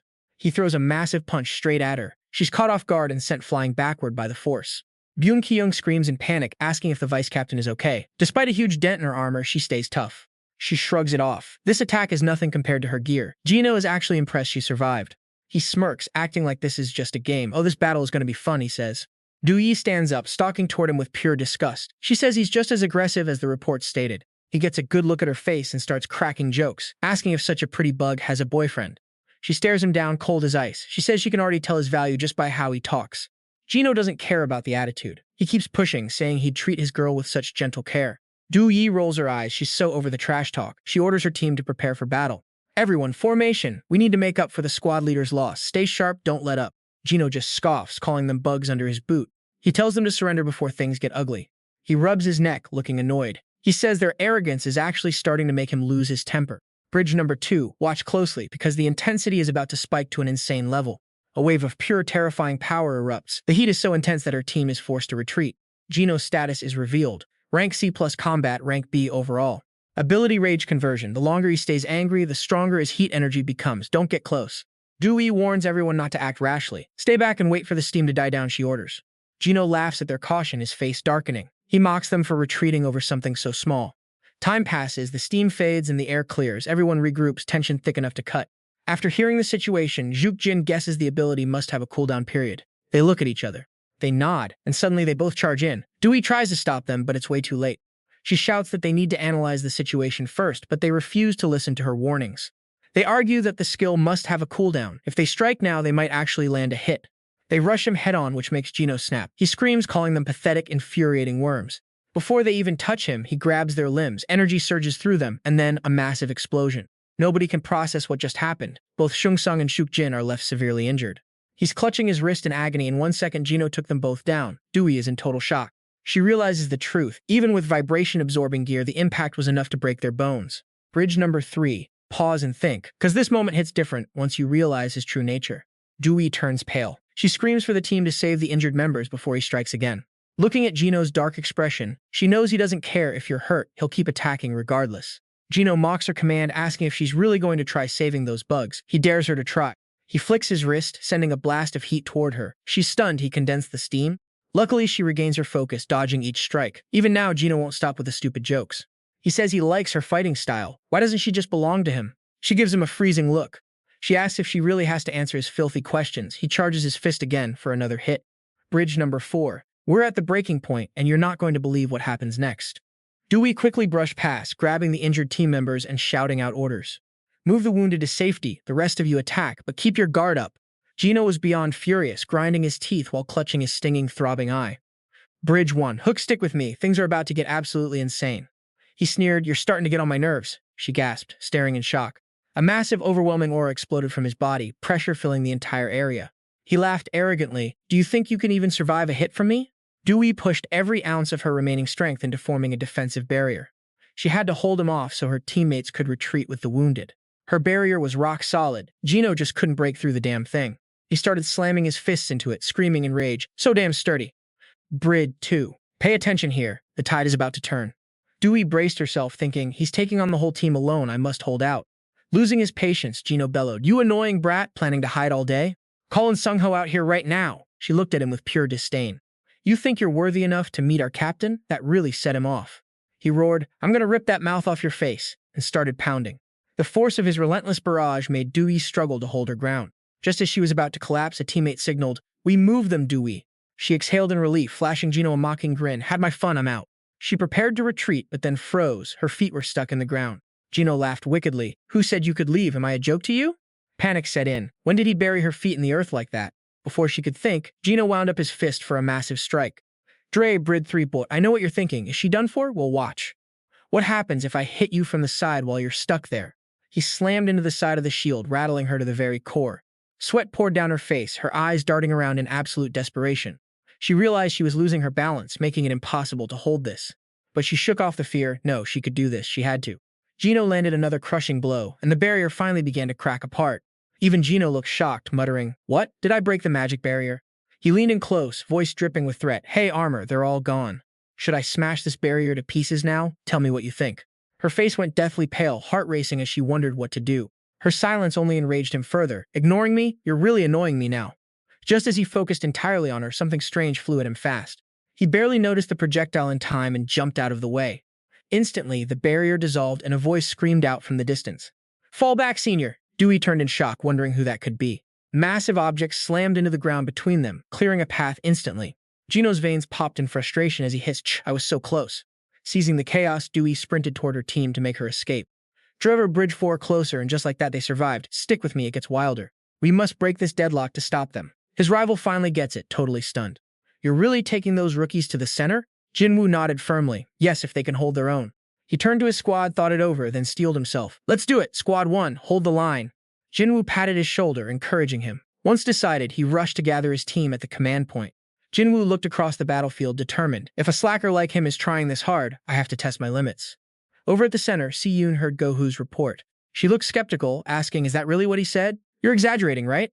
Go-hoo frowned at her condescension. "He's a squad leader too, you know. You're being way too harsh." Si-yoon ignored him, summarizing the situation. "So the left flank failed, and the center is the key now. Looks like we need to step it up. We have to crush them before Kong Jinwoo gets here." She pointed her blade at the enemy, making them shudder. Hang-um panicked. "Dong-ho, use Idea, stop her!" But Dong-ho just looked pale with terror. "How? Every time I try to increase the weight, she slashes right through. I'll get cut to ribbons." "No way," Hang-um gritted his teeth. "If Jinwoo finds out we're stalled by one person, he'll kill us." Dong-ho kept stuttering in fear. But that person single-handedly took down 200 of our men." Se-yoon loved the reputation. With an arrogant smirk, she replied, "Standard stuff. You're fighting the strongest of Hana High, the White Jade Spirit." Dong-ho panicked even more. He backed away, suggesting, "Maybe we should retreat and wait for Jinwoo." He hadn't gone far before bumping into someone. A dark voice echoed, "Where do you think you're going?" Dong-ho turned pale. "Jinwoo." Si-yoon froze as the name hit her. "He's already here? I thought that would take longer." Jinwoo walked up, looking at her with that annoying expression. "You're that famous spirit, huh?" He chuckled mockingly. "The strongest? You stepping stones all say the exact same thing." Without warning, he lunged at her, shouting, "It's so damn annoying when weaklings like you keep running your mouths." He threw a punch, and Si-yoon raised her blade. The impact sent her flying. She was genuinely shocked. "I thought I could block that, but it sent me straight back. This guy's combat ability is A rank for sure." She exhaled, calming down. "No choice then. I wanted to avoid using this while the cameras are rolling." As she spoke, a blue light enveloped her. Si-yoon donned a blue cape, radiating massive energy. After powering up, she added, "But if I lose because I didn't use it, I'll never hear the end of it." Seeing her armor shift, Jinwoo asked curiously, "Does Hana High have a mandatory armor dress code? I just beat someone wearing that." Si-yoon knew who he meant. "Sounds like you're talking about Senior Du-yul." Suddenly, she vanished. A split second later, she appeared right in front of him, dagger raised. She took the time to explain herself. "We might both have armor, but I'm on a completely different level." Jinwoo didn't care. He clenched his fist tightly. "Level catch this fist and see if your armor even holds up, kid." Si-yoon didn't flinch. She replied calmly, "I warned you." As he punched, she used her cape as a shield, leaving him stunned.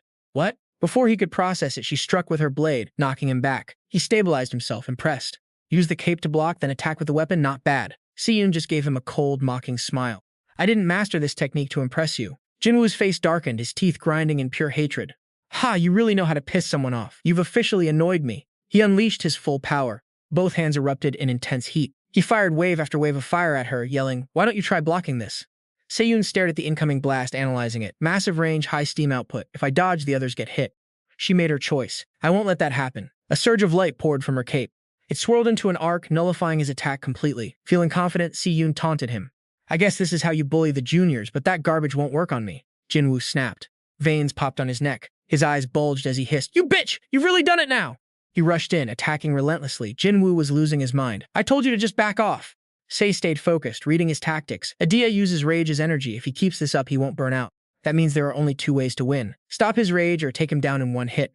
She chose the second option. Suddenly, two duplicates appeared. All three charged him from different angles. He was totally thrown off. What? Why are there three of you? Caught off guard, he took a direct hit. Stick with me, because you're about to see Soon face down her biggest nightmare yet. Gino is losing his mind, screaming in rage while Dong-ho looks on, terrified. Gino lashes out, barking orders about the left flank, but Dong-ho hesitates.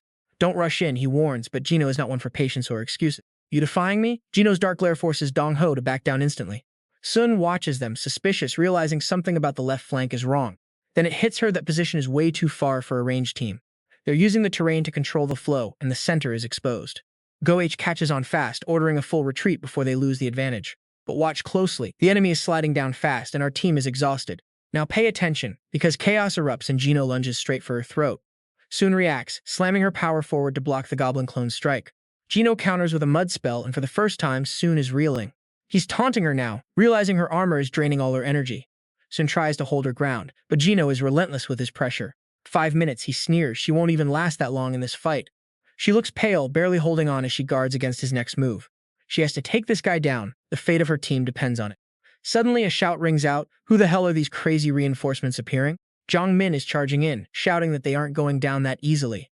Sun feels a surge of relief, but Gino just scoffs at these weaklings. She snaps back, warning him not to disrespect her friends like that. Gino laughs off the insult, calling them kids playing house, then turns away. You're useless to me, he says, finally ready to end this charade today. A chilling blue light explodes around him, shifting the entire battlefield's energy. This is Gino's hidden tier, a brutal boost to his speed and power.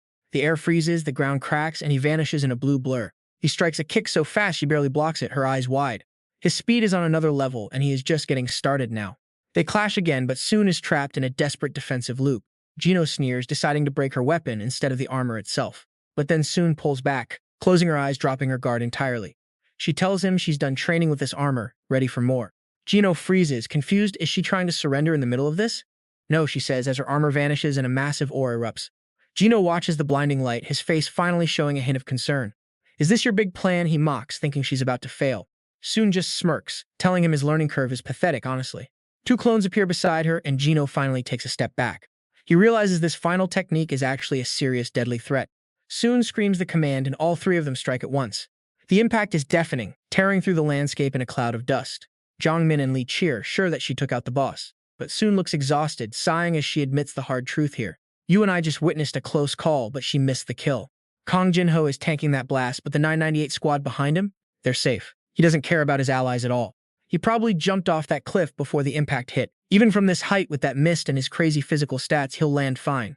Songmin finally gets it and is straight up impressed, but Lee, she's thinking something else entirely. If it were our captain, she'd sacrifice herself to stop that hit, and you know we'd all jump in to help her.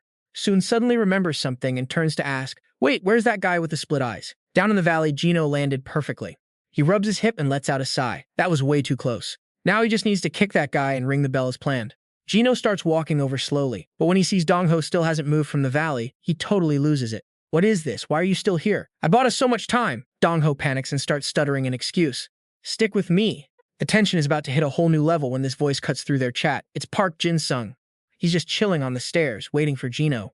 Heard you finally wrapped up your training while you were waiting, huh?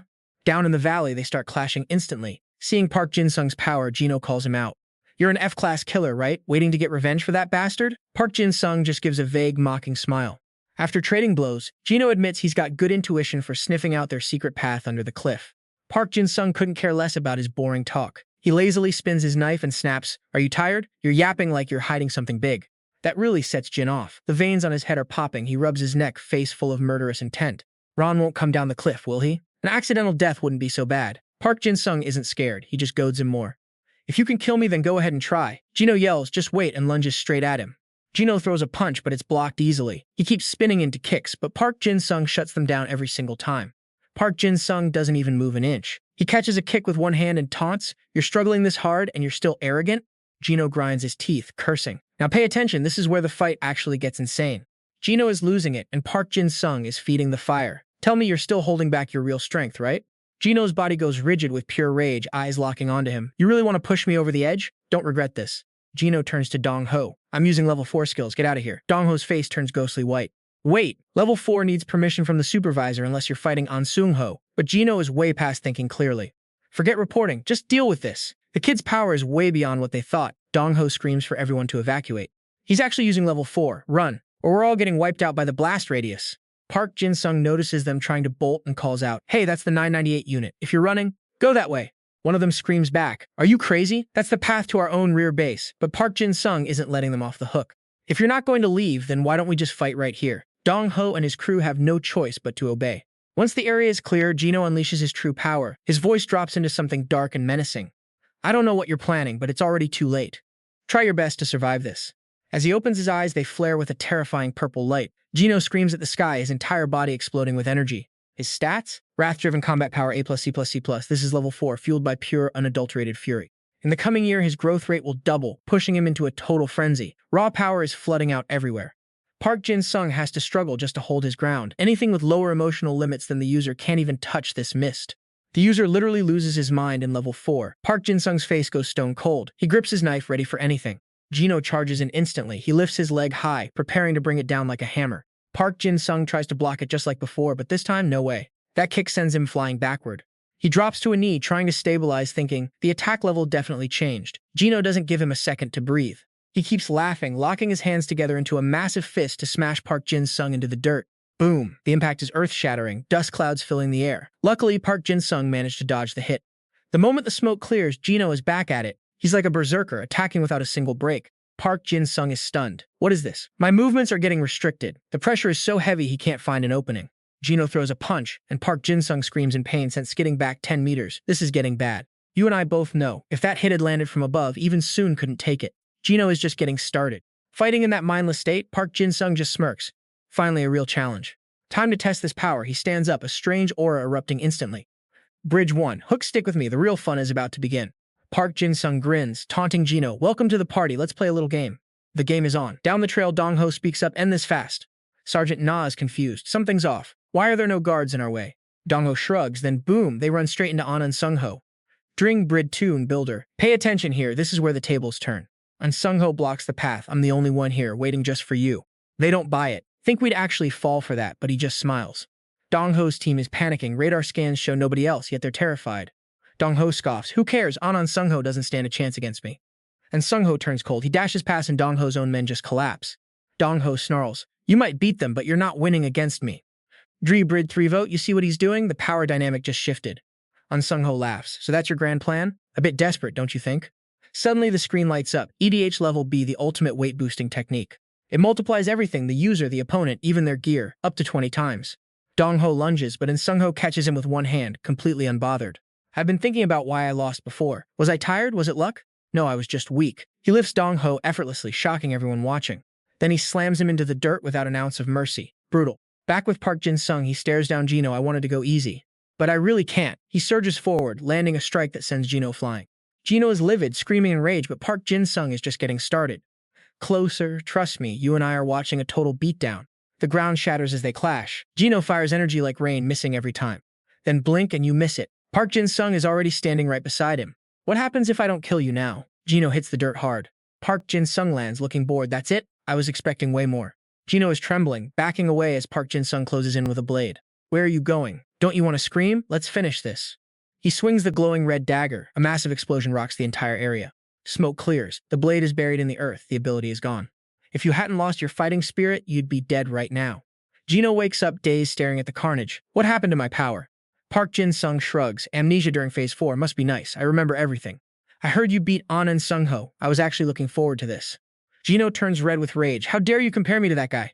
Suddenly, a cold shiver hits Gino. He starts shaking uncontrollably for no reason. Park Jin-sung smirks. Your body remembers, even if your mind doesn't. Now leave. Gino scrambles away, vowing revenge. Park Jin-sung just watches, totally unimpressed. Gino stops dead on the slope. There stands An and Sung-ho, calm as ever. Gino snaps. What did you do to Dong-ho, and how are you here? What kind of dirty tricks did you pull? Sung-ho asked. Cold as ice. None at all. Just got stronger. Gino, furious, shoved his hand away. Scoffing at the thought. Absurd. How could a stepping stone do this? Must be a mistake. Look, one of your arms is already trashed. How are you going to stop me now? You can't win. Beating you in this state is basically a warm-up. Gino notices something. The jacket? Sung-ho drops it, revealing training gear weighted down with sandbags. Gino scoffs, thinking it changes nothing. But as the gear hits the ground, boom. You wore that the whole time? Sung-ho is stronger than ever. It is fair now.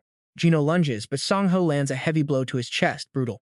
Stunned by that blinding light, Gino gets sent flying way out of view. Bridge 1, tension builder, pay attention. Things are about to get real ugly for Gino. Gino jumps, aiming to crush Songho. But Songho doesn't dodge, he grabs his leg.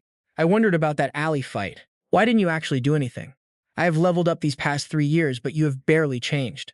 Gino is livid, veins bulging, eyes losing all humanity. Just a stepping stone. Songho holds him steady, ignoring the rage. When Gino retreats, he keeps his guard up. Is that your secret idea technique? Trading your consciousness for raw power? Gino is too far gone, blinded by fury. Songho just keeps talking unbothered. That is a mistake, Kang Jin-ho. Songho dodges smoothly. You should know my style. He grabs Gino, tossing him into the rocks. Blood sprays as Gino gasps. It is judo, using your own power against you. Too easy to predict, honestly. Songho stands over him. I win, Kang Jin-ho. Such a boring, predictable ending. Stop hiding. Come out. Jinwoo steps out, scratching his head. Nice work, senior. I knew you were following him. Did you plan all of this, Jinwoo? To your bridge 2, Pivo, I know what you're thinking. Why not just end it? You knew I would not press the button, right? Jinwoo just bows. Per the rules, I am out since my arm is hurt. You handle this. He smiles, handing it off. Jinwoo salutes. He will get it done fast. Cut to the battlefield. The tension is thick. These guys won't stop attacking. Damn it, no time left. If we don't crush these zombies, it is over. Jinwoo arrives. Small Fry have arrived. The team cheers. They held on well. You guys did great. What is the situation? The professor has retreated. 30 more minutes and we win. Jinwoo looks ahead. 30 minutes, enough time? Tran, Brid 3 builder, don't blink. This is where the plan gets crazy. We have to push through? Lee Jung hesitates. That is asking for way too much. Jinwoo calculates. No time for his full aura. Just gotta use what works. Expand control. Use his legs for speed, his left arm for raw force. He needs to see everything. The system flickers to life right before him. Rank E, rank murderer. Combat ability A+, manipulating his vision now. Spotting weaknesses and idea flow. Finding the path to crush his opponents. Kangha notices they are staying put. They think they can just wait. They cannot touch Gino or Songho anyway. Might as well stay safe, right? Wait, one of them is rushing us. Who is the crazy one doing that? Red eyes. Pure killing tent. Damn, who is that guy? He looks insane. Restore Brid 4, and you and I both know that's when the real battle starts. Bakryong asks about him. He is confident in winning, a simple sword strike. You need more confidence before asking for her hand. Swordplay is lacking, kid. The white jade elf of the Kim clan is way out of his league. No worries, though. He tells the master, keep calm. Suddenly, an announcement. The 998 crates are taken. The special training team wins, and Park Jin-sung raises the flag, beaming with pure pride. Back to the master, he promises to take responsibility for soon. Meanwhile, 998 ambushed the top student, Hena Nung Ho, starting a huge friendly spar. Bridge 1. Hook, stick with me. We're about to see some insane power plays as these teams face off. Look at Byun Ki-young Jizon, dominating with his idea, proving the allies were lying and holding the line with insane defensive skills. Du, a first year, managed to shut down the rival squad's advantage, even with his own skills still being a work in progress. Kim Soon, that white jade elf, went absolutely wild during the test, proving exactly why she's a force to be reckoned with. She got her revenge, reclaiming the title of the strongest in Korean high schools for Anung Ho, with a total crushing victory. Brid 2, tension builder. But here's the part that catches everyone's eye. Keep your eyes glued to the screen. Even with a trash-tier F-rank zombie army, they grabbed everyone's attention, led by the F-rank assassin, Byun Sung. As the lowest-ranked student, he somehow tore through a siege of hundreds by himself. Absolute madness. Watching him raise that victory flag gave every other low-ranked student hope that they might actually make it. The principal is slapping Park Jin-sung on the back, grinning ear to ear and bragging to everyone about his school's star. Park Jin-sung stands there, cringing inside. He knows the principal is just a two-faced snake who only cares about appearances. A new trend is blowing up at the academy, and it all started with this explosive training club led by Shung Ho. Brister Bridge 3. Pivot, I know what you're thinking. Park Jin-sung is just trying to live a quiet life, right? Think again. Soon hits him with the classic. Now you know my pain. The rest is up to you. Marry me, you redundant guy. Park Jin-sung is pale, wondering how the conversation went sideways so fast, while Soon just keeps teasing him with a smile. She promises to treat him well and hide him from the paparazzi, but he knows better than to fall for that trap. He's terrified of being beaten up again, but Soon just threatens to kill him if he doesn't play along. Before she can land a hit, a voice shouts out, saving him from a disaster. It's a bunch of fans spotting Park Jin-sung. Look, it's the F-rank assassin, they scream, running toward him, while the white jade elf stands right by his side. Park Jin-sung is panicking about his training time, but Soon just smirks, bragging, my husband is pretty famous, huh? Then Dong-hun shows up, looking awkward, asking if they can join the training club. Turns out they already tried. Hansu admits they messed it up, and Dong-hun explains they couldn't even handle the second cycle. They're genuinely sorry for bullying him, begging for a second chance to train, even if they have to suffer for it. Park Jin-sung agrees, but that look in his eye? It's not exactly friendly. He's about to put them through hell. I'll train you personally, he says, and the two bullies turn sheet white, terrified of that sinister, chilling smile. They run for their lives, calling him a lunatic, while Soon just laughs. See, I'm the only one left by your side. Bridge 4. So what do you and I take from this? Park Jin-sung might be done with bullies, but his life is just getting weirder. A girl suddenly approaches, shyly asking about his relationship with Soon, hoping they aren't actually a couple. Park Jin-sung laughs it off, saying Soon is just teasing him, but the second the girl tries to confess, Soon swoops in. She covers his ears and drags him away, telling the girl to save her confession for someone else. The girl is left crying, heartbroken because she finally gathered the courage to tell him her true feelings today. Soon realizes she went too far, apologizes, and tells Park Jin-sung to go back and talk to her after all. Park Jin-sung is totally lost, wondering what just happened, but when he tries to go back, the girl tells him to follow Soon. She knows it's pointless. Even if they aren't dating, she doesn't stand a chance against that kind of possessiveness. Back at the club, Sung-ho asks the team captain what's going on, and even Park Jin-sung is just as confused as we are. Stick with me. We're about to see how this awkward confession goes down. Soon turns away cold. She tells the kid to talk to him instead, making an excuse to leave the scene. Jin-sung is totally confused, but the kid jumps in. Hey Jin-sung, didn't you hear her? The kid pushes him to follow her. Now watch this, he actually goes for it. The kid watches them leave, feeling crushed. How can she confess with that look on his face? Sohn is seriously ruthless. Meanwhile, Sung-hwa is questioning exactly what just happened between those two. Captain Jin-sung asks what's wrong with her. He's genuinely terrified. Jin-sung is just as lost. Trust me, you and I are about to dive into one of the wildest training camp standoffs you've ever seen. Soon is acting cold, giving Jin-ung the silent treatment. Jealous much, Soon? Cute pity. Jin-ung is clueless, but Soon is absolutely losing it. Now pay attention. This is where the drama hits an all-time high. Soon claims she's the perfect catch, but Jin-ung is just totally oblivious. If you're joking, it's not funny, Jin-ung says, heading off to train. He vents to the squad, totally baffled by why she's so ticked off. They all know the truth. He's definitely the one who messed up. Suddenly, Soon screams, he's coming. That redundant guy is actually coming here. The whole squad stares at her, thinking, wait, is she serious right now? Jin-ung drops the bomb. I only have one bed. The squad's shock, pure gold. A strange guy is tracking me, Soon warns. Then Pet makes his grand entrance. Strange guy, that's harsh, Pet says, as Son hides behind Jin-ung in fear. Pet realizes, oh, you're Park Jin-ung? I'm here for Soon, but nice to meet you. He introduces himself as Bratislava Pet, a name the White Jade family knows well. Jin-ung is left wondering, why does a big family know someone like me? Then, out of nowhere, Pet drops a bombshell. Can you spar with me? The crowd goes wild. That's Pet, the legendary European youth champion? Jin-ung is confused, but he senses this guy's bad news. Why is Soon terrified? Soon, isn't that your friend? Jin-ung asks. She whispers, no, he's a hitman. Hitman? Jin-ung tries to keep his cool. Let's just talk this out calmly. But Pet isn't budging. I'm here for Soon, but I really want that spar. Everyone clears out, whispering. This is where it gets interesting. Don't miss this part. And Sung-ho steps in, sensing the tension. What's all the noise about? Pet greets him professionally, and Sung-ho acknowledges him. They definitely know each other. What do you want? Sung-ho asks. Pet cuts to the chase. I want a match. Jin-ung is stunned. Wait, I'm the temporary team captain. Sung-ho reminds him, no Ida allowed without clearance. Pet smirks at the monster captain. Sung-ho reconsiders, and then he does something totally unexpected. He grabs their hands. Arm wrestling. Best of one. Let's do it. Pet laughs. Clever on Sung-ho. The stakes just got real. Sung-ho stares Jin-ung down. You better win this for the HT club. Soon grabs Jin-ung's ear. Win, she demands, pure intensity. Jin-ung groans. I've got a bad feeling about this. Pet gets ready. Pet turns to Soon, winking. I'll win this for you. Watch closely. Soon shivers. Sung-ho start. No rules, just one round. Pet is super confident, but Jin-ung is under massive pressure from everyone. They clash. The force is insane. Jin-ung is already sweating bullets. Do you believe in pure talent? Pet asks. Jin-ung is just trying to survive. Pet continues. Talent exists everywhere, even in a game like this. Do you think spirit links are real? Pet pushes harder, sensing Jin-ung's hidden depth. Jin-ung realizes he can't back down now. He has to step it up. Pet thinks he's winning, but then a massive surge of power erupts. Pet is stunned, mouth agape, seeing Jin-ung's true strength for the first time. You and I just saw that shift. Jin-ung isn't falling, and Pet is terrified. Move your leg and your arm is getting crushed. The guy refuses to back down. Just as they're about to clash, Sung-hwa steps in. Stop it. Enough of this nonsense. The guy grabs his arm, shocked. Jin-sung, is this insane power really your own ability? Jin-sung flashes a confident grin. Yep, the guy's wary of that dark evil energy. He admits he thought it was just swordsmanship, but this is dangerous stuff. He backs off, waving goodbye. We're done for today. Sung-hwa calls out to him. Hey, do you have a training spot in Korea yet? He asks, offering a spot. You can use the club facilities whenever you want. No strings attached, just show up. He declines politely. Do I look like someone who needs to train muscles? Sung-hwa isn't having it. You're a genius with natural combat instinct, but training never stops. He remembers the power he felt. Effort is what keeps a genius at the top. The guy grins, impressed. You're more interesting than I thought. Maybe Korea was a good move.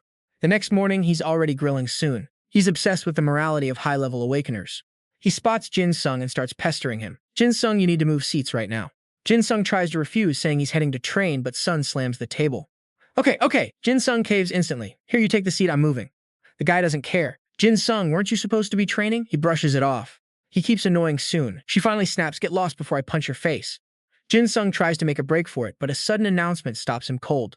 Soon is summoned to the infirmary. She's saved. She runs off, acting all relieved. Jin-sung thinks he's free, but the guy grabs him. Let's talk for a bit.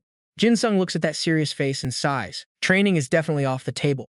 Son arrives at the clinic, peeking inside. An greets her with a huge stack of treats. She offers snacks for a midday chat. Soon senses something is definitely off here. An is all smiles, pushing more food on her. Do you want even more? Sun is shocked. She eats this much normally? Aeon laughs, just for today, obviously. An drops the act. So have you thought about my offer yet? Sun freezes. An apologizes for the pressure. Sun shakes her head. It's actually a huge honor. An wants her to join the Maisie Corps, the elite group of masters in Korea. These guys are top tier. While others use clan secrets, Maisie recruits the best. It's a special force created by the highest authority to handle national emergencies. An pushes hard. Join us soon. You have the potential to be a true master. Son hesitates. Look, I'm still just a swordsman with a lot to learn. An doesn't care. I'm recommending you as a master of defense and protection.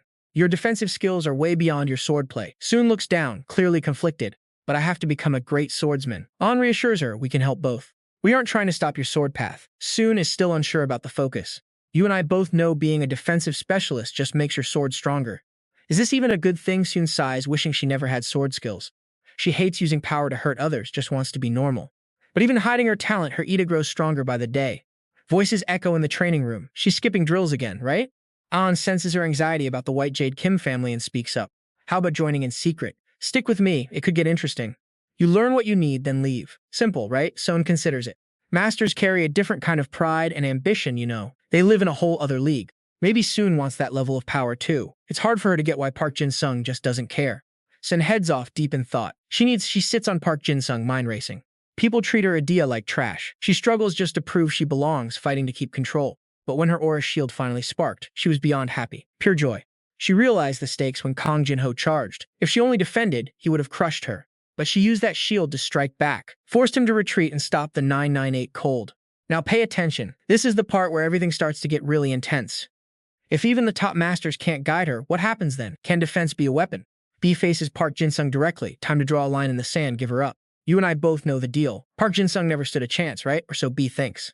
B pushes hard. Your power is impressive, kid, but you're not meant for someone like Soon. Park Jin-sung just laughs. You think her attitude towards me is just a misunderstanding? B keeps lecturing. Elite people have their own paths. You just can't make her happy. Happiness. I see your game now. You're obsessed with talent, aren't you? Pet stares him down. Cold and tense. A clash of beliefs is coming. Pet values talent over the person. Park Jin-sung, he believes people matter more than any gift. Are all souls equal, asks. Pet hesitates, then doubles down. So what about those with less talent? Are they just meant to live mediocre lives? That's why nobility exists, Pet claims. High status means the duty to care for the weak. Park Jin-sung shakes his head. That's not enough. You can't just slap a grade on a soul. These fancy ranking systems are just ego trips. They have no right to decide anyone's future. Pet won't budge. Without talent, you're useless to Soon. Park Jin-sung steps up. Don't you dare limit what others can become. You have no right. Park Jin-sung digs his heels in. I don't care if you think Adia is everything. Stop trying to mold her into what you want. It's not happening. Pet insists she has a duty. Park Jin-sung hits back. Are you ignoring her own dreams? Even if she's a genius, her life is hers, not yours to control. Pet scoffs. She was born to be the greatest sword saint. That's her destiny. Park Jin-sung walks away. We clearly don't see eye to eye. It's over. Pet replies, I knew that the moment I saw your footage. Let's settle this. Park Jin-sung turns back. Listen well, souls aren't meant to be ranked. Pet gets ready. You don't even use honorifics anymore? Prepare yourself, kid. Park Jin-sung is strong but flawed. He'll never reach the level of a true prodigy. Park Jin-sung pulls out his daggers. Pet is arrogant. He hasn't even fully activated his idea. Time to show him. Use that elitist pride to watch me closely, Pet. Pet is shocked. Park Jin-sung lunges, but something blocks him. Pet's bare hand. You joking? Where's that killing intent you showed before? Pet shoves him back. You think you can beat me holding back? Park Jin-sung retreats. The physical gap is real. He didn't expect this much force. Pet summons his own power. Using daggers against me? Too soft. Park Jin-sung realizes. I didn't know your physical stats were this high. You don't even look like you train. Pet shrugs. Never needed to. That's the difference talent makes. Park Jin-sung is annoyed. You're really getting on my nerves. Park Jin-sung gets a wild idea. Let's see if you can keep that cool after a trip to the infirmary. Trust me, you and I are about to watch a brutal showdown. Park Jin-sung dodges. He barely clears the blade. Wait, he realized something. Is Pet copying him? Pet is a prodigy at mimicking moves on the fly. He demands an end. Park Jin-sung stays quiet, murmuring to himself. Daggers only, let's see. His eyes shift to a glowing red. He tells Pet, it is unfortunate. Now pay attention. This is where the real power difference kicks in. Pet senses the aura. It is even more vicious than it was before. Park Jin-sung calls him out. You have been copying my combat style, Pet. Pet shrugs, just trying to provoke you. Park Jin-sung mocks that arrogance. Pet ignites his power. He is not backing down, ready for a challenge. That sword, a legendary relic, it lets him copy moves perfectly.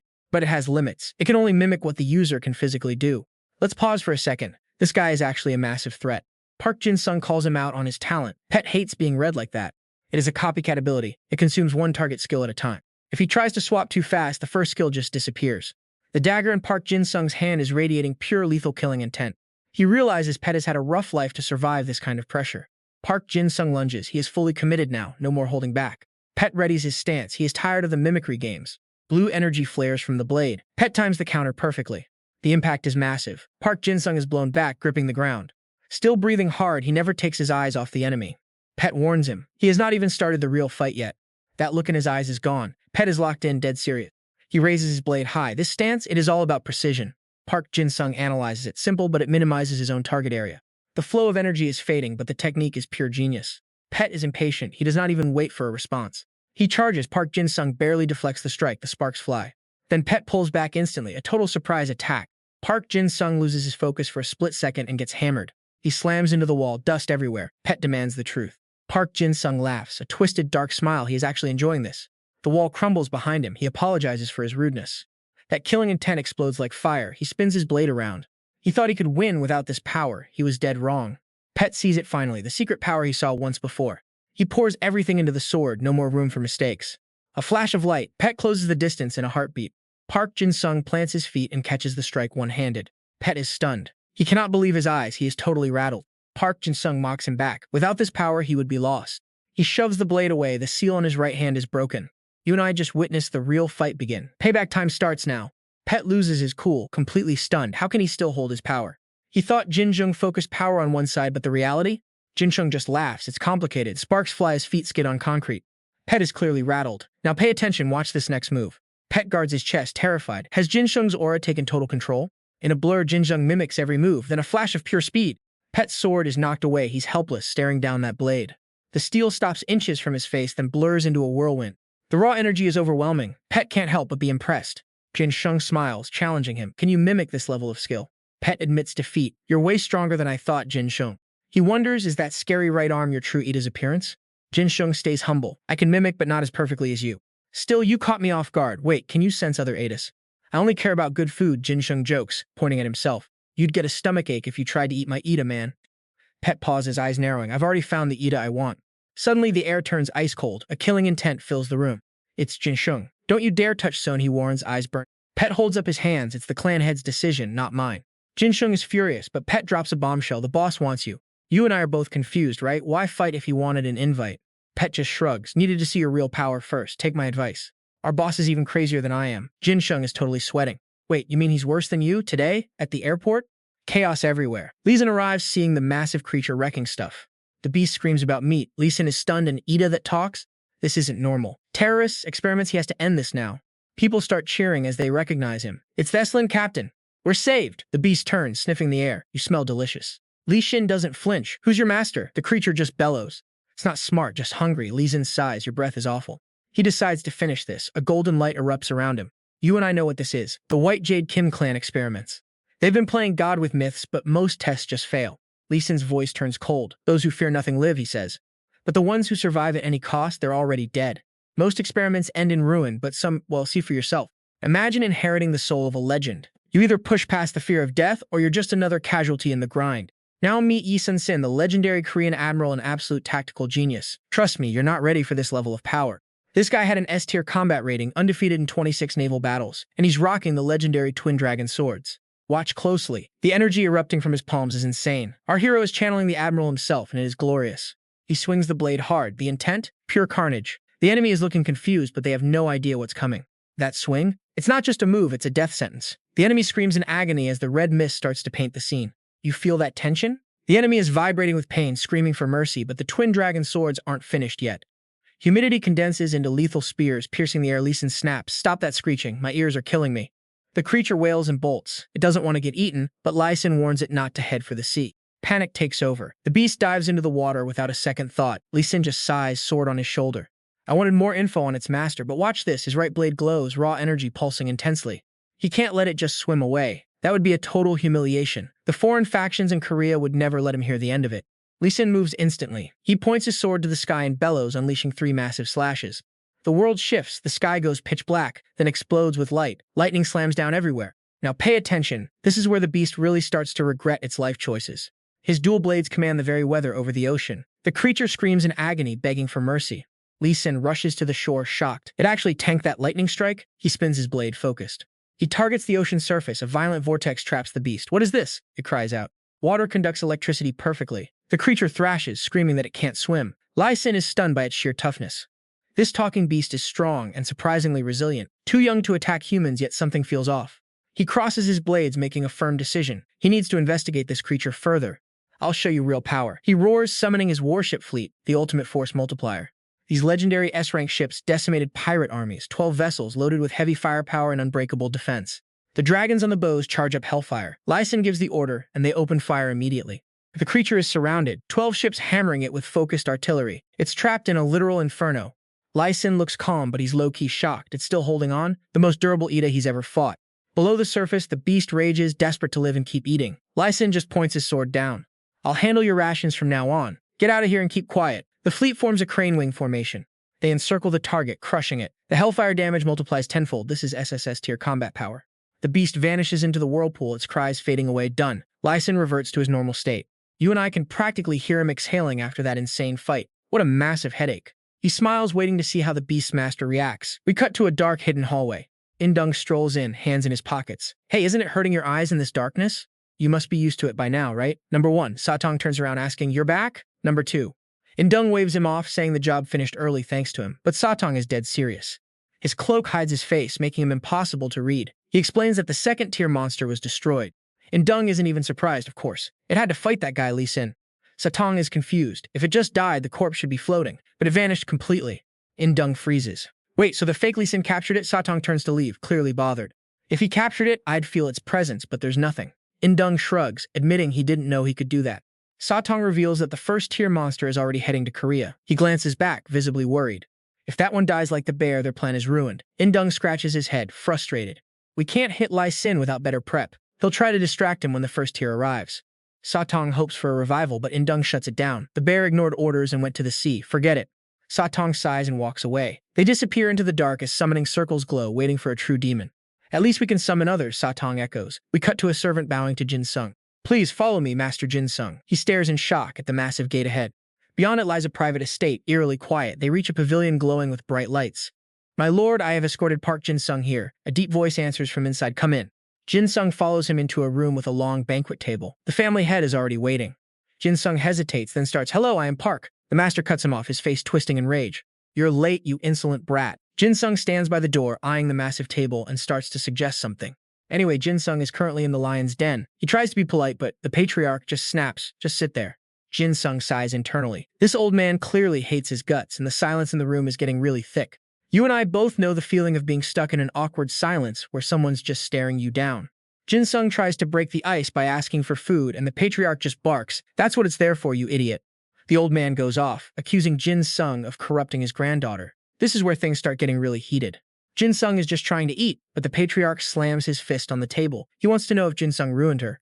Jin-sung stops cold. He realizes the old man is talking about the Halo Shield, Soon's hard-earned power. The patriarch is fuming, calling him a fool, but Jin-sung isn't backing down. He calls out the old man's rage. Now pay attention. Jin-sung tries to pause the shouting match. Both of them clearly have a lot to get off their chests. The patriarch is losing it, promising to unleash hell. Jin-sung stays cool, just wondering why he was even summoned. The old man finally drops the act. He wants the truth about what happened when the monster Peste attacked the bank.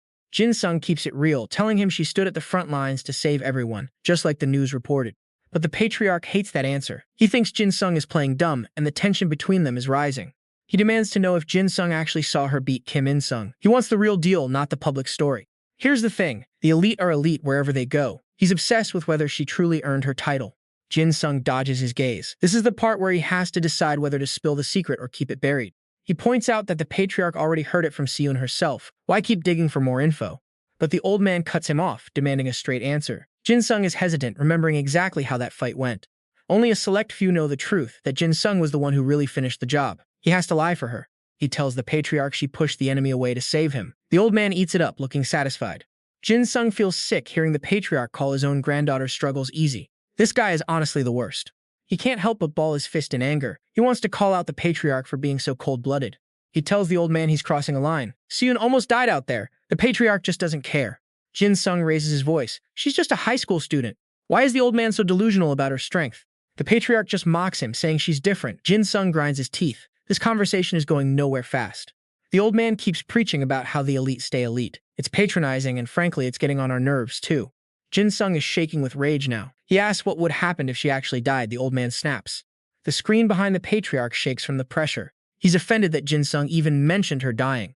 Then a massive beast appears behind the patriarch. He tells Jin-sung to watch his mouth. Things are getting dangerous. The creature gets right in Jin-sung's face and roars. But watch this, Jin-sung doesn't even blink. He tells it to move.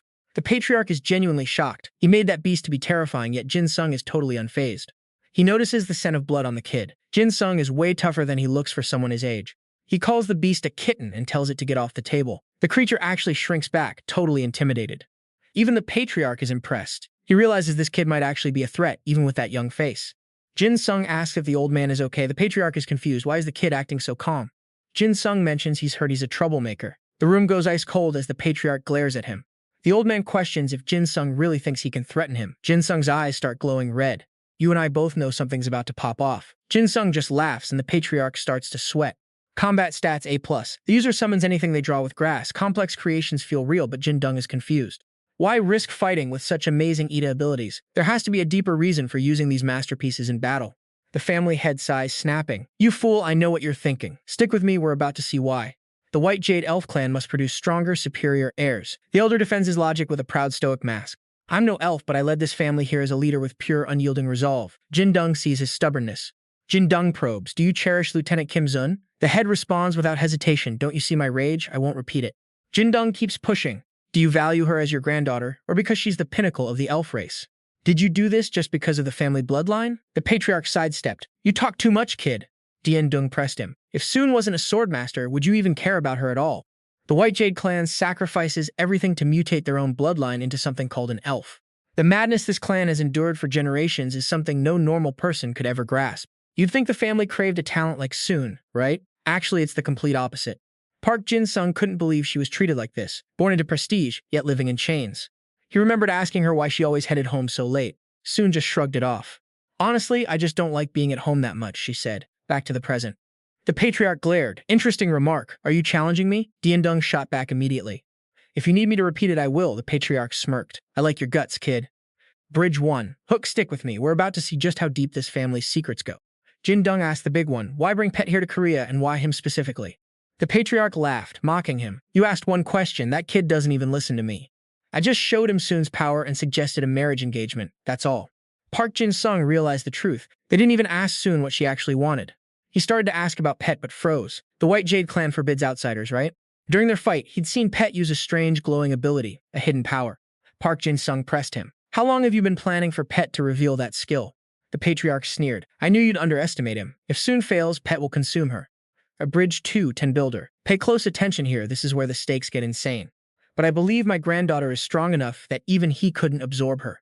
It finally clicked. No wonder she hated being home. Jin-dung stood his ground firmly. So that's why you were so furious she learned the aura shield, he realized.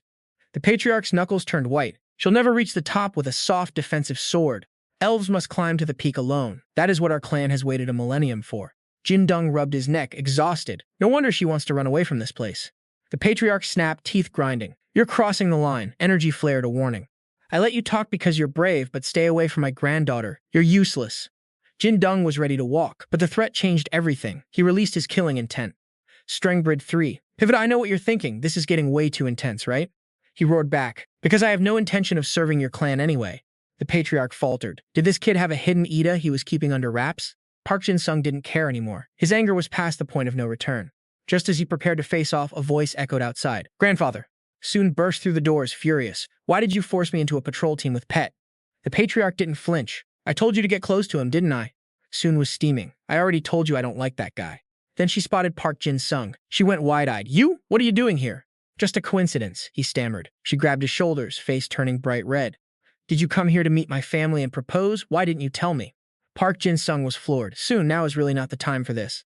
Store Bridge 4. Closer, trust me, you and I are about to watch this whole situation explode. She whispered frantically. I'm sorry, just help me out of this. She turned and shouted, forget Pet. Why don't you let me marry Park Jin-sung instead? A chilling aura filled the room. Sejin appeared from the shadows. That's enough soon. Forget the pleasantries. There's a good chance we won't ever cross paths again. She acts just like Soon's grandfather, honestly like a younger version of him. And she's an A-rank white jade spirit, a total powerhouse in the flesh. Now, watch closely, this is where the power dynamics really start to shift. Soon refuses instantly, obviously annoyed at being paired with this guy again. Sejin drops the act, her face turning ice cold in a split second. She demands compliance, reminding everyone that security is the clan's core duty. Soon bites her lip, hating it but knowing she has zero room to argue. Wait, a massive attack happened at Incheon Port? The tension just spiked. Sejin confirms the chaos, casualties, destruction, and people still missing in the aftermath. She notices Jin-sung looking pale, clearly rattled by the news of Incheon. I know what you're thinking, but let's see how he handles this pressure. Sejin drops the subject, ordering Soon to prepare for the patrol immediately. Watching Soon accept her fate, Jin-sung realizes she's truly trapped here. He steps up, eyes locked on Sejin, ready to drop a bombshell. She shuts him down fast, calling him an outsider with no authority. He doesn't flinch, declaring firmly that he's patrolling with Soon every night. Walking the streets, the silence is heavy until Soon finally breaks it. She apologizes, but Jin-sung just shrugs it off. He's not bothered. She rushes ahead, face flushing red, trying to hide her embarrassment. Jin-sung feels awkward too, realizing his words hit a bit harder than intended. Soon pivots to a new topic. Is the military doctor actually recruiting her? She's conflicted, wondering if she should join, but feeling completely lost. You and I can see she's struggling with her own identity and path. Jin-sung jumps in, waving his arms, trying to make her see reason. He tells her to chase her dreams instead of just following orders. This hits her hard, and for the first time, she looks truly moved. She thanks him, her voice cracking, a rare moment of genuine vulnerability. The vibe shifts, and honestly, it's a relief to see her finally smile. A week later, night falls, and a guy named Do-run is losing it. He's spiraling over a post he wrote about the Incheon tragedy. It's a dead end, but his research into the victims is haunting. The more he reads, the deeper he gets into this dark mess. He finds photos of the Ida beast and connects it to the peste. Here is where we need to pay attention. This goes way deeper. He's getting a headache, then an old lady approaches out of nowhere. She hands him a heavy antique book, asking him to hold it. He accepts it politely, figuring he'll just ditch it later on. Wait, is that an inverted cross? The craftsmanship is actually insane. He flips through it, mesmerized by the insanely detailed illustrations inside. Then he freezes, a drawing of the exact Ida bear beast from Incheon. He needs to know what this means, flipping pages faster than ever. A massive shadow looms over him, but he's too deep in the book. A deep, chilling voice echoes from behind him and everything ends. You and I just saw a warning, keep watching, it gets crazier. Seung thinks it's strange the family isn't intervening, but that's fine. Seun checks her phone, waiting for someone to arrive. She's staring at the screen with such anticipation, almost time for him to get here. When he arrives, Seun says, "You're finally here." He walks toward her with a bright smile. Suddenly, Seun steps back, shocked. "Why are you here instead of Young?" P stands before her and speaks, "Hello, Miss Seun. You'll be patrolling with me today." Seun is deep in thought. Did something happen to Jae and Seung? Is he under pressure? She asks if Sejin caused this. He explains, "Huh? No, don't overthink it." She calms down. "So why?" P begins his story. "I made a request. I bowed to Jin-jung, telling him I had news for you." Seun has questions. "I heard you came to Korea to absorb my Ida. I'll give it to you. Why not just go home?" He answers, "I'm not planning to return to Slovakia for a while." She asks why. He leans in close and says something bold. He whispers, "Because I like you too much to let anyone else influence you." Seun is wary. We barely even know each other. P replies innocently with a smile, "True, I just watched your videos and fell in love." Before he can finish, Seun grabs her phone. She dodges his advances with a cold look. "Excuse me, I need to check this." Seun opens a text and asks, "Did you get this too?" An emergency alert. A terrorist has been spotted in the city center. All clan members are ordered to report immediately. He replies, "I got it too." P loses his playfulness, turning serious. "Looks like we'll have to talk another time." Seun is confused. "We see each other every day." "What do you mean by another time?" They sprint through the streets together. They signal each other. "Let's get there now." The scene shifts to the school basketball gym. P enters cheerfully. "It's been a while, Captain." He checks on Jin-sung, who stares back with icy eyes. "How have you been lately?" Jin-sung responds, surrounded by killing intent, "It has been a while. But if you tease me again, I'll add 10 more push-ups." A member doing push-ups asks curiously, "Captain, what's it like dating the division's idol?" Another guy interrupts. "What do you two do late at night?" Jin-sung points at everyone sweating on the floor. "We're just patrolling. 20 more push-ups for all of you." They shout back, "We won't give up. We'll burn our last drop of energy for the truth." Their gear is piled in the corner. As they finish, a member stands up. "You're teasing our senior and just walking away? That's going to kill the mood." Another guy is super nosy. "What's that? A school announcement?" P looks at his phone and breaks into a cold sweat. "Senior, what's so sudden?" Shung-ho walks over and makes a rushed announcement. "Unfortunately, today's training ends here." He orders, "Move to the rally point now." Scene shifts to the city center, where the first is crushing everything in its path with its massive body. The task force shouts, "Retreat! Fall back! We need to reorganize." They irritate the beast while shouting. Reorganize? Is this really the plan? The monster looks down at the tiny humans. What rotten luck. The first just stares ahead. I only need to go north. I have no intention of harming you right now. The commander still senses danger and orders. Rows 1 through 3 maintain attack formation. Rows 4 through 12 prepare long-range fire. The first bares its sharp teeth. I just need to head north. The commander signals to open fire. Thousands of sharp arrows strike the giant body. The first winces, complaining rotten luck. The arrows just snap on impact. To the beast, they're just mosquito bites. It mutters rotten luck. Thousands of soldiers charge, but the first crushes them with one foot. The commander yells, attack team, fall back. On a rooftop, someone gasps, that's the first? It destroyed half our army just by walking. The clan head turns to Seijin. She steps forward, ready for orders. The elder brushes past her. Go fight that monster head on. I'll send the others to flank it as much as possible. Seijin accepts but asks, understood, but where are Siyun and P? The elder replies, they're on their way, don't worry. She nods, yes sir. He signals his forces, let's move. Everyone shouts, yes sir. The elder opens a scroll and raw magic spills out. He holds it tight, his summoned Daho appearing beside him. You and I both know this doesn't look good. As the elder finishes speaking, Daho growls. Down below, the first keeps marching. Shadows shift in the dark. It halts, sensing something nearby. A bold figure steps out, staring down the first. You! She stalks closer, an intense aura radiating off her. The first sneers at Seijin, you aren't enough, move. Her gaze is rock steady. Where's your master? The first answers Seijin immediately, not blinking. My master sleeps in a dimension so distant, even I can't reach it. I am the first of the cursed creations. Call me the first human. As it speaks, a horn begins to sprout from Seijin's head. You talk too much for a summon. She drops into a combat stance. You're just a terrifying weapon that needs to be broken. An E-class White Jade Spirit? A total combat assessment, the White Jade Spirit within a human vessel, recreating power from a previous generation. Alright, stick with me. We're about to witness an absolute power struggle. Seijin slams the ground, channeling dragon energy, but the first isn't impressed. She launches into the air, aiming for the beast's blind spot. She strikes with everything she's got, but the first barely moves. Now pay attention, the beast tilts its head and shrugs it off. It doesn't even need to track her, it just stands there, mocking. Seijin vaults off a skyscraper, trying to strike silently this time. She aims for the blind spot again, but the beast just stares. She misses, and the force of her own momentum sends her flying. She crashes into the building, battered, realizing this isn't just instinct. Daho, the family tiger, leaps in to save her at the last second. The beast crushes the ground where they were, a warning shot. It toys with the tiger, sensing a shared, tragic kind of pain. With a cruel, heavy step, it mocks the tiger's suffering, then lifts. It looks at Seijin with cold indifference, not saying a single word. The patriarch watches from above, his heart sinking as Daho falls. He orders his men to save Seijin, desperate to change the tide. He unrolls his scroll, summoning a literal army of monsters instantly. The swarm descends, but the first doesn't even break a sweat. The patriarch pulls his trump card, a massive beast looking for hope. Two monsters lock eyes, ready to tear the city apart for good. Henchmen scramble to drag the wounded Seijin away from the carnage. The patriarch asks if she can keep moving. She nods, barely standing. He knows they're doomed unless his final gambit actually lands today. The first mocks the giant beast, completely unimpressed by their futile struggle. It tears through them like paper, leaving the patriarch in shock. The beast unfolds its wings, towering over the ruins, warning them. It charges straight at the old man, closing the distance instantly. Seijin lunges to protect him, but the beast smashes the building.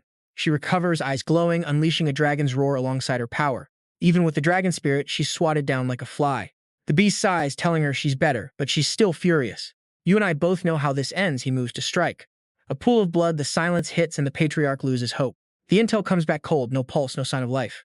The beast looms over the old man, ready to finish this. Suddenly, a mysterious force blocks the strike. It's Pet and Soon. The beast scoffs, annoyed that more potential lives are being wasted. Soon is horrified, wondering if someone really just died here today. The patriarch pleads with Soon to run, calling the beast monstrous. He begs them to save Seijin, his final wish for his family. Soon refuses to leave him, but the guards hold her back. She manifests armor, eyes locked with resolve, refusing to back down. The patriarch is stunned, realizing she's stronger than he ever imagined. He pulls out a simple pen, finally understanding the true cost of protection. This old man's only move is to shield them from this monster. He bellows, leaving Bet stunned. Bet, what the hell are you doing? Move! He nods, but sweat is pouring down his face. Soon screams, trying to stop him. Wait, what are you doing, master? The family head scribbles on the ground, growling, you actually killed Seijin. His voice drips with pure venom. I'll make you regret this. The first remains, completely unbothered. Too bad, it seems you don't understand humans at all. He paints a dragon, a legendary beast, whispered to drain the life force from everything it touches, including my daughter, the White Jade Spirit. He even sketches Seijin. He's drowning in despair. Seijin, please forgive me. He pours his energy into the drawing, and a massive blue dragon manifests behind him. The art's name? The Evil Dragon and the Spirit. He thinks to himself, this is my final masterpiece, my greatest work, just to buy these kids time to run. The dragon coils tight around the first from behind. It's a distraction so Seijin's projection can escape. She flees, glancing back. Too bad. Tiny Seijin drifts before the first. Even if fate and legend are on your side, you geezer, it still won't be enough. Then a brutal strike. The dragon loses its grip, falling limp. The first leaves her with no chance of survival. The family head looks up, pure disbelief in his eyes. He drops his brush. I thought I'd reached the peak of calligraphy, but it wasn't enough. I still have so much to learn. The first moves to end him in a flash. I'll send you to join your loved ones, old man. The family head bows his head, ready to give up. That damn lion. Listening to you talk is actually giving me a headache. Cut to the others getting texts. They scream in shock. No way. Park Jin-sung panics, running around. Sergeant, have you seen the lieutenant's team here? I haven't seen them at all. Jong-ho turns back. Try calling them. He stares at his phone, no signal, and pleads, can you get a connection? My phone seems totally dead. He adds, yeah, the internet is down too. It says connection failed. Please check your network status and try again later. Park Jin-sung is spiraling. I don't know why, but I've got a terrible feeling about this. Jong-ho responds calmly. Seems the mastermind jammed all the signals in the area. Park Jin-sung is lost in thought while the crowd panics. The White Jade family must be fighting here. Maybe they're the cause of all this chaos. I don't see Bet, so he's likely already battling alongside the White Jade clan. Park Jin-sung is starting to panic. The White Jade family is elite, so I shouldn't be worried, right? But why does this feel so wrong? He starts walking forward. What if they aren't enough to stop that monster? What if something horrible happens to them? Jong-ho barks a reminder. If you leave now, that's considered desertion. Park Jin-sung stops, looking back at Sergeant On Jong-ho. The sergeant stands tall, ready to lecture him. Our mission is to protect the citizens during the evacuation. That alone is hell. Park Jin-sung is speechless, but Jong-ho just stares at him. Then he drops a bombshell that leaves Park Jin-sung completely stunned. Since the network is down, we need extra hands to scout and investigate the situation. It's a dangerous mission, kid. Jong-ho assigns him the task, saying he's the best fit since he's worked with the White Jade family before. I'll report to the others. Park Jin-sung bows low, filled with gratitude. Sergeant, thank you. Jong-ho orders him to move. Hurry and don't forget to report back. Park Jin-sung shouts, Sir! With his orders, he takes off, praying everything is still okay. Back to the family head, the first slowly overpowers him, mocking him. What did that old man have that made those kids sacrifice themselves? Bet, though terrified, fights to stay calm. You call yourself a godslayer? He thinks you can't invade the sanctuary that even the patriarch couldn't enter. As the monster strikes, Bet makes a split-second decision. If that's the case, A and B will use its power to save the patriarch. He saves the old man from death's grip. The patriarch is stunned. Bet, what are you doing? I told you to go with Soon. Bet smiles at Soon, who is running toward them. Sorry, patriarch, but keeping the one I love from pain comes first. He grabs the patriarch's hand and whispers, Patriarch, if you would. The old man realizes what's coming. Bet, don't tell me. Bet absorbs the power. Caliban, a talent that targets one source, absorbing its energy and making it your own. But if you absorb another while one is active, the previous power vanishes. The absorption scale depends on the user's mental strength. The first spits out its usual line. How annoying. Suddenly it screams, tearing through everything in its path. Bet sits nearby, shielding his ears. My ears! He limps toward the first. Looks like garbage, like you isn't worthy of being a godslayer. It replies coldly. Why? You attacked me first. Bet's tone turns deadly serious. Stop joking. Those wings? Just temporary, right? The first keeps playing it off, laughing. Don't tell me you're trying to pity me. Bet calls him out. You never intended to leave the city alone, did you? You purposefully traveled through this city to slaughter people and destroy it. The first snaps. I'm the one the people trust. My empathy makes my cruelty absolute. Bet screams at him. No, that's just an excuse. You're just trash using us as a pretext. You were planning to kill us from the start. The first speaks with pure disdain. My roar has isolated this city. No one can help you now. This will be your grave. As the monster gloats, Bet grips his sword. Actually, I'm gonna let you live for a while. Bet's eyes go sharp. No need for that. Power in his sword, Varyon, a Caliban absolute talent, are ready to strike. Ida absorbs the bone art at 30%. Creating weapons from pure imagination is the key. Battle stats are mid-tier, but look at his hands. Is it a match? The absorption takes forever. Deep down, he's thinking something else. Only his right arm can absorb it. Wait, the first is coming. Back off. Don't give me a reason to kill you. An invisible, blinding light erupts from the air. Pet grabs a long spear out of thin air, his ultimate weapon against the devil. It pierces the arm. The first is shocked, hand impaled. Spear of Longinus, 30% absorption. S-Rank power unlocked. Pet collapses, totally drained. Just throwing that spear used up every ounce of his remaining strength. The first stares at his own hands, stunned. My healing factor. It actually can't close this wound? He grabs Pet, impressed. Kid, you've got talent. Summoning a holy spear? Pet is just fighting to live. You promised to spare me if I lived, right? The first grins, but then says something chilling. You've got other things to worry about. Down below, Soon is watching Pet, terrified, mind racing fast. Run? Can't leave him behind. Will I die here? Son starts crying. What do I do? What now? Pet makes his move. There's someone I need to save. The first guesses, the girl you're watching? Please let Soon live. If you do, I won't resist anymore. The first just sneers at his desperation. You think you have the right to negotiate with me? You can't even empathize with my world. Son watches, already knowing the answer. Pet prays in his mind. Just one more miracle, please. Something stronger than the spear, or even weaker. Just give me something I can actually use. A small dagger appears. Pet screams in despair. Why does Jin-sung's dagger show up now? The first laughs. I admire your talent, kid. I'll keep my word, even though I should kill you. Pet is helpless. He wanted the strongest weapon. Then the first rips his arm off. Pure carnage. His special ability is gone, blood everywhere. Pet falls from the sky, hitting the ground hard. The first is cold, like it's nothing. Soon crawls over, heartbroken. Such wasted potential, he says. Pet passes out. I just wanted to protect everyone, he whispers. Soon is falling apart inside. He sacrificed everything for you, and you can't even empathize with him. How sad, the first mocks.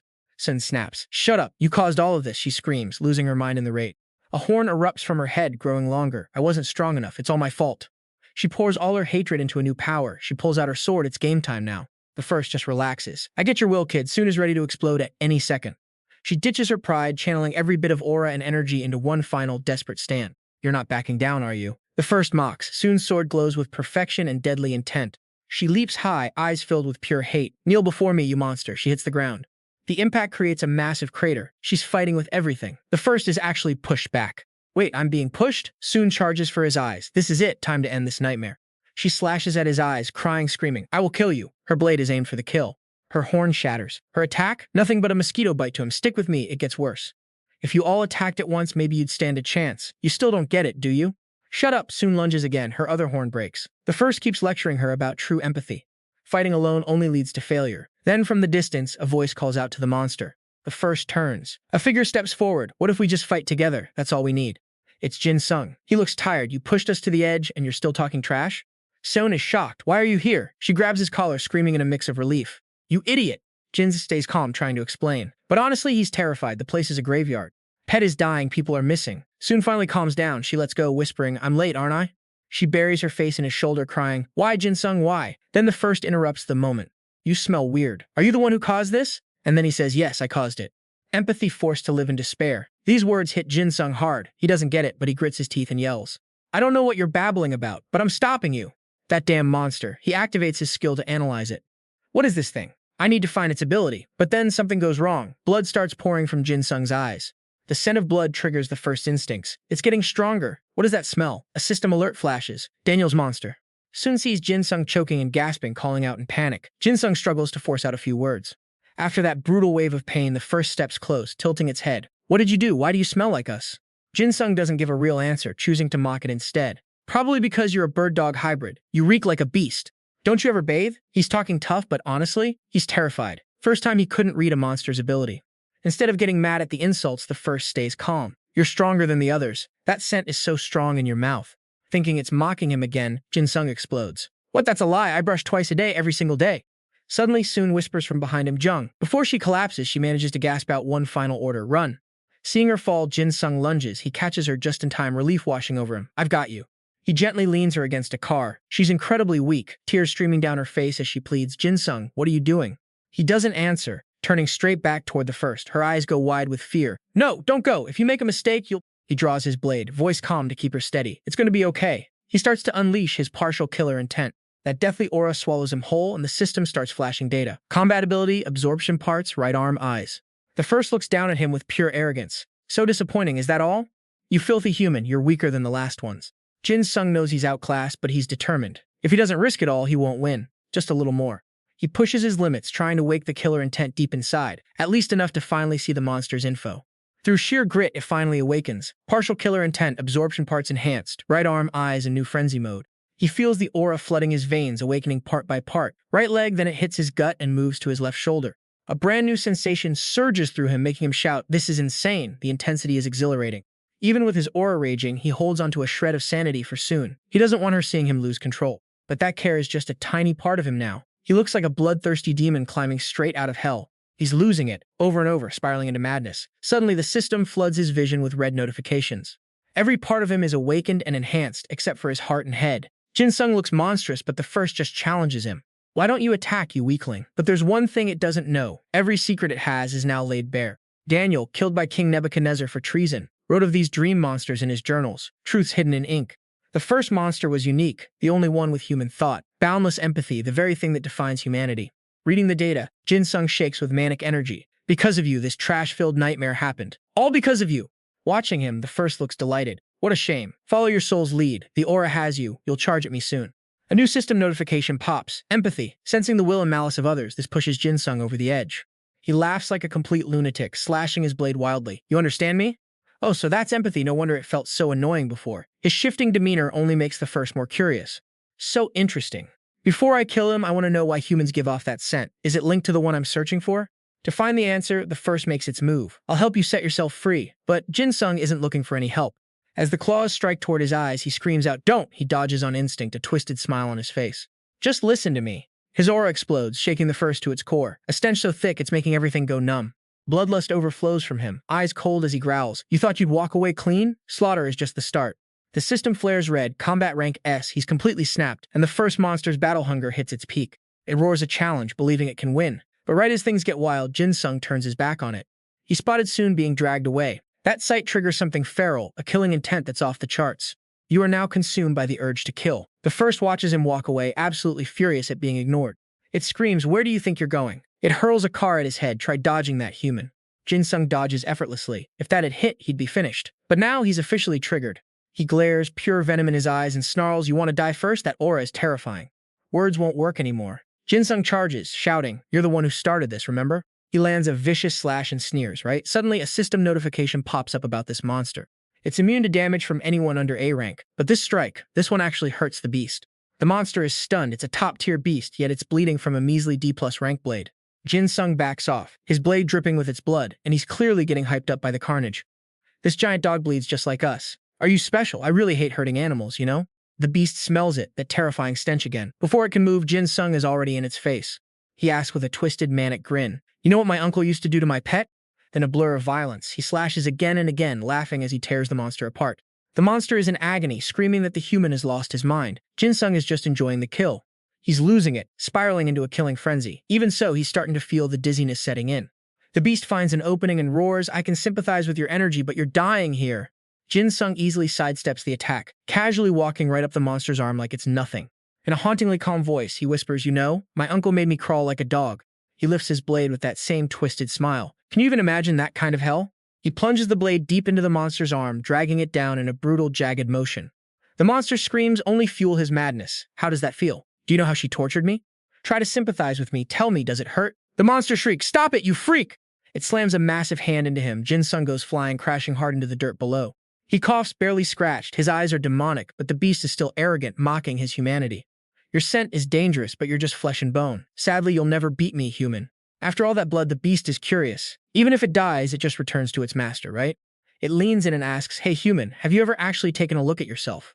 Jin-sung is confused, blinking back. "Huh? What are you talking about, you monster?"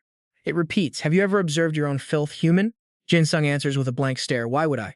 The beast chuckles. "It makes sense you haven't. Others are the ones forced to suffer your nature." That hits a nerve. Jin-sung screams, "Enough. Why should I look at anyone besides my aunt and uncle?" The monster strikes at his core. "The person you really need to see here is yourself, Jin-sung." A strange cold fear begins to rise inside him. "Where am I?" He's trembling, feeling completely alone. The monster's voice turns manipulative. "I hope you crumble. What's your end going to look like?" It tries to force a connection. "Sympathize with me." Suddenly, the nightmare breaks. He's awake. "I acknowledge you," the monster says, acting like a friend trying to pull him out of his trauma. But trauma doesn't just go away. He's back to the day his little dog was killed. He's small, helpless, whispering no. He cries out, "It's my fault. You died because of me." His aunt and uncle are there, laughing. "It's your fault the dog died. You're the real killer." Memories flood back, and he starts weeping, but the tears are blood flowing from just one eye. Voices scream in his head, "I hate you. You're useless. Everyone is miserable because of you." The devil's whispers claw at his mind, "Die, die, die." A crimson system alert flashes, "Fatal assassination, rank SSS. You turn your own bloodlust against yourself." A twisted cycle of craving to kill and dying to be killed. Idea can deactivate, but your senses vanish. Only the hunger to kill, inherit, and murder remains, growing sharper. Double assassination boost. Combat power at SS. The first is genuinely terrified, speechless. This human is insane. His aura is overwhelming, too dense for the first to even gauge his true strength. But now, all that lethal intent is locked onto the first. Jin-sung mumbles, "I want to die, to kill, to be destroyed." The scent of death is thick. The first retreats, calling out, but Jin-sung just screams. Like a madman, he asks, "Should I kill or die?" That question pushes the first into a blind rage. "Human, you dare?" Before it can strike a flash of light, Jin-sung is gone, vanished from thin air. The first tries to track him but fails. It's starting to panic. I can't read his emotions.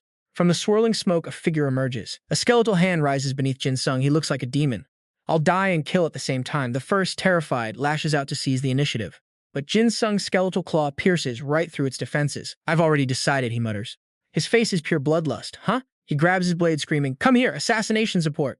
A surge of terrifying power erupts. From the earth, a massive skeletal construct rises. System alert, assassination support, rank SS.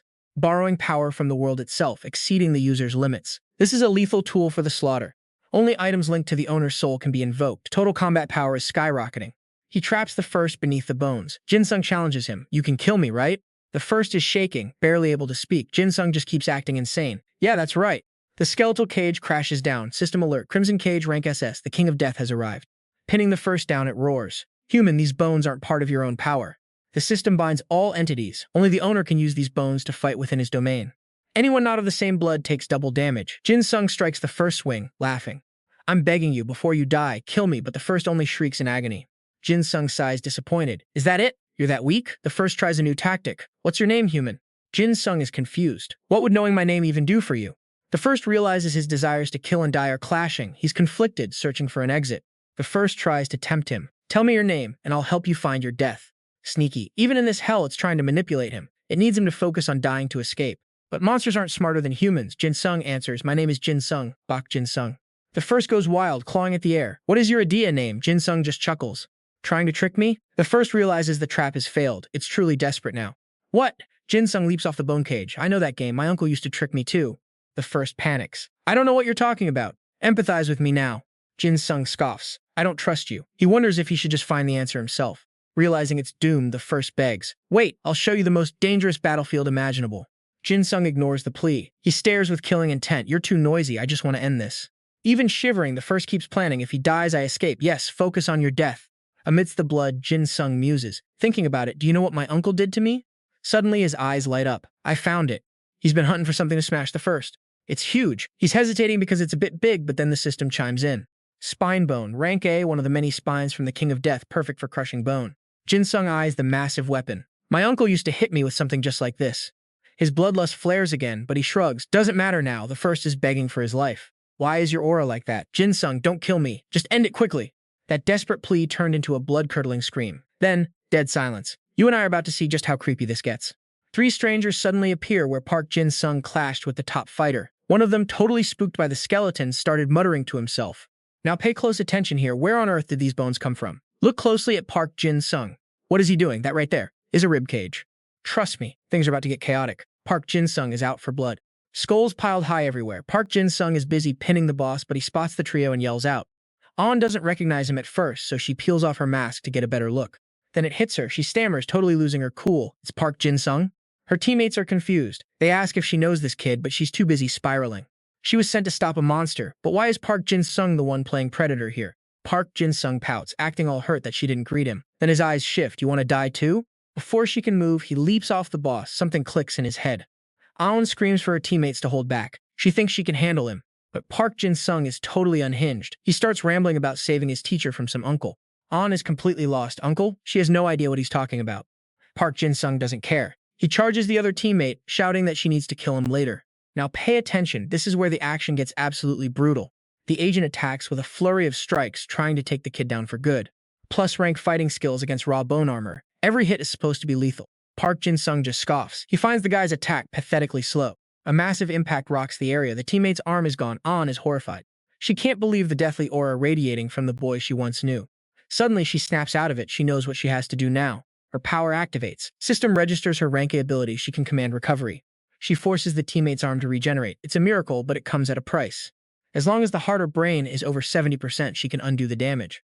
But she's not a miracle worker. She can't heal diseases she doesn't understand. Plus, every use drains her mental energy dry. She's reaching her limit. The teammate attacks again, but Park Jin-sung's bones are like steel. No scratch. It's a vicious cycle. The guy punches, Aon heals. Punch, heal, punch, heal. You and I are watching a stalemate, but Park Jin-sung is getting bored fast. He snaps. He slams his bone hand down, locking the teammate in place.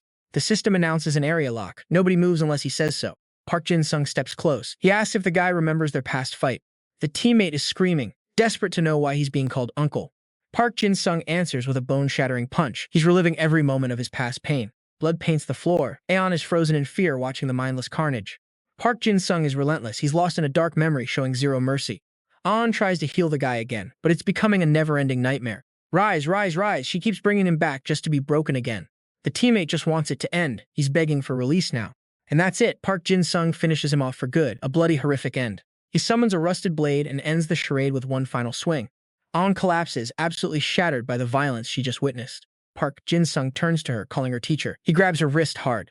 He drags her toward the boss. He's got something twisted in mind. The boss is clinging to life, barely breathing, watching them approach. It mutters something about Park Jin-sung's past affection. Aon is terrified. She realizes the truth. She's finally seeing the monster Park Jin-sung has become. Is that a monster? Yeah, summoned by Adea, but the first saw this as the perfect opening. I don't get why he'd die for her, but I can't waste this. I need her to end it. I'm done with this insane game. So he speaks up. Jin-sung wants you to kill him. Aon is totally thrown. What? Jin-sung just rages, but despite taking a beating, the first persists. You gotta take this chance to survive. His mind's broken, and I pushed him over the edge. The first uses his last breath to beg. Please just finish him off. Then something drops. The system flashes info. Rib of the Death King, Byun Ki-young, rank edge. Total combat power A+. This rib gets twice as sharp and hard when you attack or block. Jin-sung goes full psycho. Wait, I was supposed to ask that dog how to die. An overhears. Jin-sung, why do you want to die? Why are you doing all this? He grabs her hand. Because I'm a bad kid. Teachers and nurses punish bad kids, right? You see my point? This mental breakdown terrifies her. She drops to her knees. What? The fear on her face just pisses him off. Teacher, you can't do it? Then I don't need you. He starts choking her. Jin-sung, but he doesn't care. Who said useless people should die? She's gasping for air, barely making a sound, and Jin-sung just keeps talking. I die every single day. He's about to end her when someone calls out. Kim-sin shows up, sword in hand. She's shaky and weak, but yells at him to let her go. Jin-sung loves it. More prey? She yells again. Drop her! That's when Jin-sung spots her blade, that sword. He tosses Aon aside. Good, this might actually work. Aon is horrified. She tries to warn her. Run, Kim-sun, but Kim-sun isn't running. She's got a plan. She needs to break his Idea horn to snap him out of it. It's the only way.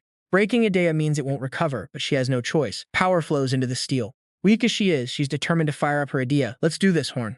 Before she can move, Jin-sung grabs the blade. He looks like a maniac. I found it. This sword. Using this, I can finally die. She's freaked out. What are you doing? The system shows the info. Rank A, the Slayer of Evil, once held by Kim Yu-sin, a master swordsman who unified the three kingdoms. They struggle over the blade. Let go. No matter what's happening, the system keeps feeding him data. Only an A-rank swordsman can use it, depending on the user's Idea level. Jin-sung gets hyped. I'm not a swordsman, so you do it. Pray you handle this? She kicks him, furious. Are you crazy? You want me to stab you? Wake up. He ignores her, begging desperately. Not ready yet? It's fine, just use the sword. Please, it doesn't matter if I don't die instantly. Just do it. Just as she's telling him to snap out of it, the guild members swarm in. There, the terrorist. Kim-sun is stunned. They surround Jin-sung while another helps Aon. You did well. Lee Sin is coming, so let's wrap this up. Jin-sung, he's just getting started. More snacks? Why are there so many? They ask An if he's the right target. An knows his bloodlust. No, we can't handle him. We need to get out of here. They're confused. What do you mean? Jin-sung sees a hallucination and waves. Auntie, you're here too? No, you're still over there. They demand he surrender. You're surrounded. Drop the Idea and give up. Their attitude just pisses him off. I just greeted them and they're attacking me? They shout orders to use force. Jin-sung's done wasting time. Fine, I'll just kill all of you. Accessory to murder. The system triggers skill number 103 and 73. Duane's anecdote. Power washes over them. They panic. What is this? What Idea can teleport us like this? He's busy activating skills. Soon is frozen in terror. Jin-sung just laughs, a cold, bloodthirsty sound. He claims he doesn't need his uncle anymore. He can handle everything on his own. His manic energy is haunting, but Soon tries to stay strong. She has to stop him. If this continues, everyone is going to die. She has to intervene. Right then, Jin-sung screams out, everyone can just die now. Die, die, die, everyone just die. Suddenly, a blade pierces straight through his chest. It's Soon. She's the one who struck him. Jin-sung is completely caught off guard. Soon is trembling, too shaken to even speak. Jin-sung just stares back at her with a look of pure twisted excitement. That's my captain, he says, his voice full of pride. I knew you'd be the one to stab me. He uses his bloody hand to wipe away her tears. He whispers gently, but you should have aimed higher. And just like that, he collapses. Soon is sobbing, broken. I'm sorry, I am so sorry. As she whispers her final apology, she pulls the sword from his body. With that single act, his killing intent is finally snuffed out. The dark barrier surrounding them dissolves into thin air. Soon rushes to cradle his head, desperately asking, Jin-sung, are you back to normal? Jin-sung snaps his eyes open in a panic. He grabs her hand, clearly terrified. His gaze drifts, unfocused, making Soon even more anxious. Jin-sung, Jin-sung, say something. After a long, heavy silence, he squeezes her hand and calls her name soft and gentle. The system pings. The self-destructing murder intent is gone, but his other senses will be temporarily wiped out. He starts to feel the shift inside him. Seeing him calm down, Soon is relieved. Are you clear-headed now? I'm going to heal you, so just hang in there. But he's drowning in guilt. Oh no, what have I done? His own terror makes him tremble. Soon calls out to him, but he's shaking uncontrollably. He can't believe the carnage around him was his own doing. No, this isn't what I wanted. Blood everywhere. A flood of horrific memories rushes into his mind, turning his face pale with dread. He screams out, this isn't what I wanted. Every image from before flashes back, trapping him in the nightmare. He's terrified of himself. He shrieks and Soon shouts for help, completely panicked. Snap out of it, Jin-sung. Someone help him. Meanwhile, at the Sun Palace on Mount Jomu, voices echo. The first one has returned, the hooded figure says. I've confirmed they survived the destruction, the figure reports. The other side replies, and I heard those South Korean bastards are hitting roadblocks. Kim In-gung grumbles, irritated. But wait, wasn't the first place destroyed the exact location you sent me to rob? The mysterious figure asks, which place? That sets In-gung off. You don't remember? I was humiliated. Is this how you treat me? The figure plays it cool. My mistake. I needed someone to draw attention so I could summon Daniel's book. That just makes In-gung growl. You sent me Kim In-gung just to be bait? Satong smiles wickedly. If it's you, people will think that area is vital. Plus, you're the only one who can go anywhere without fear of defeat. That really pushes In-gung over the edge. You can still say that after seeing the state I'm in. Satong doesn't care. That's exactly why I chose you. In-gung turns to leave but throws one last remark over his shoulder. The third and fourth have been confirmed. They'll show themselves soon enough. In-gung is genuinely surprised. Finally. Satong wears a twisted grin. Just wait a little longer. Our era is about to begin. Back in the infirmary, Jin-sung is breathing heavily, lost in a deep, restless sleep. He dreams of holding a blade drenched in blood. Sweat beads on his forehead. The image of the massacre haunts his mind and Aeon's terrified face is burned into his memory. He wakes up in a cold sweat, gasping for air. His eyes dart around until he sees Soon sitting right there. Her presence startles him, and he bolts upright, shouting her name. The sudden movement tears at his wounds, leaving him speechless in pain. Soon rushes to lay him back down. Don't push yourself. He's confused. How long was I out? She scolds him. 3 days, you idiot. He whispers, I want to get up. Soon isn't having it. Do you think you're a god who can recover in 3 days? Just rest. Just then, Leon walks in and jokes, you should listen to your wife, happy life, right? Jin-sung is surprised, almost wanting to object. Leon pulls up a chair. Private Jin-sung, feeling any better? I'm okay, he answers slowly, a bit recovered. Soon knows the drill, so she stands to leave, but she looks back at them with worry. All right, we've got a lot to cover, so hang in there. Leon gets serious. The National Disaster Management System has officially flagged you. You're a Class 1 national disaster, or what they call a visible catastrophe. Jin-sung looks lost, repeating the words, a visible catastrophe. Leon continues, they've decided you're a threat to the citizens, property, national security, and the economy. They think you're more dangerous than a hurricane or a terrorist attack. Only top brass knows this, though. You know what that means, right? Jin-sung is confused. What does it mean? Leon explains it means I've blocked it all. That's the kind of move you and I can respect, right? Park Jin-sung looked at him, completely stunned. What do you mean, he asked, keeping his guard up. Your Korea's only SS-Rank ETA user, Lin explained. The rest of us only hit S-Rank. I get why you hit it, but I need you to use that power again. Sorry, sir, Park Jin-sung replied. I don't think I can. Lin stayed calm. Listen, Private. Bridge 1. Hook, stick with me. You and I are about to see just how fragile this world really is. Lin laid it out. Rising crime, death rates climbing, and discrimination tearing society apart at the seams. He pushed Park Jin-sung to accept his role, knowing the world was closer to collapse than anyone realized. North Korea, others. Everyone is making moves. Things are about to get chaotic. Park Jin-sung felt torn, agonizing over the decision. Lin stepped in, voice steady. Your country needs you. The pressure crushed him. Park Jin-sung broke down, crying like a child. You want this power? The strength of a literal murderer? Lin reached out, gently lifting Park Jin-sung's face. Remember how we met. Don't give up. We need people who believe in the growth of the soul. That hit hard. Soon realized that the White Jade clan taught them to follow their soul's path. She had spent her life controlled by Ida, not herself. She silently vowed to change that right now. Park Jin-sung roared in desperation. My soul is a murderer's. What kind of soul do you want? Bridrid 2. Now, pay attention. Watch how Lin handles this intense outburst. Lin stood up, unbothered. Do you even know the total damage caused? He asked bluntly. 12,000 casualties, property damage in the billions, a loss beyond imagination. But you stopped it, Private. As a protector of this land, you did your duty. Lin bowed his head low, showing total sincerity. I am truly grateful to you, Park Jin-sung. Everyone behind him followed suit. Park Jin-sung stood there, moved to tears, yet still deeply ashamed. No, he insisted, I'm just the guy who killed his own comrades. Lin stepped up firm. You're also the guy who saved this city. Without you, it would have been wiped off the map. Whatever happened, you saved them. Stop blaming yourself and stand up. The words sank in, but Park Jin-sung still feared the blood on his own hands. Bridge 3. You see those smiles? Even after everything, they're genuinely thankful. It hits different, right? He slowly stepped off the bed. It was hard to face the people he'd failed, but they were still there. Seeing them hold on to their dignity instead of lashing out was the medicine he needed to move forward. To honor their strength, he couldn't just collapse under guilt. He had to keep walking. Sir, he declared firmly, I don't intend to use Ida again. Soon gasped, shocked. What? Despite their confusion, Park Jin-sung stood his ground, but I won't give up. I'll work hard to make amends for every single life I took. Lin smiled, satisfied. Thank you, Park Jin-sung. You're stronger than you think. And honestly, don't use it for a while. Only I can suppress your Ida, Lin added. Park Jin-sung looked worried. So what happens to me? Lin explained the plan. Get Park Jin-sung out of the country for a couple of months. Park Jin-sung was hesitant. I still want to finish my training and military courses. Bridge 4. Cluster, don't worry, Lin reassured him. It's just a short-term study abroad, and you're getting promoted to sergeant. At the airport, he said his goodbyes. Stay safe, Sergeant Park. Shung Ho was there, bumping fists. Don't get lazy without me around. I'll test your endurance when you're back. Park Jin-sung chuckled, yes, sir, then soon rushed in, hugging him tight. Call me, every day. He smiled, genuinely touched by her concern. All right, I will. Before boarding, he left them with a promise. When I've grown more, I'll definitely come back. As he landed at JFK, a familiar group waited. Jizan sneered, finally showing your face, you piece of trash? Park Jin-sung blinked, surprised. Then Fi yelled, don't call him that, you idiot. Dong Ho stepped forward, polite as ever. Long time no see, everyone was watching. Let's dive into this chaotic reunion. Park Jin-sung meets familiar faces like Shung Hua, who acts surprisingly friendly. Shung Hua asks if ditching the glasses made Park Jin-sung look cooler. Our guy is just confused. Then Byun Ki-young sighs, complaining he shouldn't be here staring at trash like Park Jin-sung. How charming. Park Jin-sung keeps it professional. I'm a sergeant now, can we drop the formalities, Byun Ki-young? Byun Ki-young ignores him, busy whining about being outranked by a lower-tier brat, classic ego trip. Phil gets annoyed at Byun Ki-young's lack of leadership. Should a superior be acting like this? Dong Ho chimes in, someone is waiting for us, but all you guys do is bicker. That hit a nerve. Both Fi and Byun Ki-young snap at him. The tension is reaching a breaking point. Park Jin-sung watches his three teammates bickering like toddlers. 1 month with them? Send help. Suddenly, a voice calls out. Park Jin-sung turns, ready to meet their handler. Is this him? Teddy introduces himself with a grin. Call me Ted. The Pentagon is sending a car. Inside the vehicle, Ted explains his role. Manager, guide, and translator. He's got everything covered. He mentions his ability. Edaha will handle any language barriers. A few minutes later, they arrive.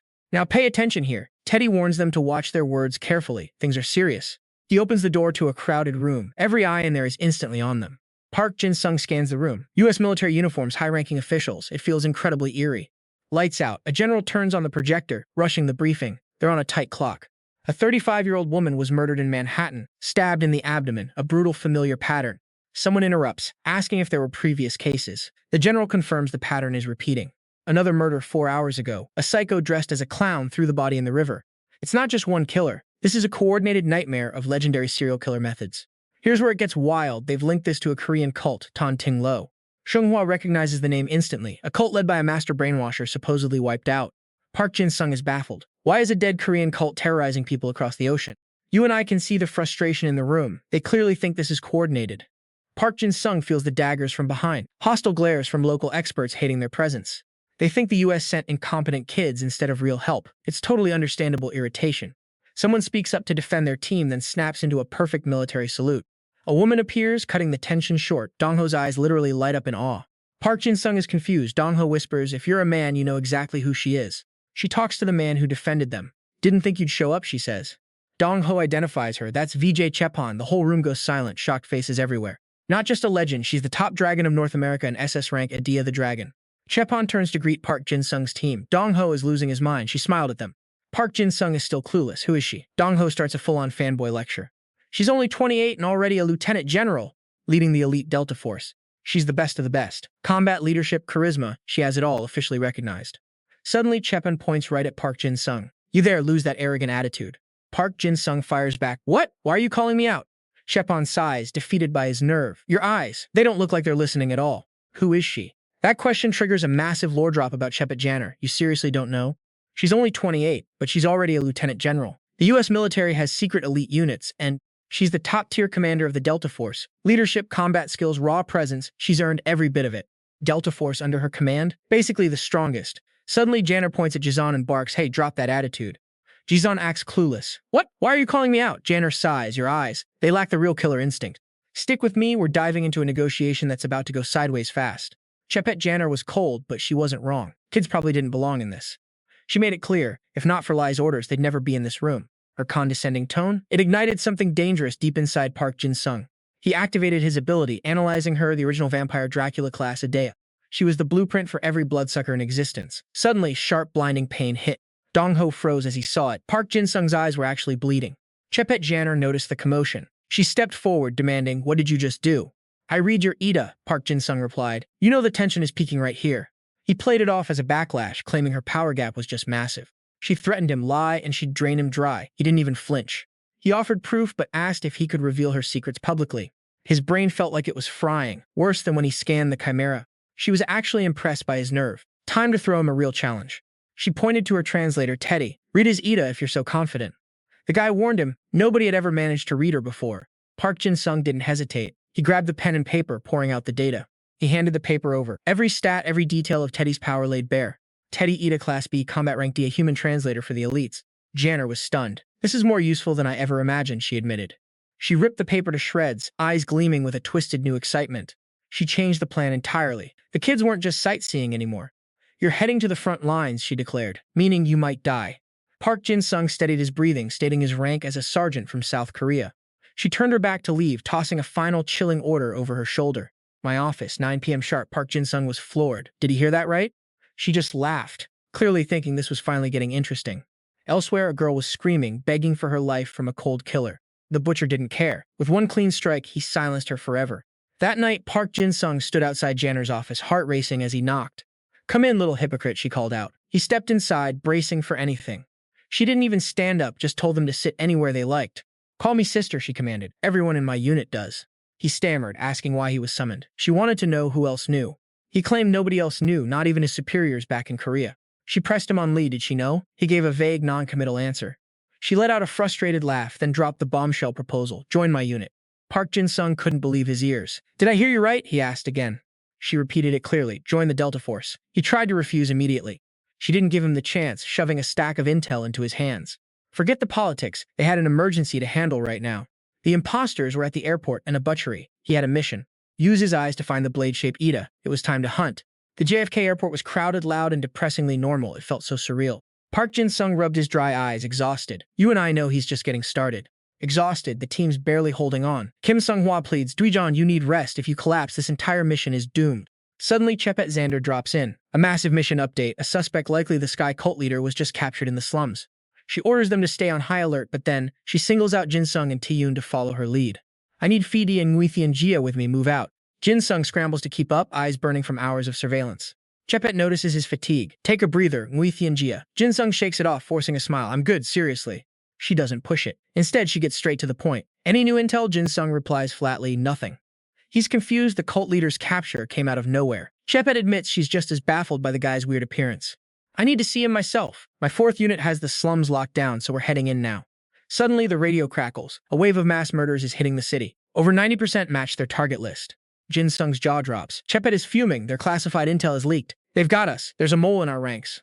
The radio updates again. A huge force of killers just descended on JFK Airport. Local police are completely overwhelmed. Jin-sung panics, trying to bolt. "That's where the kids are." Chepet slams a hand on his shoulder, keeping him grounded.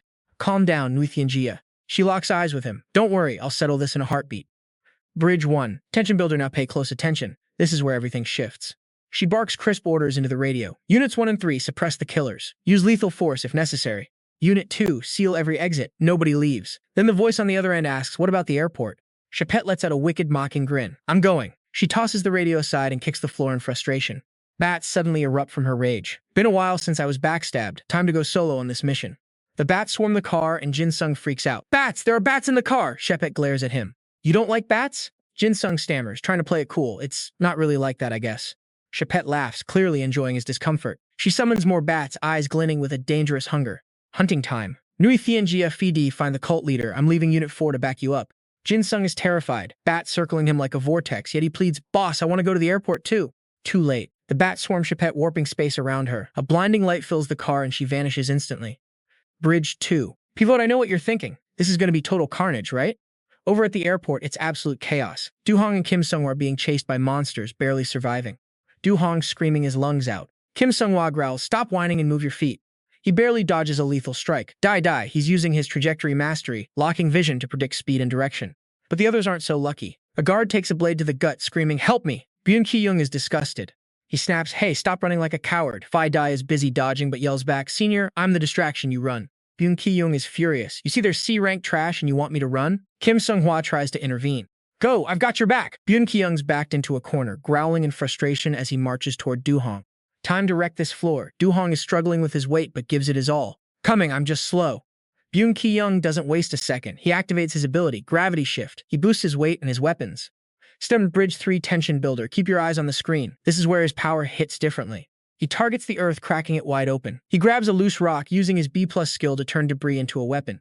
Perfect. But suddenly a warning siren. More monsters are rushing them. Fidi is overwhelmed, trading blows with C-ranks while Byun Ki-young takes a nasty hit to his side. "Trash! You hit like a coward!" Fidi watches in horror, face pale. Senior, Byun Ki-young is stunned for a second, then erupts in pure unfiltered rage. He swings his stone shield, smashing the monster away. Get the hell out of my sight. He's panting, clutching his side, staring at the wound in disbelief. What is this? How embarrassing. Meanwhile, Du-hong lands a massive punch on another beast, but across the room, Fi-di and Kim Sung-hwa scream in terror. Byun Ki-young collapses. They rush to his side, voices trembling. Byun Ki-young Sr., don't you dare die on us. Bridge 4, closer, and that's where we leave it, trust me. You're going to want to see who survives this. Meanwhile, Philu and Seung-ho are losing their minds watching Byun Ki-young collapse. They rush over, screaming, Byun Ki-young, get up! Despite the stab wound, Byun Ki-young keeps barking trash at his senior. I am not dying today. Kim Seung rushes to check the injury. Here, let me see that. He immediately uses his healing ability to prevent more blood loss, morphing his hands into needle-like tools. Rank B combat capability B, his hands become surgical blades. He can close any wound in a single pass. It is top tier for external trauma, though internal injuries remain a problem. As he activates the skill, his hands shift into crab-like claws. I am going to patch you up right now, he says softly. Kim soon moves the blades toward Byun Ki-young's open wound. Suddenly, threads of energy appear, stitching the flesh back together. In seconds, the injury is closed up clean and tight. Kim soon sounds satisfied, done. But he warns Byun Ki-young, who is still distracted by the screams outside. I only sealed the skin. Your internal organs are still wrecked, so do not overdo it. Things are getting chaotic out there.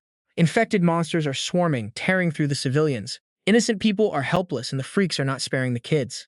This is too much for Byun Ki-young to ignore. Blood or no blood, don't overdo it. Yeah, right, he grabs a piece of debris.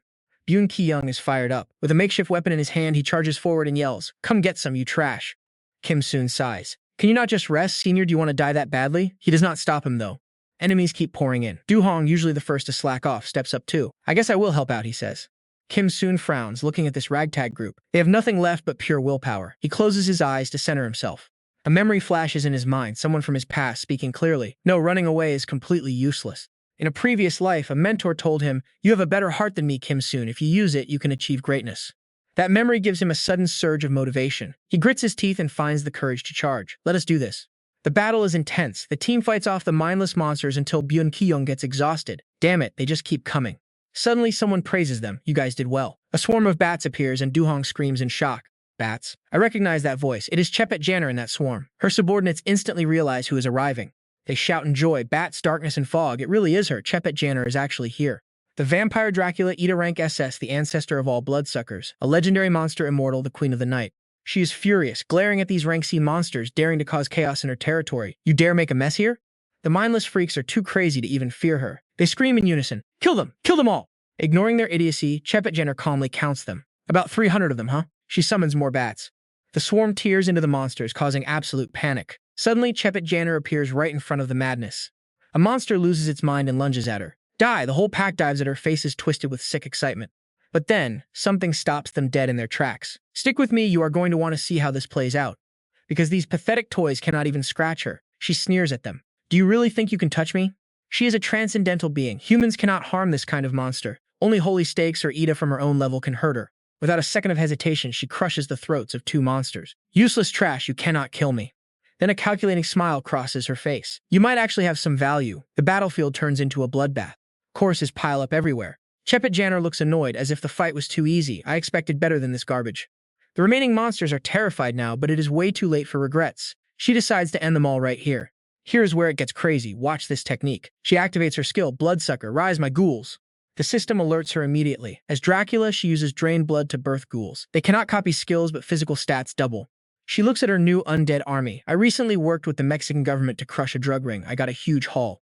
Her ghouls have a special trait. Unless their bodies are completely obliterated, they keep regenerating. It is basically an infinite army. Watching them shred the rank C monsters, she laughs. You are not even fit for my army. Become dust and repent.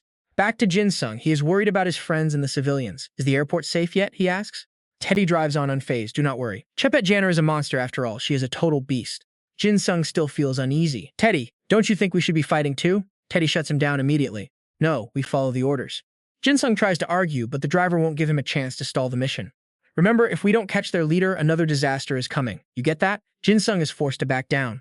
I understand. He yields to the pressure. The car speeds off, leaving the chaos behind, and you and I are heading straight into the next disaster.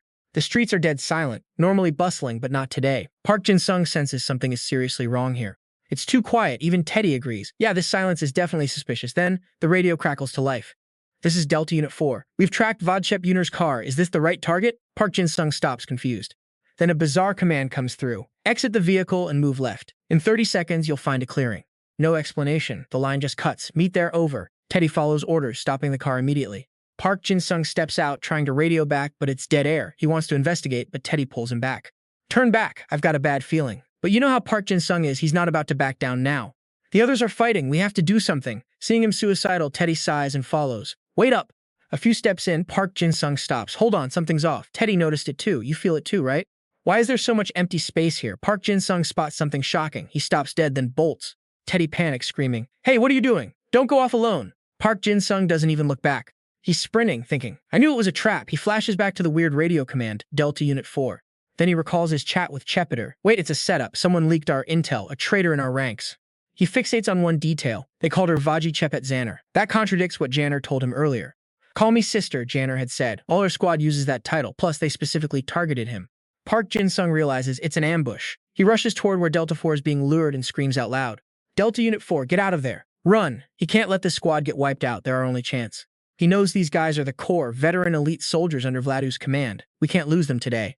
Nearby, the cult leader whispers to Jack, "Kill them all." Seeing her, Park Jin-sung finally pieces the puzzle together. How were they tricked? Her experience, that orange-haired girl, blinded their judgment completely. Now Jack snaps. She laughs like a maniac, pulling a blade from her pocket with pleasure. The system pings her profile. Jack the Ripper. Total combat ability S-Rank, a 19th century serial killer whose legend has been copied for ages. Park Jin-sung reads the data and panics. Delta 4 stands zero chance against her. This is a total massacre. Damn it, the power gap is too wide. They're going to get slaughtered. Plus, more enemies are incoming. As predicted, Jack goes full kill mode on Delta 4. They can't even track her speed. Where is she? Is she behind them? Too late. One by one, they take a blade to the back. It's brutal work. Jack is loving every second. She strikes ruthlessly, cackling, "Die, die, die." Suddenly, someone slams into her back. She's pinned by 2 Delta soldiers. She just laughs. "I can see your every move, you know." The system explains her arrogance. She absorbs 1/3 of a victim's physical stats after killing them. Total, 151. She immediately finishes off the guy holding her. In the chaos, someone yells, "Retreat!" Park Jin-sung is losing it. If she really destroyed those brothels, her strength must be equal to 50 men combined. This is bad. He stops in front of Jack, thinking, what happens if she starts absorbing the Delta team's power? The system pings his own weapon. Blood-sucking dagger, rank D+ to C+, total combat ability B. It drains blood and lets him force the target's body to move, even if they're near death. To keep them safe, he steps up. "Everyone fall back. I'll handle her myself." Jack eyes his blade. She's stunned. "You have the same knife as me? Are you just like me?" Park Jin-sung ignores her. He's busy commanding Delta 4. More enemies are coming. Take them all out, starting with their leader. One Delta soldier is floored. What? But he makes the call. Damn it, unidentified allies and a massive boss. We have to report this to the captain now. And with that, the team moves out. Delta 4 follows Park Jin-sung's orders, retreating and regrouping instantly. Seeing them go, Jin feels things are finally under control. Perfect, we avoided the worst-case scenario. His eyes shift to Jack, who is losing his mind, screaming, leaving only her behind. Her scream seems to carry actual power, conjuring a barrier. Everyone inside the circle drops dead instantly. The system confirms it. Every kill boosts her physical stats, plus a suffocating area of effect debuff kicks in. Jack is clearly enjoying this. She smirks and taunts, "Are you still doing okay?" Park Jin-sung's voice is cold, steady. Okay? He has to make a move now. Stalling here is just a waste of time. While he faces Jack.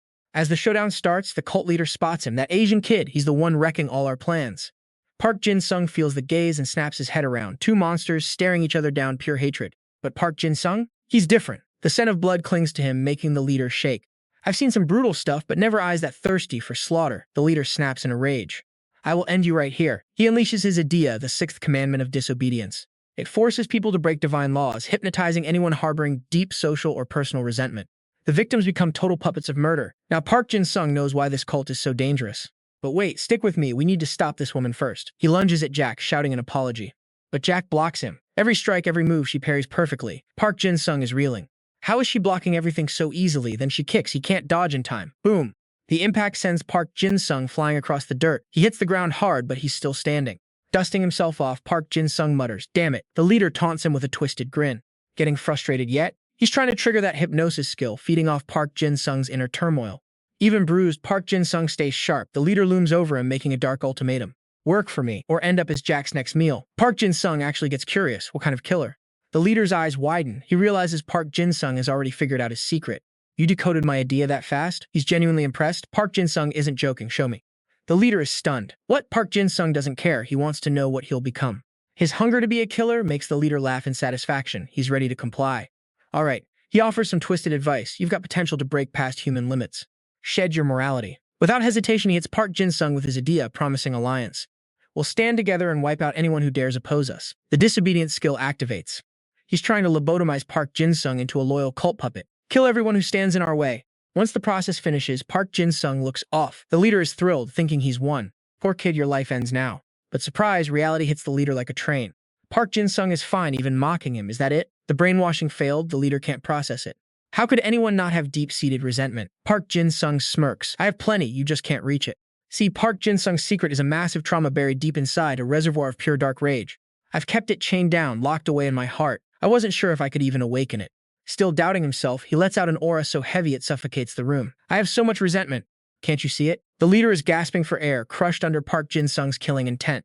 Panicking, he screams for Jack to switch plans. Park Jin-sung watches her and has a dangerous thought. Could I get that strong if I just let go like her? Should I try it? He's terrified. What if I lose my mind again? That obsession, that madness, it haunts him. I'll go insane.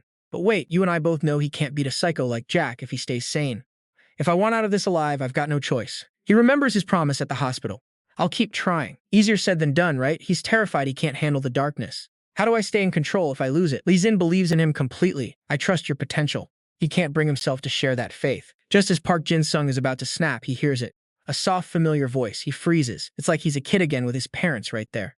They tell him anything is possible. Life is just a series of infinite outcomes. They believe in him. The fear fades. He finally trusts himself. The bloodlust in his eyes vanishes.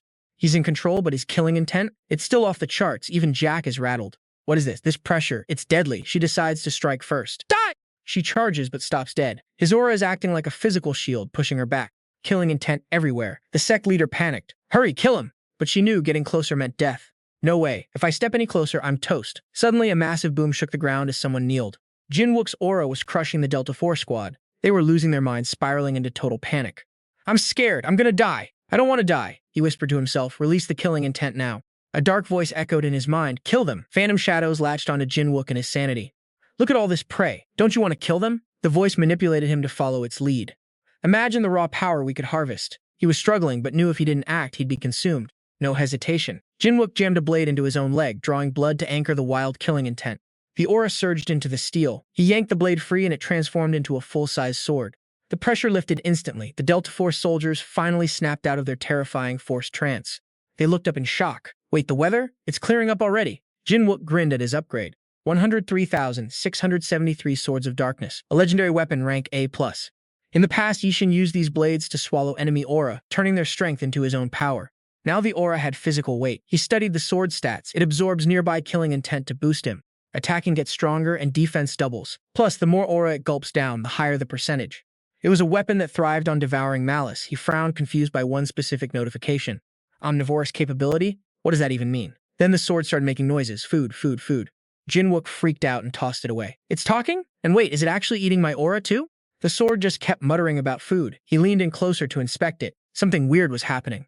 It was leaking this strange pitch-black mist. Still screaming food, food, food, he poked the black fog. It looked like a living shadow. Suddenly it turned razor-sharp. The swallowed aura gained physical form. It lashed out at everything nearby except its master. The Delta Force squad screamed as it hunted them. It was relentless, attacking anyone in the area. The black aura even lunged for Jack and the leader. Jack tried to fight back, but the leader was useless. Protect me. Jack, get us out of here now. Jin-wook picked up his new weapon, feeling wary. You did that, right? What exactly are you, anyway? The sword only had one answer. Food. Man, I'm really arguing with a sword right now, aren't I? So this is the omnivorous power? It seemed to have a mind of its own, pulsing like it was alive. I can't believe this thing is part of me now. It's like an extension of my own soul. Wild. Time for a name. From today, you're omnivore. Nice to meet you, buddy. While he was admiring his new pet, Jack tried to sneak an attack. Die, you monster! Omnivore sensed it instantly and shrieked a warning. Food! Jin-wook spun around just in time. Before he could move, Omnivore unleashed a wave of aura, shielding him from Jack's desperate strike. Good job, Omnivore. The sword chirped happily. Suddenly, a system message popped up to explain things. The sword absorbs nearby aura to power up. Attack damage increases and defense gets a massive boost. The more it consumes, the stronger the effect. Jin-wook watched it feed and realized something huge. It's not just my aura. It can drain the killing intent of everyone in this entire room, can it? To them, this weapon is a natural predator. He smirked, pointing his blade at Jack, fully mocking her. Hey, Ghost, what do you have to say for yourself now? Jack was furious. You played dirty, kid. She lunged again, screaming that he couldn't stop her attack. You're just a sacrifice for our church. Jin-wook didn't even dodge, a casual swing, and he effortlessly severed her arm. She froze in shock. She collapsed in agony. Jin-wook scoffed, cold as ice. He looked at her with pure dominance. Jack clutched her wound, sweating hard. Not bad, she gritted her teeth. I really underestimated you. One down, he felt satisfied. Now time to deal with a real mastermind running for his life. He saw the sect leader bolting toward the exit. He didn't even need to chase him down personally. No hesitation. He gave the order. Go, Omnivore. The sword surged forward, terrifying the coward leader. Get back! Protect me! Save me! He's forcing everyone around him to shield his pathetic life. Move faster! Guard me! Dian-dung scoffs, mocking him. Where do you think you're going? Just as he moves to strike, Jack grabs his leg. He stumbles, caught completely off guard. His attack misses the cult leader and slams right into the controlled victims instead. He doesn't even blink at the carnage, only marvels at Omnivore's raw, lethal aura. He kicks Jack away and chases the leader, but finds only an empty black car. He's gone. He needs the airport, or he's just a lost kid in this chaos. Teddy must be dead. He remembers the chase earlier. Now he's truly on his own. He has to keep moving. He feels a pang of guilt, but shakes it off. No time for regrets. He needs to find his sister and check on the others. Wait, how does he contact Chepet? He doesn't speak English. Then he looks at Omnivore. Let's try it. Better do something than just stand here. He releases his aura. Come on, Omnivore, yell! Louder! I'll give you all the food you want. Just scream. Food, food, food, the beast screams, and suddenly a swarm of bats clouds the sky. They swarm around him, but he doesn't fight back. Chepet emerges from the shadows. She pulls him into a tight embrace. He's stunned, but she's just relieved he's alive. I'm sorry, she says, trembling. I heard the 4th Division was wiped out. I thought you died. I'm the one who failed, he replies. I couldn't protect the team or keep the target. It wasn't your fault, she insists. I sent you there. Thank God you made it. Omnivore nuzzles her, demanding food again. She laughs. Is this your day? So fierce, yet cute. No time for pleasantries. He needs answers. Are the guys at the airport safe? They're safe, she says, but they're moving to stop the leader. I'm going with them. You're what? He grabs her wrist, panic rising. What do you mean by that? Bridge 2. Now pay attention. This is where everything starts to feel wrong. How is the leader moving so fast after losing his apostles? She looks puzzled. The translator told us you were in danger, she says. He even detailed the plan. Wait, the translator? You mean Teddy? She nods, and a cold suspicion chills his blood. How is Teddy still alive, a normal guy without a strong idea amidst all those killers? And how would he know the leader's plan? She pulls out a ring, holding it out. Teddy gave me this. He said we could communicate without him if I wore it. His system flares. Slaughter King's ring. It allows instant translation for anyone in the area. This isn't the same power Teddy had before. This ability is on another level entirely. Bridge 3. I know what you're thinking. This doesn't add up. It's way too suspicious. Fear grips him. Where is he? Where did that guy go? She looks confused. He went to the island prison with your team, she says. The blood drains from him. Prison? No, that's impossible. She's worried now. What's wrong? Tell me. He's trapped in his own head. Did he bait the prisoners to attack his team? How many inmates are there? About 3,000, she estimates. 3,000. If he's controlling them, he has an army of 3,000 mindless, homicidal monsters. He knows exactly what the leader will do. A bloodbath is coming. We have to stop him. If we don't, the city is doomed. We need to get to that prison now. Stay calm, she says. We're already moving. Suddenly, Omnivore screams again. A signal arrives. Meanwhile, in Beijing, absolute chaos. People are screaming, running for their lives everywhere. A mother clutching her child, terrified. Mom, what is that? It's a nightmare. Bridge 4. You and I just witnessed the real threat, a top 3 monster, finally revealed. Let's pause. This is where it gets crazy. The system flags this monster, 3rd in Daniel Emmert's book, SS-Rank. Even the world's strongest Sealan holder of an SSS-Rank Ida stepped in to stop it. Sealan proved why he's ranked #1, trading lethal blows. A single swipe from that beast shatters the earth. But then a sudden crisis. Another vicious monster appears out of nowhere, attacking everything in sight. It blindsides Sealan and the 3rd-ranked beast. The beast dies instantly, unable to even put up a fight. With that overwhelming power, Sealan and his SSS-Rank Ida are helpless, forcing the government to trigger global mandatory support. Chepet Janner gets the alert. She's visibly shaken. Mandatory support? This is serious. This is a high-level international protocol used only for global existential threats. All nations must participate. 80% of nations sign this treaty. For it to activate, specific conditions must be met. 24 hours, 2 SS-Rank deaths trigger an alert. 1 SSS-Rank death that sets off a red alert. Or any threat to human survival creates an emergency. To move forward, at least one condition must be true. Chepet is trembling. She struggles to speak, wondering what on earth is happening in China. Park Jin-sung is worried. She looks at her phone, an emergency broadcast. Emergency alert. Friday message sent. Sealan, SSS-Rank combat specialist, confirmed dead. Condition 3 satisfied. The monster is officially a global threat. Rally orders have been issued. Good luck to everyone. Park Jin-sung has never seen her this rattled before. He's anxious, grabbing her, yelling, "What is going on with you?" She's spiraling. This can't be real. Xiaolan is dead? China's only SSS-Rank hero? He keeps shaking her, but she's frozen. He shouts, "What's wrong with your phone?" Finally, she looks at him, dead serious. She asks if he's still worried about the traitor and the cult leader. He confirms it. Yes, 3,000 assassins are about to be released in New York. It turns into a heated exchange. She presses him, asking about the potential damage. Will New York be destroyed? He's confused by her intensity. It shouldn't be that bad. What does your phone actually say? She doesn't hold back. World extinction, she says, an unimaginable threat to humanity. Park Jin-sung is stunned. What? He's reeling. She stares at the phone, her mind clearly racing with a dozen different questions. The US president surely got the alert too. They're mobilizing every SS rank, but an SSS rank just died. This is dangerous. Suddenly she puts a hand on his shoulder. Chapet declares, I cannot go to the prison. Park Jin-sung loses it. What? A traitor is heading there with my friends. This is an emergency. Just as he insists she has to be there, she grabs his hand. We trust you, she says. She's handing over command of her entire army to him. I'm giving you full control. Go to the prison, stop the cult leader, and save your friends. She places a ring in his palm. The ring of the Slaughter King. He asks, what about you? She looks him in the eye. I'm going to Beijing. Before she teleports, she needs a promise. Revenge for Delta 4. You can do that, right? Without hesitation, he steps up. Yes, leave it to me. Chapet is satisfied by his confidence. I trust you. Before vanishing, she reminds him that many lives are at stake. Give it everything you've got. She teleports to China, shouting back, it's all yours. Later at Rikers Island, Park Jin-sung arrives. He's about to ask the warden for a situation update, but the man stands up and turns around. Finally, you're here. He mentions hearing about Park Jin-sung from Chapet, so Jin reaches out to shake his hand. Vainly, the warden ignores it, stating, I don't get it, but I'm ordered to follow your lead.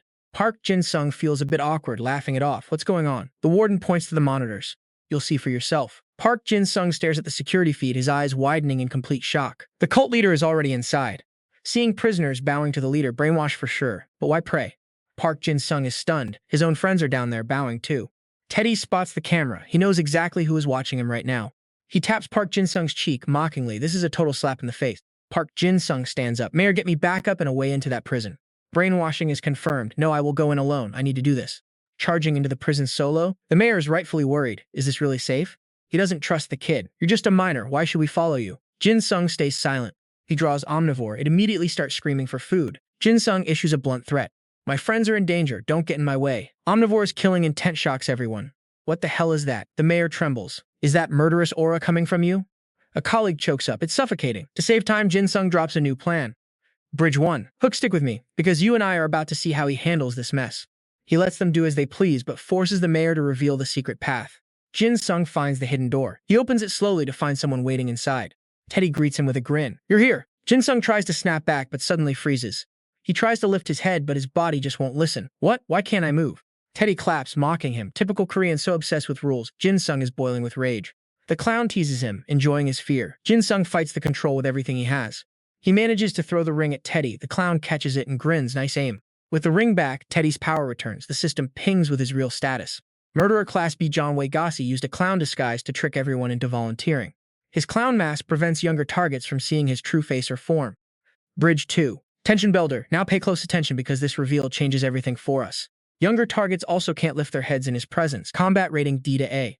Jin-sung curses. Without that ring, he'd never have seen Teddy's true, twisted identity. Teddy laughs, taunting him. Don't you think giving that ring back was a mistake? While the creep gloats, Jin-sung draws Omnivore. The game is already over. He calls out, grabbing Teddy's attention. Before the clown reacts, Omnivore slashes him. That only makes Teddy crazier. Nice! Jin-sung releases his aura. Think it's over? Try again. Teddy finds his arrogance amusing. You look scary, kid, but I never come unprepared. Behind him, John is under his control. Jin-sung gasps the hostages. He's trapped. Teddy acts all innocent. Why so tense? Let's just talk peaceably. Jin-sung is not buying it. Omnivore hungers for blood, mirroring his master's intent. Food, food. Using friends as hostages, Jin-sung's aura explodes. I am going to kill you. Bridge 3. Piva, I know what you're thinking. Can he really pull this off? Watch closely. Teddy panics, raising his hands. Wait, I'm just a messenger for the cult leader. Jin-sung doesn't care about the leader. He wants Teddy to pay right here. His killing intent pins Teddy to the spot. The clown swears, fingers twitching. Jin-sung goes for the kill, but Teddy forces Byun Ki-young and Do-hong to hurt themselves. Jin-sung freezes, horrified. Damn it, he can't strike without hurting his friends. He realizes Teddy's puppet master is watching from the shadows. They are in real danger. He has to play along. Fine, lead the way. Let's get this over with. Teddy is satisfied. Great, keep moving. Before leaving, he issues a final threat. Don't follow me or your friends die. Jin-sung is shaking with pure, unadulterated rage. He's at a disadvantage. If he follows, they die. If he doesn't, he loses the chance. There's no turning back now. He follows Teddy into a blinding light. He shields his eyes. They're under a glass ceiling. Everyone around starts kneeling. A familiar laugh echoes. Jin-sung freezes the cult leader. He's finally here. The leader smiles. So good to see you again. Jin-sung hisses the title, Cult Leader. Brisk Bridge 4. Closer. We've reached the point of no return. You and I are about to see if he survives this. The leader looks on with chilling, fanatic devotion to his dead master. A lifetime of sacrifice. It all comes down to this single moment. Park Jin-sung aims his blade, cutting through the noise. How far will you go? He knows killing the leader breaks the hold on the prisoners' minds. Stick with me, the tension is about to snap because Park Jin-sung is furious. The leader just smiles. You don't even know why I picked this place, do you? Park Jin-sung scoffs. To summon some puppets? The leader shakes his head. Watch this part closely. The leader is hiding a twisted, dangerous secret. He gives the order. Light erupts and pure chaos descends upon the room. You saw that, right? Those prisoners are tearing each other apart like beasts. The leader cackles, urging the slaughter on as Byun Ki-young bleeds out behind him. Park Jin-sung lunges forward, desperate to save his friends from this massacre. The prisoners swarm him, but Omnivore unleashes a wave of killing intent. With a savage roar, the beast clears the path and turns to nuzzle Park Jin-sung. Park Jin-sung murmurs his thanks, but a dark, creeping control is taking hold. He can't even lift his head. Something is wrong. His vision is failing him. He doesn't notice the shadow creeping up behind him. Teddy is finally here. The killer grins. He has been waiting for this exact sadistic moment. His ability hides him from his targets. Park Jin-sung has no idea he's there. Teddy is obsessed with breaking him, craving the sound of Park Jin-sung's screams. He lunges, desperate to watch the light fade from the kid's eyes forever. He grabs Park Jin-sung, ready to tear his body apart until nothing remains. But then the tables turn. Park Jin-sung catches his arm in a death grip. Teddy gasps. Park Jin-sung doesn't hesitate, snarling, "You want to die that badly?" Impossible. Teddy was supposed to be invisible. Park Jin-sung tosses him aside. He asks coldly, "What do I do with you?" and drives his blade in deep. Teddy sputters, but Park Jin-sung radiates pure icy rage. That's not enough. He calls on Omnivore to blast Teddy, launching him high into the air. The beast tears through him until his final breath leaves his broken body. Park Jin-sung stares down. No more deaths here. But he makes one exception. Omnivore feels the bloodlust rising. Park Jin-sung gives the signal to feast. The system pings. He's absorbing the killing intent from the room itself. Every drop of dark energy makes his blade and his power grow stronger. The leader watches, thrilled. He needs Park Jin-sung to lose control entirely. Park Jin-sung commands Omnivore to hold the prisoners back while he moves. He reaches his friends. They're hurt, but they're still breathing, thank God. He knocks them unconscious to keep them safe from their own madness. He locks them away in a secure spot, guilt gnawing at him but necessary. It's a painful wake-up call, but it beats dying in this nightmare arena. Now he turns his full attention back to the mindless puppets. The leader hides in the shadows, confused. Why is his plan falling apart? Suddenly, Park Jin-sung stumbles. The ghost of his trauma hits him hard. He's absorbing too much hate. A dark, predatory grin crosses his face. He clamps his hand over his mouth, fighting the madness consuming him. You and I know he has to hold on, or he'll lose everything right now. The cult leader loses it. He screams, "Why aren't you killing them? Why would you ever set them free?" Park Jin-sung stays cold. He just shrugs it off. "You're insane. This is your end. Just surrender." The leader knows he's cooked. He calls his final card. "Come out at him." A prisoner steps forward. The guy is a giant. Every heavy step he takes shakes the ground. The leader keeps rambling. He finally mentions his motive. Park Jin-sung doesn't waste a second. What's this all about anyway? The leader ignores him, obsessed with the malice radiating from Park Jin-sung, a perfect vessel. This pure bloodlust is the key to summoning the saint. Adam will drag out even more. Stick with me, watch how fast this goes south for the cultist. Park Jin-sung moves in. Adam tries to land a heavy blow, but Park Jin-sung just pivots, one strike to the chest. Done. Adam is finished, a clean hole right through his chest. He drops like a rock. Park Jin-sung's blade is now at the leader's throat. The guy is shaking, terrified and excited. Time to end this. The leader tries to recruit him again. "How can you refuse our ritual?" Park Jin-sung isn't having it. "You love this ritual so much? Fine, I'll help you join in." He asks, "How's that sound?" The leader hits the deck, pale as a ghost. "Are you killing me?" Park Jin-sung shuts him down. "You're scared of dying after everything you did to others?" The leader is pathetic. "Why should I die here?" He keeps whining, making no sense at all. Park Jin-sung loses patience and stabs his leg. "My mission is to liberate humanity." He growls. "Do you even know how many people died because of your obsession?" The leader keeps yapping, so Park Jin-sung stabs his other leg. Absolute torture for the ears. He raises his sword, Omnivo, ready to finish it. "You talk way too much. Shut up." The leader bolts, but a massive explosion rocks the building. Everything shifts right now. High above Beijing, a fighter jet pilot checks in. "This is Chepet Janner. Do you copy?" She's scanning the city from the sky. "Nothing." "Do you see anything down there, Lee Sin?" Lee Sin confirms nothing. "We're rescuing survivors first." "Survivors? Really?" Lee Sin explains. "Shaolan gave everything to save them. It's his power keeping them alive." Beyond his SSS-Rank combat stats, he had SSS-Rank rescue skills, a total legend. Chepet feels the weight of it. I still can't believe he's actually gone. But here's the crazy part. Why would the monster that killed him just walk away? Lee Sin shares the report. "The creature looked at the sky, smelled blood, and left." Chepet freezes. "Blood?" She thinks of Park Jin-sung. Is it tracking him down? Lee Sin can't hear her clearly. "What? Speak up! I can't catch what you're saying!" She screams. "It's in New York. The kids you sent are in serious danger." Back at the scene, the blast ruined Park Jin-sung's finish. A massive shadow looms over him. It stares at him with twisted interest. Interesting malice. "Ignore me. Keep doing your thing." The leader is ecstatic. "Welcome. I knew you would come. You're finally here." He's losing his mind. "I told you. Murder is the only way for God to descend." The leader is so proud. "I wasn't wrong. Humanity will evolve through my faith." He begs the entity, Fox, to evolve him. Fox just looks down, unimpressed. The leader thinks he's getting power, but Fox just wipes him out instantly. Dead. Park Jin-sung is shocked. Fox sneers. "What nonsense were you spewing? You keep fighting me." Park Jin-sung stares him down. The fourth fox just laughs at the intense pressure. He eggs Park Jin-sung on. Strong stuff. Stop the talk and show me your real power. Park Jin-sung drops a bombshell. Fourth, I already killed the first. Why not run away? Fox pauses, then cackles. You're lying. Even if the first was weak, you couldn't kill him. He challenges Park Jin-sung. I'm a different level, a creature who loves violence. You think you're fearless? Prove your strength by killing the first one. Park Jin-sung remains calm. Power, yeah, it's definitely waiting for us in there. Prisoners are waking up confused. But Park Jin-sung's killing intent freezes them cold. I'm tired, can we do this later? Fox is annoyed. Everyone dies here then. Fox claws the wall. Show me blood-soaked violence or you are going to die. The wall collapses. Screams erupt. Park Jin-sung hesitates. Should he release his aura? Do I really have to use it? I haven't let it out since he appeared. No answer. He looks at Fox. Can I refuse? Is there another way? Fox loses it. Fine, I'll just crush everyone here with my overwhelming power. The ground shakes. Park Jin-sung curses. No more waiting. He readies Omnivore now. Omnivore, absorb everything. Protect them. The creature releases its own deadly aura. Don't give up now. I can do this. I have to make it. Dust everywhere. Omnivore whimpers food. Park Jin-sung is shaking, calling its name. Wait, the prisoners. They're crushed under the rubble. I failed to protect them. I told you to shield them. Park Jin-sung collapses, his strength totally gone. I can't maintain Ida, let alone use Omnivore. I'm physically spent right now. Even releasing more aura, I can't stop this. Everyone else. Dead already? Fox asks again, still refusing to fight. Park Jin-sung gasps, I have no strength. You're truly finished. Fox decides to let him live for now at least.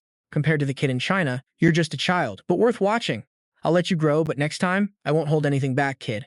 Park Jin-sung grins through the pain. Don't make me laugh, you freak. Fox ignores him. I'm off to find more violence before meeting the Lord. That hits hard. He's gonna do this everywhere, no one can win. I barely saved my friends. I can't beat this monster, not right now. Stop thinking about others. I can't handle this beast. It's impossible today. I'm no main character, no hero saving the world, but he dials anyway. Bridge 1. Hook, stick with me. This call changes everything for our guy. The person on the other end is annoyed, finally calling me, huh? Park Jin-sung tears up. I'll pay for the kids, just listen to me. Son is worried. It's late back in Korea. Something feels off, right? I just wanted to hear your voice. That's all I needed today. Drench Bridge 2. Pay attention here. This is where he finds his real resolve. Sun keeps teasing him, but she senses he's grown so much lately. Park Jin-sung realizes he doesn't need to be a hero after all. Bridge 3. You see what's happening? He's choosing his own path now. I just want to be a coward who watches from the sidelines. He hangs up. Son is panicked. You have to survive and come back. Bridge 4. Definitely. Fox turns around and you and I know it's on. Killing intent surges like a tidal wave from Park Jin-sung, demanding, you really think you can use force against me? Fox looks absolutely thrilled. The guy is actually radiating bloodlust. Fox laughs. What is this aura? You're really trying to intimidate me. Ignoring the provocation, Park Jin-sung only thinks, soon, this time I swear you won't even be able to touch me. His killing intent rips through the air and he starts losing control. A chilling manic laughter erupts from him. Systems flood his vision. Bloodlust self-detonation active. SS rank will power spiking. Combat capability boosts, combined with a blood-sucking sword at level 100,000 plus. Everything is going into overdrive. Fox is genuinely stunned. How are you triggering soul power in front of me? You even have a familiar scent. The stench of a maniac who gets off on violence. Jin-sung laughs, absolutely hyped. You friends with the plushie I trashed earlier? You're actually pretty strong. I feel like you might be the one to finally kill me. Fox doesn't hesitate. He kicks off, ready to throw down. Daniel's fourth monster, SSS-Rank Will. This freak worships pure violence, strong enough to crush 3 other monsters of the same tier like bugs. Anyone with a will below S-Rank, their spirit just snaps. They can't even activate their power. The sheer aura is suffocating. It triggers a massive tremor, cracking the earth for miles and slowing down every single enemy in the zone. Bridge 1. Hook, stick with me here, because you and I are about to watch Jin-sung lose his mind in the best way possible. He stares Fox down, grinning like a maniac. You're strong. Finally, I can actually die. Absolute insanity. Fox is just as unhinged. Fox growls, I prefer raw violence, so hurry up and kill me already. Jin-sung, sick of the talk, flies in to shut him up. Omnivo lunges in too, landing a brutal combo. They're tag-teaming Fox, leaving him coughing up blood. Jin-sung is spiraling, laughing like a lunatic. He's wailing on Fox, screaming, I told you to kill me. He doesn't stop, mocking him the whole time. Gonna pull out another toy, huh? You really can't kill me? Jin-sung lands another heavy blow, howling. He's completely unhinged now, ranting about the uncle who used to torture him. Trash needs to die. Smoke clears after his relentless barrage. Fox's voice cuts through. You're impressive. Truly, a display of pure, unadulterated violence. True Bridge 2 builder, pay attention now. Watch as his body starts to evolve. Things are about to get way more intense. His muscles swell like they're being pumped with water. Jin-sung's hits barely leave a scratch. You're nowhere near my level yet. Fox Beetle now, full combat specs. SSS rank output. Jin-sung couldn't care less. He keeps shouting the same thing. What are you saying? He doesn't even dodge, just stands there screaming, why can't you hear me? If you can't kill me, you're the one dying. You know that, right? Omnivo wraps him in a barrier of bloodlust. It's a shield protecting him from Fox's non-stop assault. But even that armor starts to crack. Fox is feeling invincible. This is violence, a glorious, blood-soaked scene that makes Jin-sung stare in pure, twisted admiration. Bridge 3 pivot, you saw that impact, right? The barrier shattered, and Fox looks like a god commanding his prey. Stand up, human! He feels no death aura from Jin-sung, so he knows you're not done yet. Jin-sung crawls from the rubble, livid. I'll make you pay for that. Fox is annoyed by the logic. You hit me too, you know? Violence always loses to bigger violence, kid. He launches another tremor. The ground rips open, massive boulders flying at Jin-sung. Omnivo's bloodlust barrier rushes in, trying to block the crushing debris. Even with death staring him in the face, Jin-sung just laughs. Am I dead yet? He sighs, seemingly disappointed he isn't ready for the afterlife just yet. I don't want to die that easily. But then he snaps again, swinging his blade, hacking through the rocks. I want to die. Why was I even born like this? Seeing him counterattack, Fox is actually impressed. Brutal but decent violence. Jin-sung leaps up. Why won't you die? 1,000 questions, none of them making sense. Why can't I get killed? Fox hurls a boulder. Jin-sung slices it in half without blinking, howling. Wouldn't it be better if I just died? Fox finds this hilarious. I take it back. This kind of violence is actually amazing. Like two old friends hanging out, Jin-sung suggests, my turn, your turn. Let's rotate. Fox is down for the game. Show me what you've got. Jin-sung goes for the kill, calling on his power. But there's just silence. He's pissed. Why is nothing happening? He thinks the system is glitched. Give me more violence. If you need to reload, I'll wait. 3 seconds? 5? He's furious at the system. Why won't you let me die? I want this. Are you even listening? Are you asleep? A tiny spark appears. Fox is losing his patience. Is that it? Is it finally over? Jin-sung ignores him, throwing a tantrum at the system. Die, tell me to die. Fox is done with the drama. It's over. I've got no more business with you. Jin-sung screams in rage. I decide when I die. Don't you dare choose for me. I'll destroy everything. Exhausted by the screaming, Fox strikes again. Tremor. Jin-sung just laughs, mocking him. That's useless. It doesn't work anymore. Use a real move. Fox knows the old tricks are weak now. He unleashes something brand new. The whole ground shakes. Brand Bridge 4. Closer, a massive rock erupts, bigger than before. You and I know he's just getting started. Things are about to get chaotic. The ground quakes. Park Jin-sung is loving every second, his roar fueling Omnivore to shield him. Kill me, good luck. Fox scoffs, thinking defense is useless against his raw power. Park Jin-sung's eyes are manic. Kill or be killed, Fox. Who goes down first? Fox grins, ready to unleash pure violence. Struggle all you want, kid. This is how it ends. He preaches his bloody gospel, claiming violence is the only truth that matters. The earth splits, seas surge toward the buildings. The battlefield is turning into a death trap. Omnivore holds the line, and Park Jin-sung whispers a command to his doppelganger system. Suddenly, the earth goes still. Fox freezes. Wait, what just happened? He's furious. You dare suppress me? Fox lunges, ready to crush him for this insolence. Park Jin-sung sidesteps and smacks Fox's leg. The monster goes down hard. What the Fox feels his power draining away, his strength fading into nothing. The system logs the drop. Fox's will level is crashing, his devastating earthquake sealed. Fox scrambles up, snarling, what did you do to me? Park Jin-sung just stares back. I don't want to die, but I want to kill, he whispers with lethal intent. A red alert flashes. The doppelganger skill is active, tethering their fates together. Any wound Fox takes, Park Jin-sung shares 3 uses total, and we're on round 1. Park Jin-sung looks like a madman, grinning. Pretty good deal for you, right? Fox sneers, finally catching on. You're using my own power against me? Bold move, kid. Park Jin-sung laughs. You said violence beats violence, right? Let's see who breaks first. He activates his assassination skill, and a new blade manifests out of thin air. The soul-slaying sword, a blade that can shatter even S-rank willpower. Park Jin-sung grips the hilt. It's a legendary weapon once held by a great general. It's a battlefield relic, and honestly, you and I can feel the power radiating off it. With the sword equipped, his stats are skyrocketing. SS-rank strength and killing intent.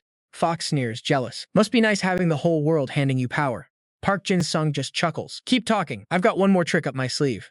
He triples his output and orders Omnivore to unleash its dark aura, pure chaos. Fox watches the black and white energy clash, his eyes narrowing in confusion. That sword, it smells like us. How are you holding that thing, kid? Park Jin-sung grins. I'm good at controlling things. Now how about we dance? Chains of aura lash out, binding Fox. Then a sharp pain hits Park Jin-sung's wrist. It hurts, but he loves it. A sadistic thrill that makes him laugh out loud. Game on, Fox. Last one standing wins. Ready? Let's go. He strikes Fox's leg, and Park Jin-sung's own leg tears open. They share every hit. Fox realizes the trap. You're hurting yourself just to hurt me? You're insane. Park Jin-sung winces, teeth gritted. Yeah, it hurts like hell. Keep going. Fox tries to provoke him. Think you've won? You're just killing yourself faster.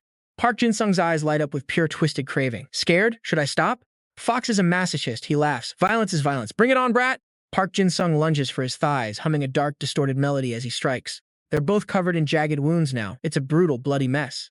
The hits get harder, the blood sprays, and Park Jin-sung is completely lost in the madness. He pauses for a second, catching his breath, and Fox notices the fading power. Losing your steam, kid. Park Jin-sung doesn't answer. He just charges back in to finish it. But suddenly, the aura chains wrap around his own ankles, forcing him to his knees. Shut him down. He locks him up tight, ignoring all those desperate cries for mercy. No use for you now. Suddenly, the system pings. Blood drain. Absorb health from your target. You can move freely, and as long as you've got stamina, it keeps hitting. He shoves Omnivo aside. Jin-sung lunges straight for Fox. He drives a blade deep, but then he's screaming in pain too. It hurts. Suddenly he shouts, "I don't want to die." That hits Fox hard. He stares back, eyes dark. Now Jin-sung realizes he just messed up. What did I just say? Seeing that, Fox lets out a mocking laugh. What a fool. If violence makes you regretful, it isn't true violence. Just as I thought. You still have so much to learn. That sends Jin-sung over the edge. What are you talking about? It's the peak. Focus up. Knowing he's torn between life and death, Fox lures him in. You can live. If you stop right now, I'll let you go. Jin-sung isn't listening. He snaps. Fine then. I'm aiming for your heart. He laughs like a maniac. You're crazier than I thought. Ignoring his breakdown, Fox calmly says, "Hope we meet again. That's it." Jin-sung goes ballistic, slashing wildly to purge everything. The system flashes new info. Sword of the Four Fiends, Mountain Cleaver. It hits with the power to split mountains in two. Each swing deals massive damage. After taking a beating like that, Fox is finally on the brink of death. He only manages to whisper, "Goodbye." Jin-sung is falling apart too, ready to collapse. He gasps out, "Yeah, goodbye to both of us." With that, his body goes limp and he free falls. The sky is pitch black, lightning screaming. In such madness, In-sung smiles at the view. It reminds him of the day he met the captain. The day he first saw Sat-tang, who flatly declared, "I will become the Sat-tang." Back then, he actually felt a bit of contempt. I thought, what is this skinny guy dreaming about? Before leaving, he muttered, "Fix it, fix it." Seeing him walk away, In-sung rushed over. "Thanks to that, I got the plague, but can you treat me to one last meal?" Suddenly, In-sung stops. He feels a strange aura from Sat-tang that stops him cold. What is this energy? The air shifts completely.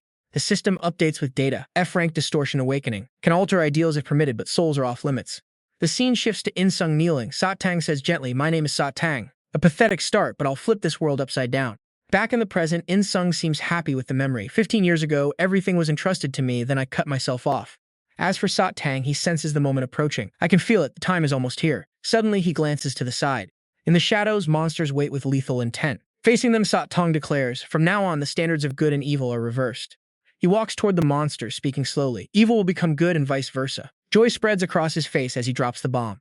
Hell will become heaven, and heaven will become the abyss. Right then, the system pops up with a notification from Daniel's prophecy. Monsters from the Book of Daniel are summoned. 200 million knights, spirit locusts, the first beast, the god killer. It's a massive list. Bridge 1. Hook, stick with me, because you and I are about to watch the world get completely torn apart. Distortion awakening can rewrite ideals, but souls are untouchable. Meanwhile, down in the city, voices start whispering from nowhere. Find it. You have to find it. The city folk look around in total panic. What does that sound? What did you say? The weird voice just keeps going. Find it. The consequence? People are getting possessed. A mother stands there, eyes completely blank. I have to find it. I have to. Her baby is crying, terrified. Mom, I hear a voice in my head. The kid hears it too. Over in Pyongyang, the first, third, and Fox are all gathered. Sat-tang is there too. The first speaks up. It's a pity, as predicted, the second has been cursed. It's known as the empathetic monster, the first beast. The third chimes in. It's time to rule and be ruled. Master, grant me strength. He carries the power of the dominating monster. Fox is getting annoyed. Shut up. We're in the presence of the master. He wields the power of the force monster, the fourth beast. But wait, one of Sat-tang's monsters is missing. He isn't happy. I should have received revelation when the fourth beast arrived. I missed it because the second beast vanished. I can't unlock my full skills. Tension builder. Pay close attention now. The plan is about to change forever. Still, he isn't stopping. It's time. He rips off his cloak, revealing a body that's half human, half monster. Right then, In-sung appears and bows deeply. You've arrived, my lord? Seeing him, Sat-tang greets his favorite creation warmly. Welcome, first beast. In-sung reports back. Lord, I've gathered the 2.5 million citizens of Pyongyang. I offer them to you. Sat-tang is satisfied. He pats In-sung's head, full of praise. Good. Now not just your left hand, but your whole body becomes the first beast. Strange letters flow from his hand into In-sung. They surround him completely. He evolves Red Apocalypse Dragon, Primitive Beast Class. He gains comprehensive combat stats and the titles of first and second beast. Receiving this blessing, In-sung stands up and asks, Master, where did the second beast go? Sat-tang answers, not even caring. Bridge 3. Pivot, I honestly don't know, but he's closer to you than to me. He's a free spirit, so he won't be part of this descent. He looks toward the people being controlled and sighs. Storm, Bridge 4 closer, and just like that, the final piece of the puzzle falls into place. You and I are witnessing the end of days. Forget the past, time to move on. Satan stepped forward, shouting, People of Pyongyang, your time has arrived. The villagers stared in terror, trapped. He declared with total arrogance, I claim this place as my own holy city. The moment he finished, the villagers grabbed their throats, screaming in agony. One gasped for air, eyes wide. Their bodies began dissolving into dust. Someone save me, they cried, but Satan just felt pure excitement. Rejoice, for the dragon is born, he declared. High above, a strange orb emerged, an SSS-level hellscape. Something cracked open in the sky. The monsters roared with savage hunger. The system explained the nightmare. Anyone in this zone under the inverted cross gets a massive power boost. Darkness had taken firm hold. Empowered. The leader turned to his kin, grinning. Can you feel this raw power coursing through you? His brother replied calmly, I can. The power to rule has finally been bestowed upon us.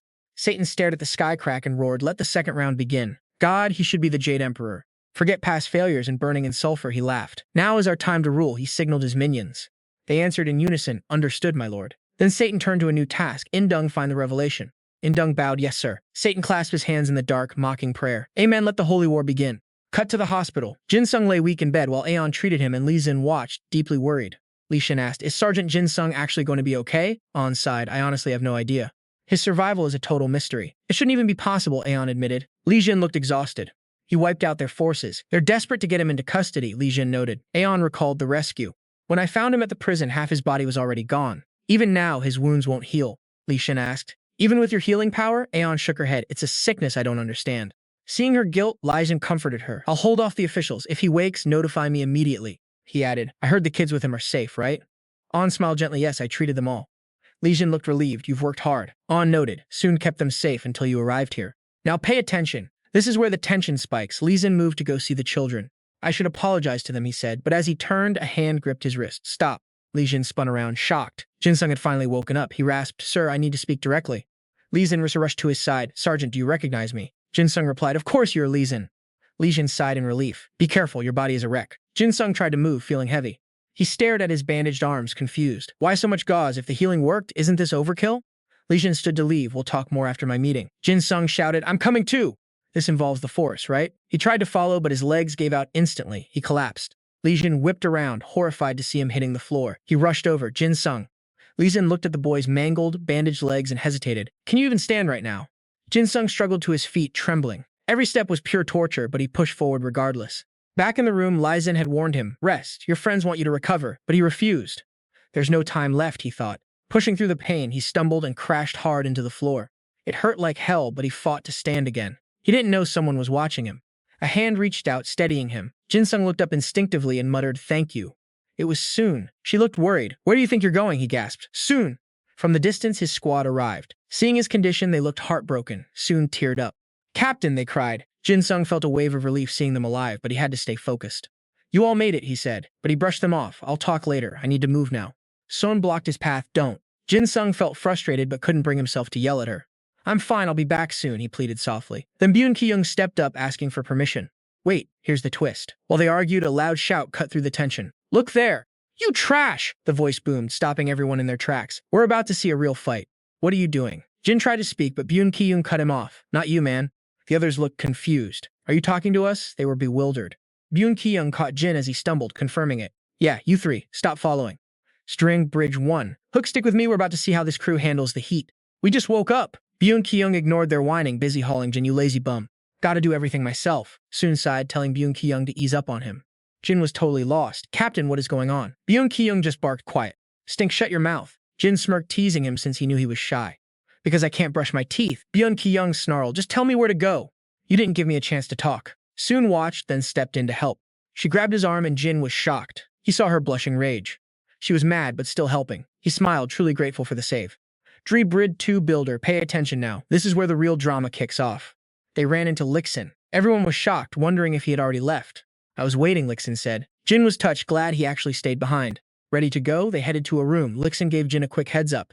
You did great getting here. I'll report in after I check the front. Only Jin could enter. He calmed his friends down, promising he would return. Byun Ki-young grumbled, calling him arrogant, but Jin just smiled at his hidden worry. He whispered an apology to Soon for cutting her off earlier that day. She wasn't letting that slide. You owe me one, she warned. Jin agreed. He said goodbye and walked into the meeting room with Lixin right behind. Bridge 3. The room was packed with elites, the tension absolutely suffocating. They saw a kid walk in and immediately looked down on him. Just a brat? They went back to bickering. Should we solve the peste issue right now? That Asian kid is the commander? No way. Is the information actually wrong? Forget that. What about the shared dreams? Everyone wanted to argue instead. Lixin pointed to some seats. Jin sat down, whispering, it's different here. Lixin apologized. He knew their country was treated like garbage by others. No president, and they hated these international organizations protecting their own interests. With chaos in China and the US, the world was hungry for power. Someone slammed the table. The pests are in Korea. We need to act. Jin raised his hand. May I speak? He mocked their misplaced confidence. You think you can kill Daniel's monsters? Their rank is higher than SSS. The room erupted. So Korea hid the high rankers this whole time. They lied. Lixin snapped, jumping up to yell. You call this a lie? It's insanity. He screamed that the shared dreams were real, but they ignored him. Jin stayed quiet, scribbling on paper while the politicians fought like dogs. Is this group actually here to fight non-human enemies or just profit? They didn't care about strategy. They just wanted to profit from war. Lixin was furious, calling them out for their selfishness and greed. He told them they were only happy because the monsters weren't there. Chep Janner tried to calm him down, but Lixin was totally checked out. Then someone asked if he didn't care about losing Korea at all. Bridge 4 closer Jin stood up. You're not ready for what happens next. Stay tuned. Then Park Jin-sung slams a stack of papers. They hit one of the leaders square in the face. His voice is cold, dead serious. I've confirmed the army's ability. He doesn't fear these guys for a second. He just flips them off and says, please take note of that. The guy hit with the papers is totally humiliated. He rips them off his face turning black with rage, but he tries to laugh it off. Thanks for the info, but this isn't a place for a kid. The guy threatens him, but Park Jin-sung just gives him that signature, I don't give a damn look. Korea will pay for shielding Park Lee-sung. The room erupts into chaos after his move. How dare he talk like that in the assembly hall? Korea will suffer for this. Ignoring the hypocrites, Park Jin-sung just turns to walk away, which obviously pisses them off even more. Hey, where do you think you're going? You disrespectful brat! Park Jin-sung stops, sighs heavily, and turns back around. He stares down the entire hall and says, thanks for coming to our land like a pack of wolves during our crisis. Don't expect to stay here if you keep causing trouble. The senators go absolutely berserk. What did that kid just say? Lee Sin and Chepet Janner just stand there. One looking confused, the other completely shocked. Lee Sin calls out his name, but Park Jin-sung is already walking out. He slams the door shut and yells back, if you can't understand Korean, hire an interpreter, idiots. A moment later, Lee Sin and Chepet Janner chase after him. Lee Sin shouts, Park Jin-sung. When he turns around, the arrogance is gone. He looks a bit guilty, kind of sheepish. Lee Sin storms up to him and demands, what were you thinking? Lee Sin scolds him, telling him this is a serious place. Park Jin-sung admits he was impulsive and apologizes. My bad, but they're always mocking us. Seeing him like that, Lee Sin stops yelling and just warns him not to do it again. But Park Jin-sung still feels like he's just brought more trouble to Lee Sin. He wasn't supposed to be here, but he insisted on following along. Now he's caused a massive headache for his mentor. Just as he's spiraling into guilt, Lee Sin bursts out laughing, saying that was actually epic. Park Jin-sung is totally confused. Huh? Lee Sin is grinning, clearly satisfied. He praises him for standing his ground. Even Chepet Janner backs him up. That was great, kid. Now in the hospital hallway, Park Jin-sung sits small on the bench, listening to Lee Sin. They probably saw this coming after the disaster. Lee Sin gets serious, saying they've realized how dangerous he is to their unit. If both he and Lee Sin joined Korea's side, these countries wouldn't be able to ignore them anymore. Park Jin-sung asks, so they're just jealous? That question makes Lee Sin laugh. He explains that this global crisis is also a golden opportunity for world dominance. He breaks down the complex politics and the ambitions everyone has in this situation. Even if they have the power to push back the disaster, they know they can't win without losing something. The key is contributing the most while minimizing their own damage. It's a race to see who saves the most resources while stopping the disaster. Then Lee Sin leans in and gently suggests, your team needs to know your true power. This catches Park Jin-sung off guard. He hesitates, wanting to refuse. Seeing this, Lee Sin rushes to reassure him. You don't have to tell them everything. Just your squad is enough. Still, Park Jin-sung is conflicted. How could he tell them about his bloodthirsty, chaotic thoughts? But Lee Sin doesn't force him to reveal all of it. Finally, he decides, I'll tell them the extent of what I can do on any battlefield. Relieved, Lee Sin nods, calming him down. All right, I know that wasn't an easy decision, thanks. Then, out of nowhere, he says, honestly, I was disappointed you revealed the clue about number 4. Park Jin-sung thinks number 4 can be countered head-on twice more. He starts to add something else. But Lee Sin cuts him off, already knowing what he's going to say. You could lose your life, right? Because he hit the nail on the head, Park Jin-sung can only confirm it. Yeah. Seeing his expression, Lee Sin gently pats his head, comforting him. Considering your injuries, you're lucky to be alive. Finally, he advises him to just rest for a while. The moment Lee Sin says rest, Park Jin-sung resists so hard he jumps to his feet, arguing, but number 1 and number 4 are still out there. Of course, if Lee Sin doesn't let him say another word. Enough, he emphasizes again. You've given everything for everyone, now just recover. Park Jin-sung is still stubborn, but this time Chepet Janner steps in. Park Jin-sung, I get how you feel, but you can't fight in this condition. She says softly that he won't be able to use his full power and would just end up being a burden to everyone around him. You don't want that, do you? We're so grateful for your sacrifices. She gently strokes his face and affirms, you don't have to be responsible for everything on your own. Their genuine concern touches Park Jin-sung so deeply that he actually tears up. Seeing him like that, Chepet Janner can't help but laugh and pats his head harder. There. All right, kid, we have to head out now. Park Jin-sung politely agrees. Suddenly, Chepet Janner says something cryptic. The United States isn't exactly easy, and I am thinking about looking into that dream. This makes Park Jin-sung curious. A dream? What kind of dream? Lee Sin explains the dream told him to find something. Didn't you dream about it? Park Jin-sung has no clue and blankly replies. No, I never have dreams like that. This makes Lee Sin feel pretty weird and he turns to ask Chepet Janner. Strange, Chepet Janner, have you ever seen a case like Park Jin-sung's before? Obviously, Chepet Janner isn't sure. Stick with me here because things are about to get real mysterious. No, from what I know, this has never happened before. Pretty interesting. You see that? Someone is watching, listening to every single word they say. I trust the secretary can find it. Usually she calls me by name, but today, right then, Lee Jin recalled something. Hey, can you suggest some teammates for me? People you work well with? Park Jin-sung was stunned. You want me to build a squad? Lee Jin turned away and confirmed, I'd like that, but you just choose. See you later. Now alone in the hall, Park Jin-sung sighed helplessly until someone called out. That familiar voice made him jump. As Jun approached, Park Jin-sung quickly wiped his eyes and asked, You still here? Shun snapped back, acting tough. If you're tired, cry, idiot. Don't act so strong. But Park Jin-sung wasn't having it. Why should I cry? Seeing him being stubborn, Jun grabbed his face and forced him to look her way. She hugged him tight and whispered, You did great, Park Jin-sung. Her recognition finally made him break down. Sniffling, he cried, Shun, I really tried my best. One showing exhaustion, the other offering comfort. I worked hard, I know, but it felt useless. It's okay, just let it out. I'm listening. Now on a flight. Dong-ho asked eagerly, Will you two join my squad? Seung-hwa and Dong-ho were surprised, then Dong-ho sighed. Wait, you still don't have a squad? That's sad, I want to cry for you. Park Jin-sung rushed to explain. No, I didn't mean that. I just want you two on my side. Working together is tough, Dong-ho replied. Gino would go crazy. Park Jin-sung blinked. Where's Mong Gino? Why are you guys here? He's training hard. After Hyani beat him, he was furious. Seung-hwa laughed. Too kind, but you know how it is, not the right time. Dong-ho agreed. I'm older, I can't follow a younger brother. Their rejection left Park Jin-sung feeling let down. Really? I'm honestly a bit sad. Seeing him pout, Dong-ho comforted him. We'll see each other all the time. Xunhua smiled. I promise, even if you hate it, you'll see me. I'll get strong enough to help you out. Park Jin-sung was dazed by their words. Finally, a genuine smile appeared and he bid them a loud farewell. Please don't get lost. Stay safe. The plane was filled with laughter. Park Jin-sung, take care of yourself. A week later in Korea, a man stood on the street shouting about some holy manna.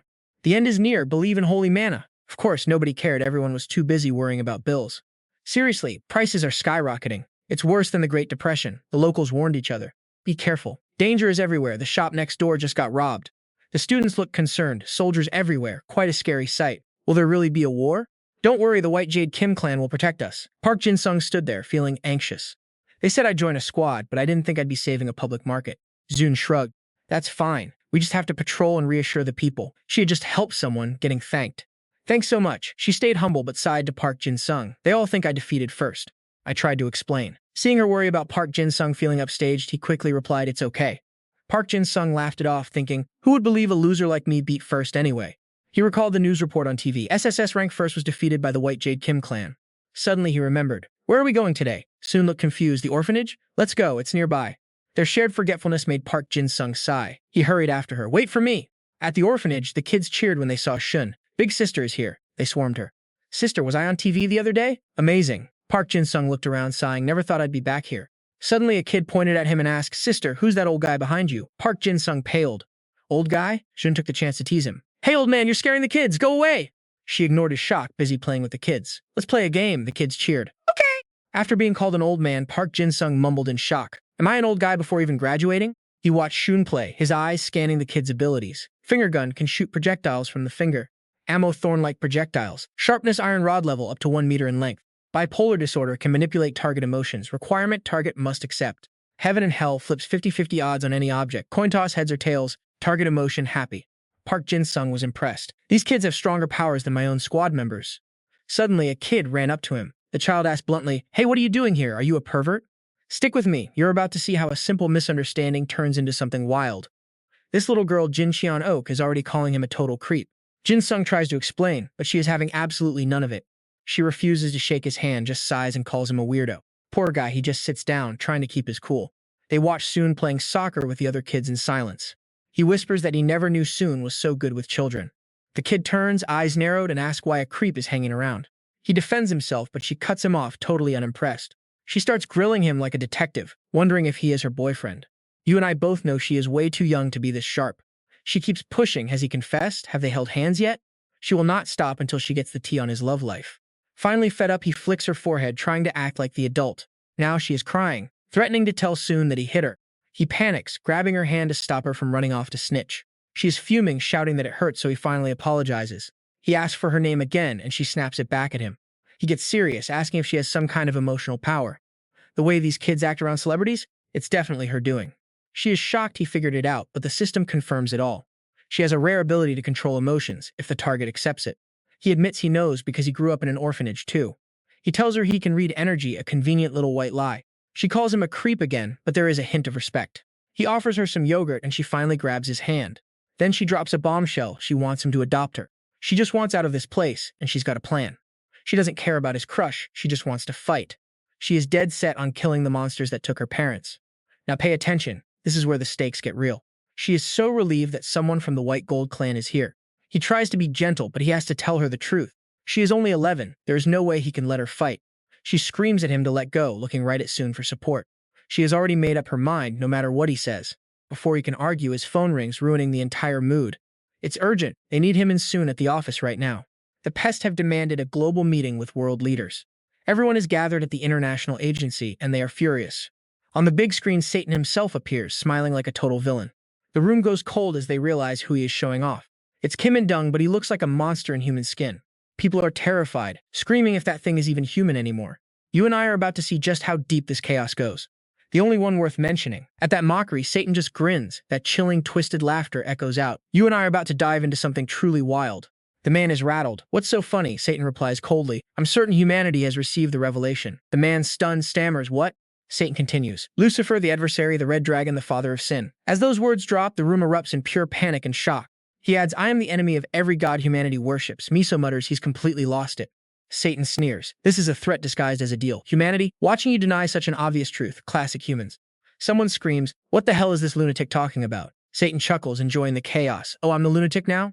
His voice drops to a deadly low. Fine, let's try things my way. He floats in midair, casting a frozen gaze upon the earth. Now pay close attention. This is where the world starts to break. Crimson lights ignite across every continent. The nightmare has begun. The red dragon, the god slayer, summons everything, beasts, birds, insects, and long-extinct predators, into designated towers. Ancient, prehistoric creatures are revived, with the apex predator of each species claiming the role of tower master. Kill a master, and you gain absolute genocide-tier power over that species. But inside, there's no exit until the very end. And here's the kicker. You don't actually have to kill the master to clear it. Suddenly, a secretary bursts into the meeting room, face pale, voice shaking. President, it's happening in Chile. Screens across the world flash the same nightmare. Towers appearing in Squarenjaka, Mammo, and Ganso, unknown towers everywhere. A leader roars, you bastard, what have you done? Satan replies calmly, I told you this was a threat.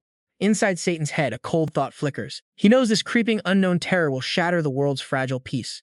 Miso glares, voice trembling with rage. What do you want? He answers smoothly. Pick a tower, bring your artifacts, and receive a new revelation. Are you insane? The leader yells. I'd rather fight than just hand over our artifacts for free. Satan clicks a button. Is that your final decision, human? Very well. Images of terrifying monsters flood the screens. Miso is paralyzed. Satan adds, come to me. The monsters you haven't defeated are still standing. But feel free to take my offer. If you change your minds, pick your tower. I'll give you 7 days. Meanwhile, Jin-sung finds a massive bizarre object on the ground. A kid nearby just gasps. Satan offers a deal. Get 10 points and reach the top. Jin-sung's eyes widen, gripping his phone tight. Teacher, wait! Satan promises, I won't touch your artifacts. I'll stay in Pyeongchang forever. Suddenly, a tower looms right in front of Young. Miso demands, how can we trust a word you say? Jin-sung curiously walks up and taps the heavy door. Satan explains, I've realized the revelation. It exists everywhere, and my very existence is a revelation to some.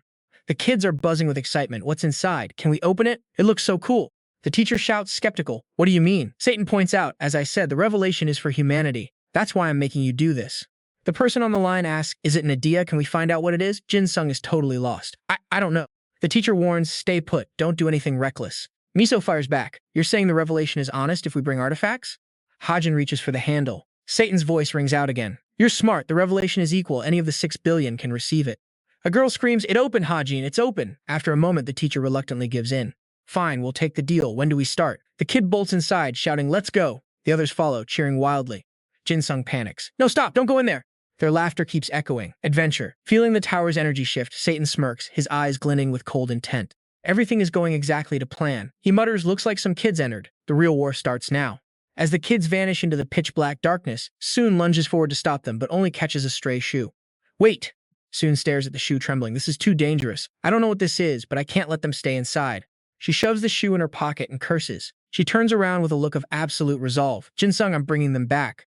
Jin-sung stares, stunned. What? Before he can react, she charges straight into the abyss. Jin-sung freezes, staring into the dark. He's completely paralyzed, not knowing what to do.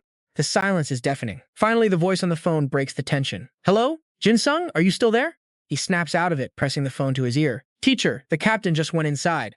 He updates the orphanage staff. On screams, oh my god. Jin-sung's voice is frantic. They haven't come back yet, I'm going in to check. And you and I both know this is where everything goes sideways. Stick with me. We're about to dive into one of the wildest dungeon raids you've seen. Park Jin-sung feels a chill from the kid's hand. Is she trying to calm him down? He ruffles her hair. Thanks. But then he lifts her up. Things are getting real. He warns her to stay put. It's too dangerous inside. She refuses, ready to fight.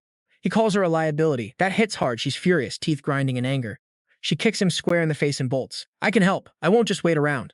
She's desperate to save everyone. But he's faster, grabs her by the collar, easy.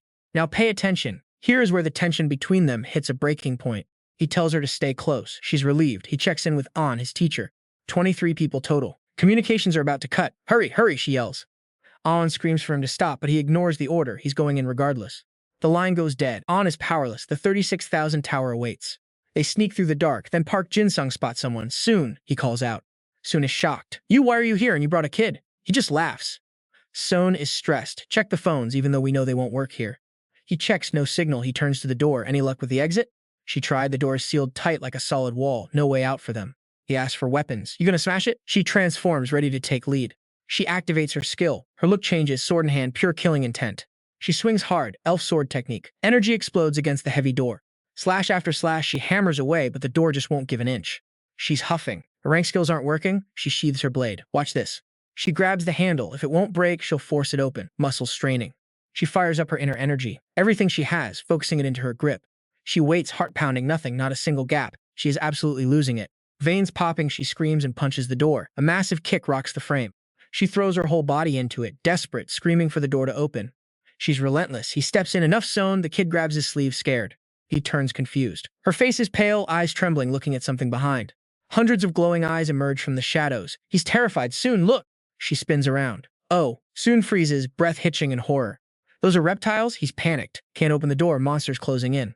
The kids are crying, thinking fast. What if fighting makes them stronger?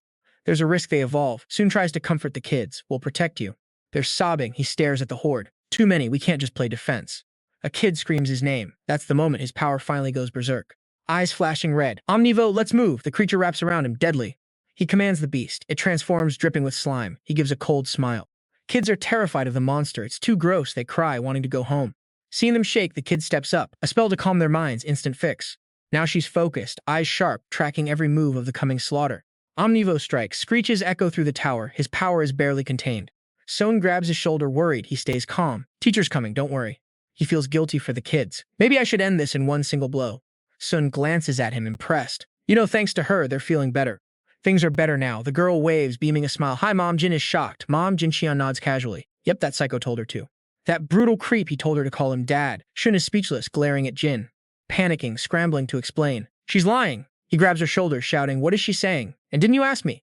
To adopt her? Since she didn't get a yes at first, a voice chills Jin to the bone. Honey? He's terrified. He drops to his knees at Shun's feet. Yes, Captain, she growls. Next time you plan to adopt a child, discuss your partner. First, Jin is lost. What? Adopt a partner? What? Soon laughs. Right, let's do our best to escape this place. Then they continue the rescue. He cries out in shock. I've never seen this many reptiles in my life. Vipers, cobras, dungads, even crocodiles. Inside, he feels the pressure on his shield growing. He glares at Long, worried. It's been 3 hours. Why are they still? He wonders if his killing intent isn't working. Jin drops his voice. I tried, but it failed. First time using it on animals. Soon checks the watch, cursing under her breath. Damn it, 4 minutes left. What she's learned is that animals keep appearing for an hour, then there's exactly 10 minutes of rest. Then stronger monsters show up, and it repeats. Soon's eyes are locked on the watch, counting every heavy second. He's totally spent, and Omnivo collapses. Jin tries hard to control it. Once more, sighing with relief. Time to rest finally. I'm at my limit. He glances at the kids. But what if something happens outside? What if reinforcements don't come? They cling to her, crying. Sister, I'm hungry. Thoughts race through Jin's mind. Soon looks exhausted. The kids are drained. Fear fills his face, sweat dripping down his pale skin. Thinks to himself, how much longer can I protect these kids? He pours everything into Omnivo to create a shield against the endless onslaught of reptiles. It takes hit after hit like a violent storm. Meanwhile, inside Omnivo, everyone is so tired they fall into a deep sleep. Ring suddenly snaps Jin awake. But sleepiness wins, and in a heartbeat, he's out again. Soon's voice makes him jump. Jin, wake up! He rubs his eyes, still groggy, mumbling. Huh? She asks, worried. Are you okay? Seeing Omnivo starting to flicker, he's stunned. Jin struggles to stand. Sorry, I'm just so tired. Soon quickly grabs his shoulder, voice stern. Stop it. She teases, you worked hard yesterday, now let your wife handle the rest. Hearing that, Jin turns bright red. He refuses, no, I'm fine. Soon snaps, stop it. She adds, we have to hold out until help arrives. Let me help. Soon pats his head. Now go to sleep and rest easy. He caves, just 1 hour. She calls to the girl. Where's our daughter? Can you put this psycho killer to sleep? The girl uses her power. obeying mom. Jin panics. Wait, in an instant he's deep in sleep, his last words cut short. Smiles, looking tenderly at him. She steps lightly, sneaking toward him. Then she leans down, gently placing a kiss on his cheek. Right after, she activates her power, her body shifting. At that same moment, the entire area around the tower is locked down. A man runs to Aeon, reporting, Master, we've sealed off all nearby towers. She's deep in thought. It's been over a day. We must enter the tower where Jin is. The man is beaming, grateful. Thanks to you. We were able to do this. Thanks for calling the White Jade team. On doesn't answer, just turns away, thinking all teams are busy sealing towers and protecting zones. Maybe they'll handle it. Jin's situation is way more critical. She steps into a room where everyone is waiting. As the door opens, Dong-ho says coldly, So you're here? A doctor's son screams, We have to save the captain and his fiancée. With this many people, we can get him out. Byun Ki-young rubs his temples, shouting, Shut up, rookie. Can you be quiet? Do you mocks? I agree. These guys are so loud. On Bo's voice sincere. Thanks for everyone's help. She adds, like Shung said, Jin and Sun are in danger. What do you all know about these towers? Shung-ho replies, Right now, we know no one has been able to conquer them. On nods, exactly. And based on new info, it seems scout teams in other nations have been wiped out. She lays out the reality. Some countries have lost 80% of their forces just by entering a tower. And this all happened in just one day since they appeared. Does everyone understand what this means? This mission is insanely dangerous and our info is limited. Meanwhile, out a tower, someone is struggling to get inside. Let me go, my son is in there, a soldier warns. Calm down, no goes in there and comes back out. Aeon's voice continues. So far, the only thing we know is that these towers keep growing over time. Almost every hour they get bigger. And the scenario we've mapped out is that when everyone inside dies, the tower returns to its base size. A man raises his hand. Doctor, how tall has the tower Jin entered become? She answers, about 30 to 40 floors, maybe he's still alive. Shung-ho nods, knew he could do it. Aeon continues, everyone, if you want, you can retreat, because right now we're just running into our deaths. He stands firm. It's okay, doctor.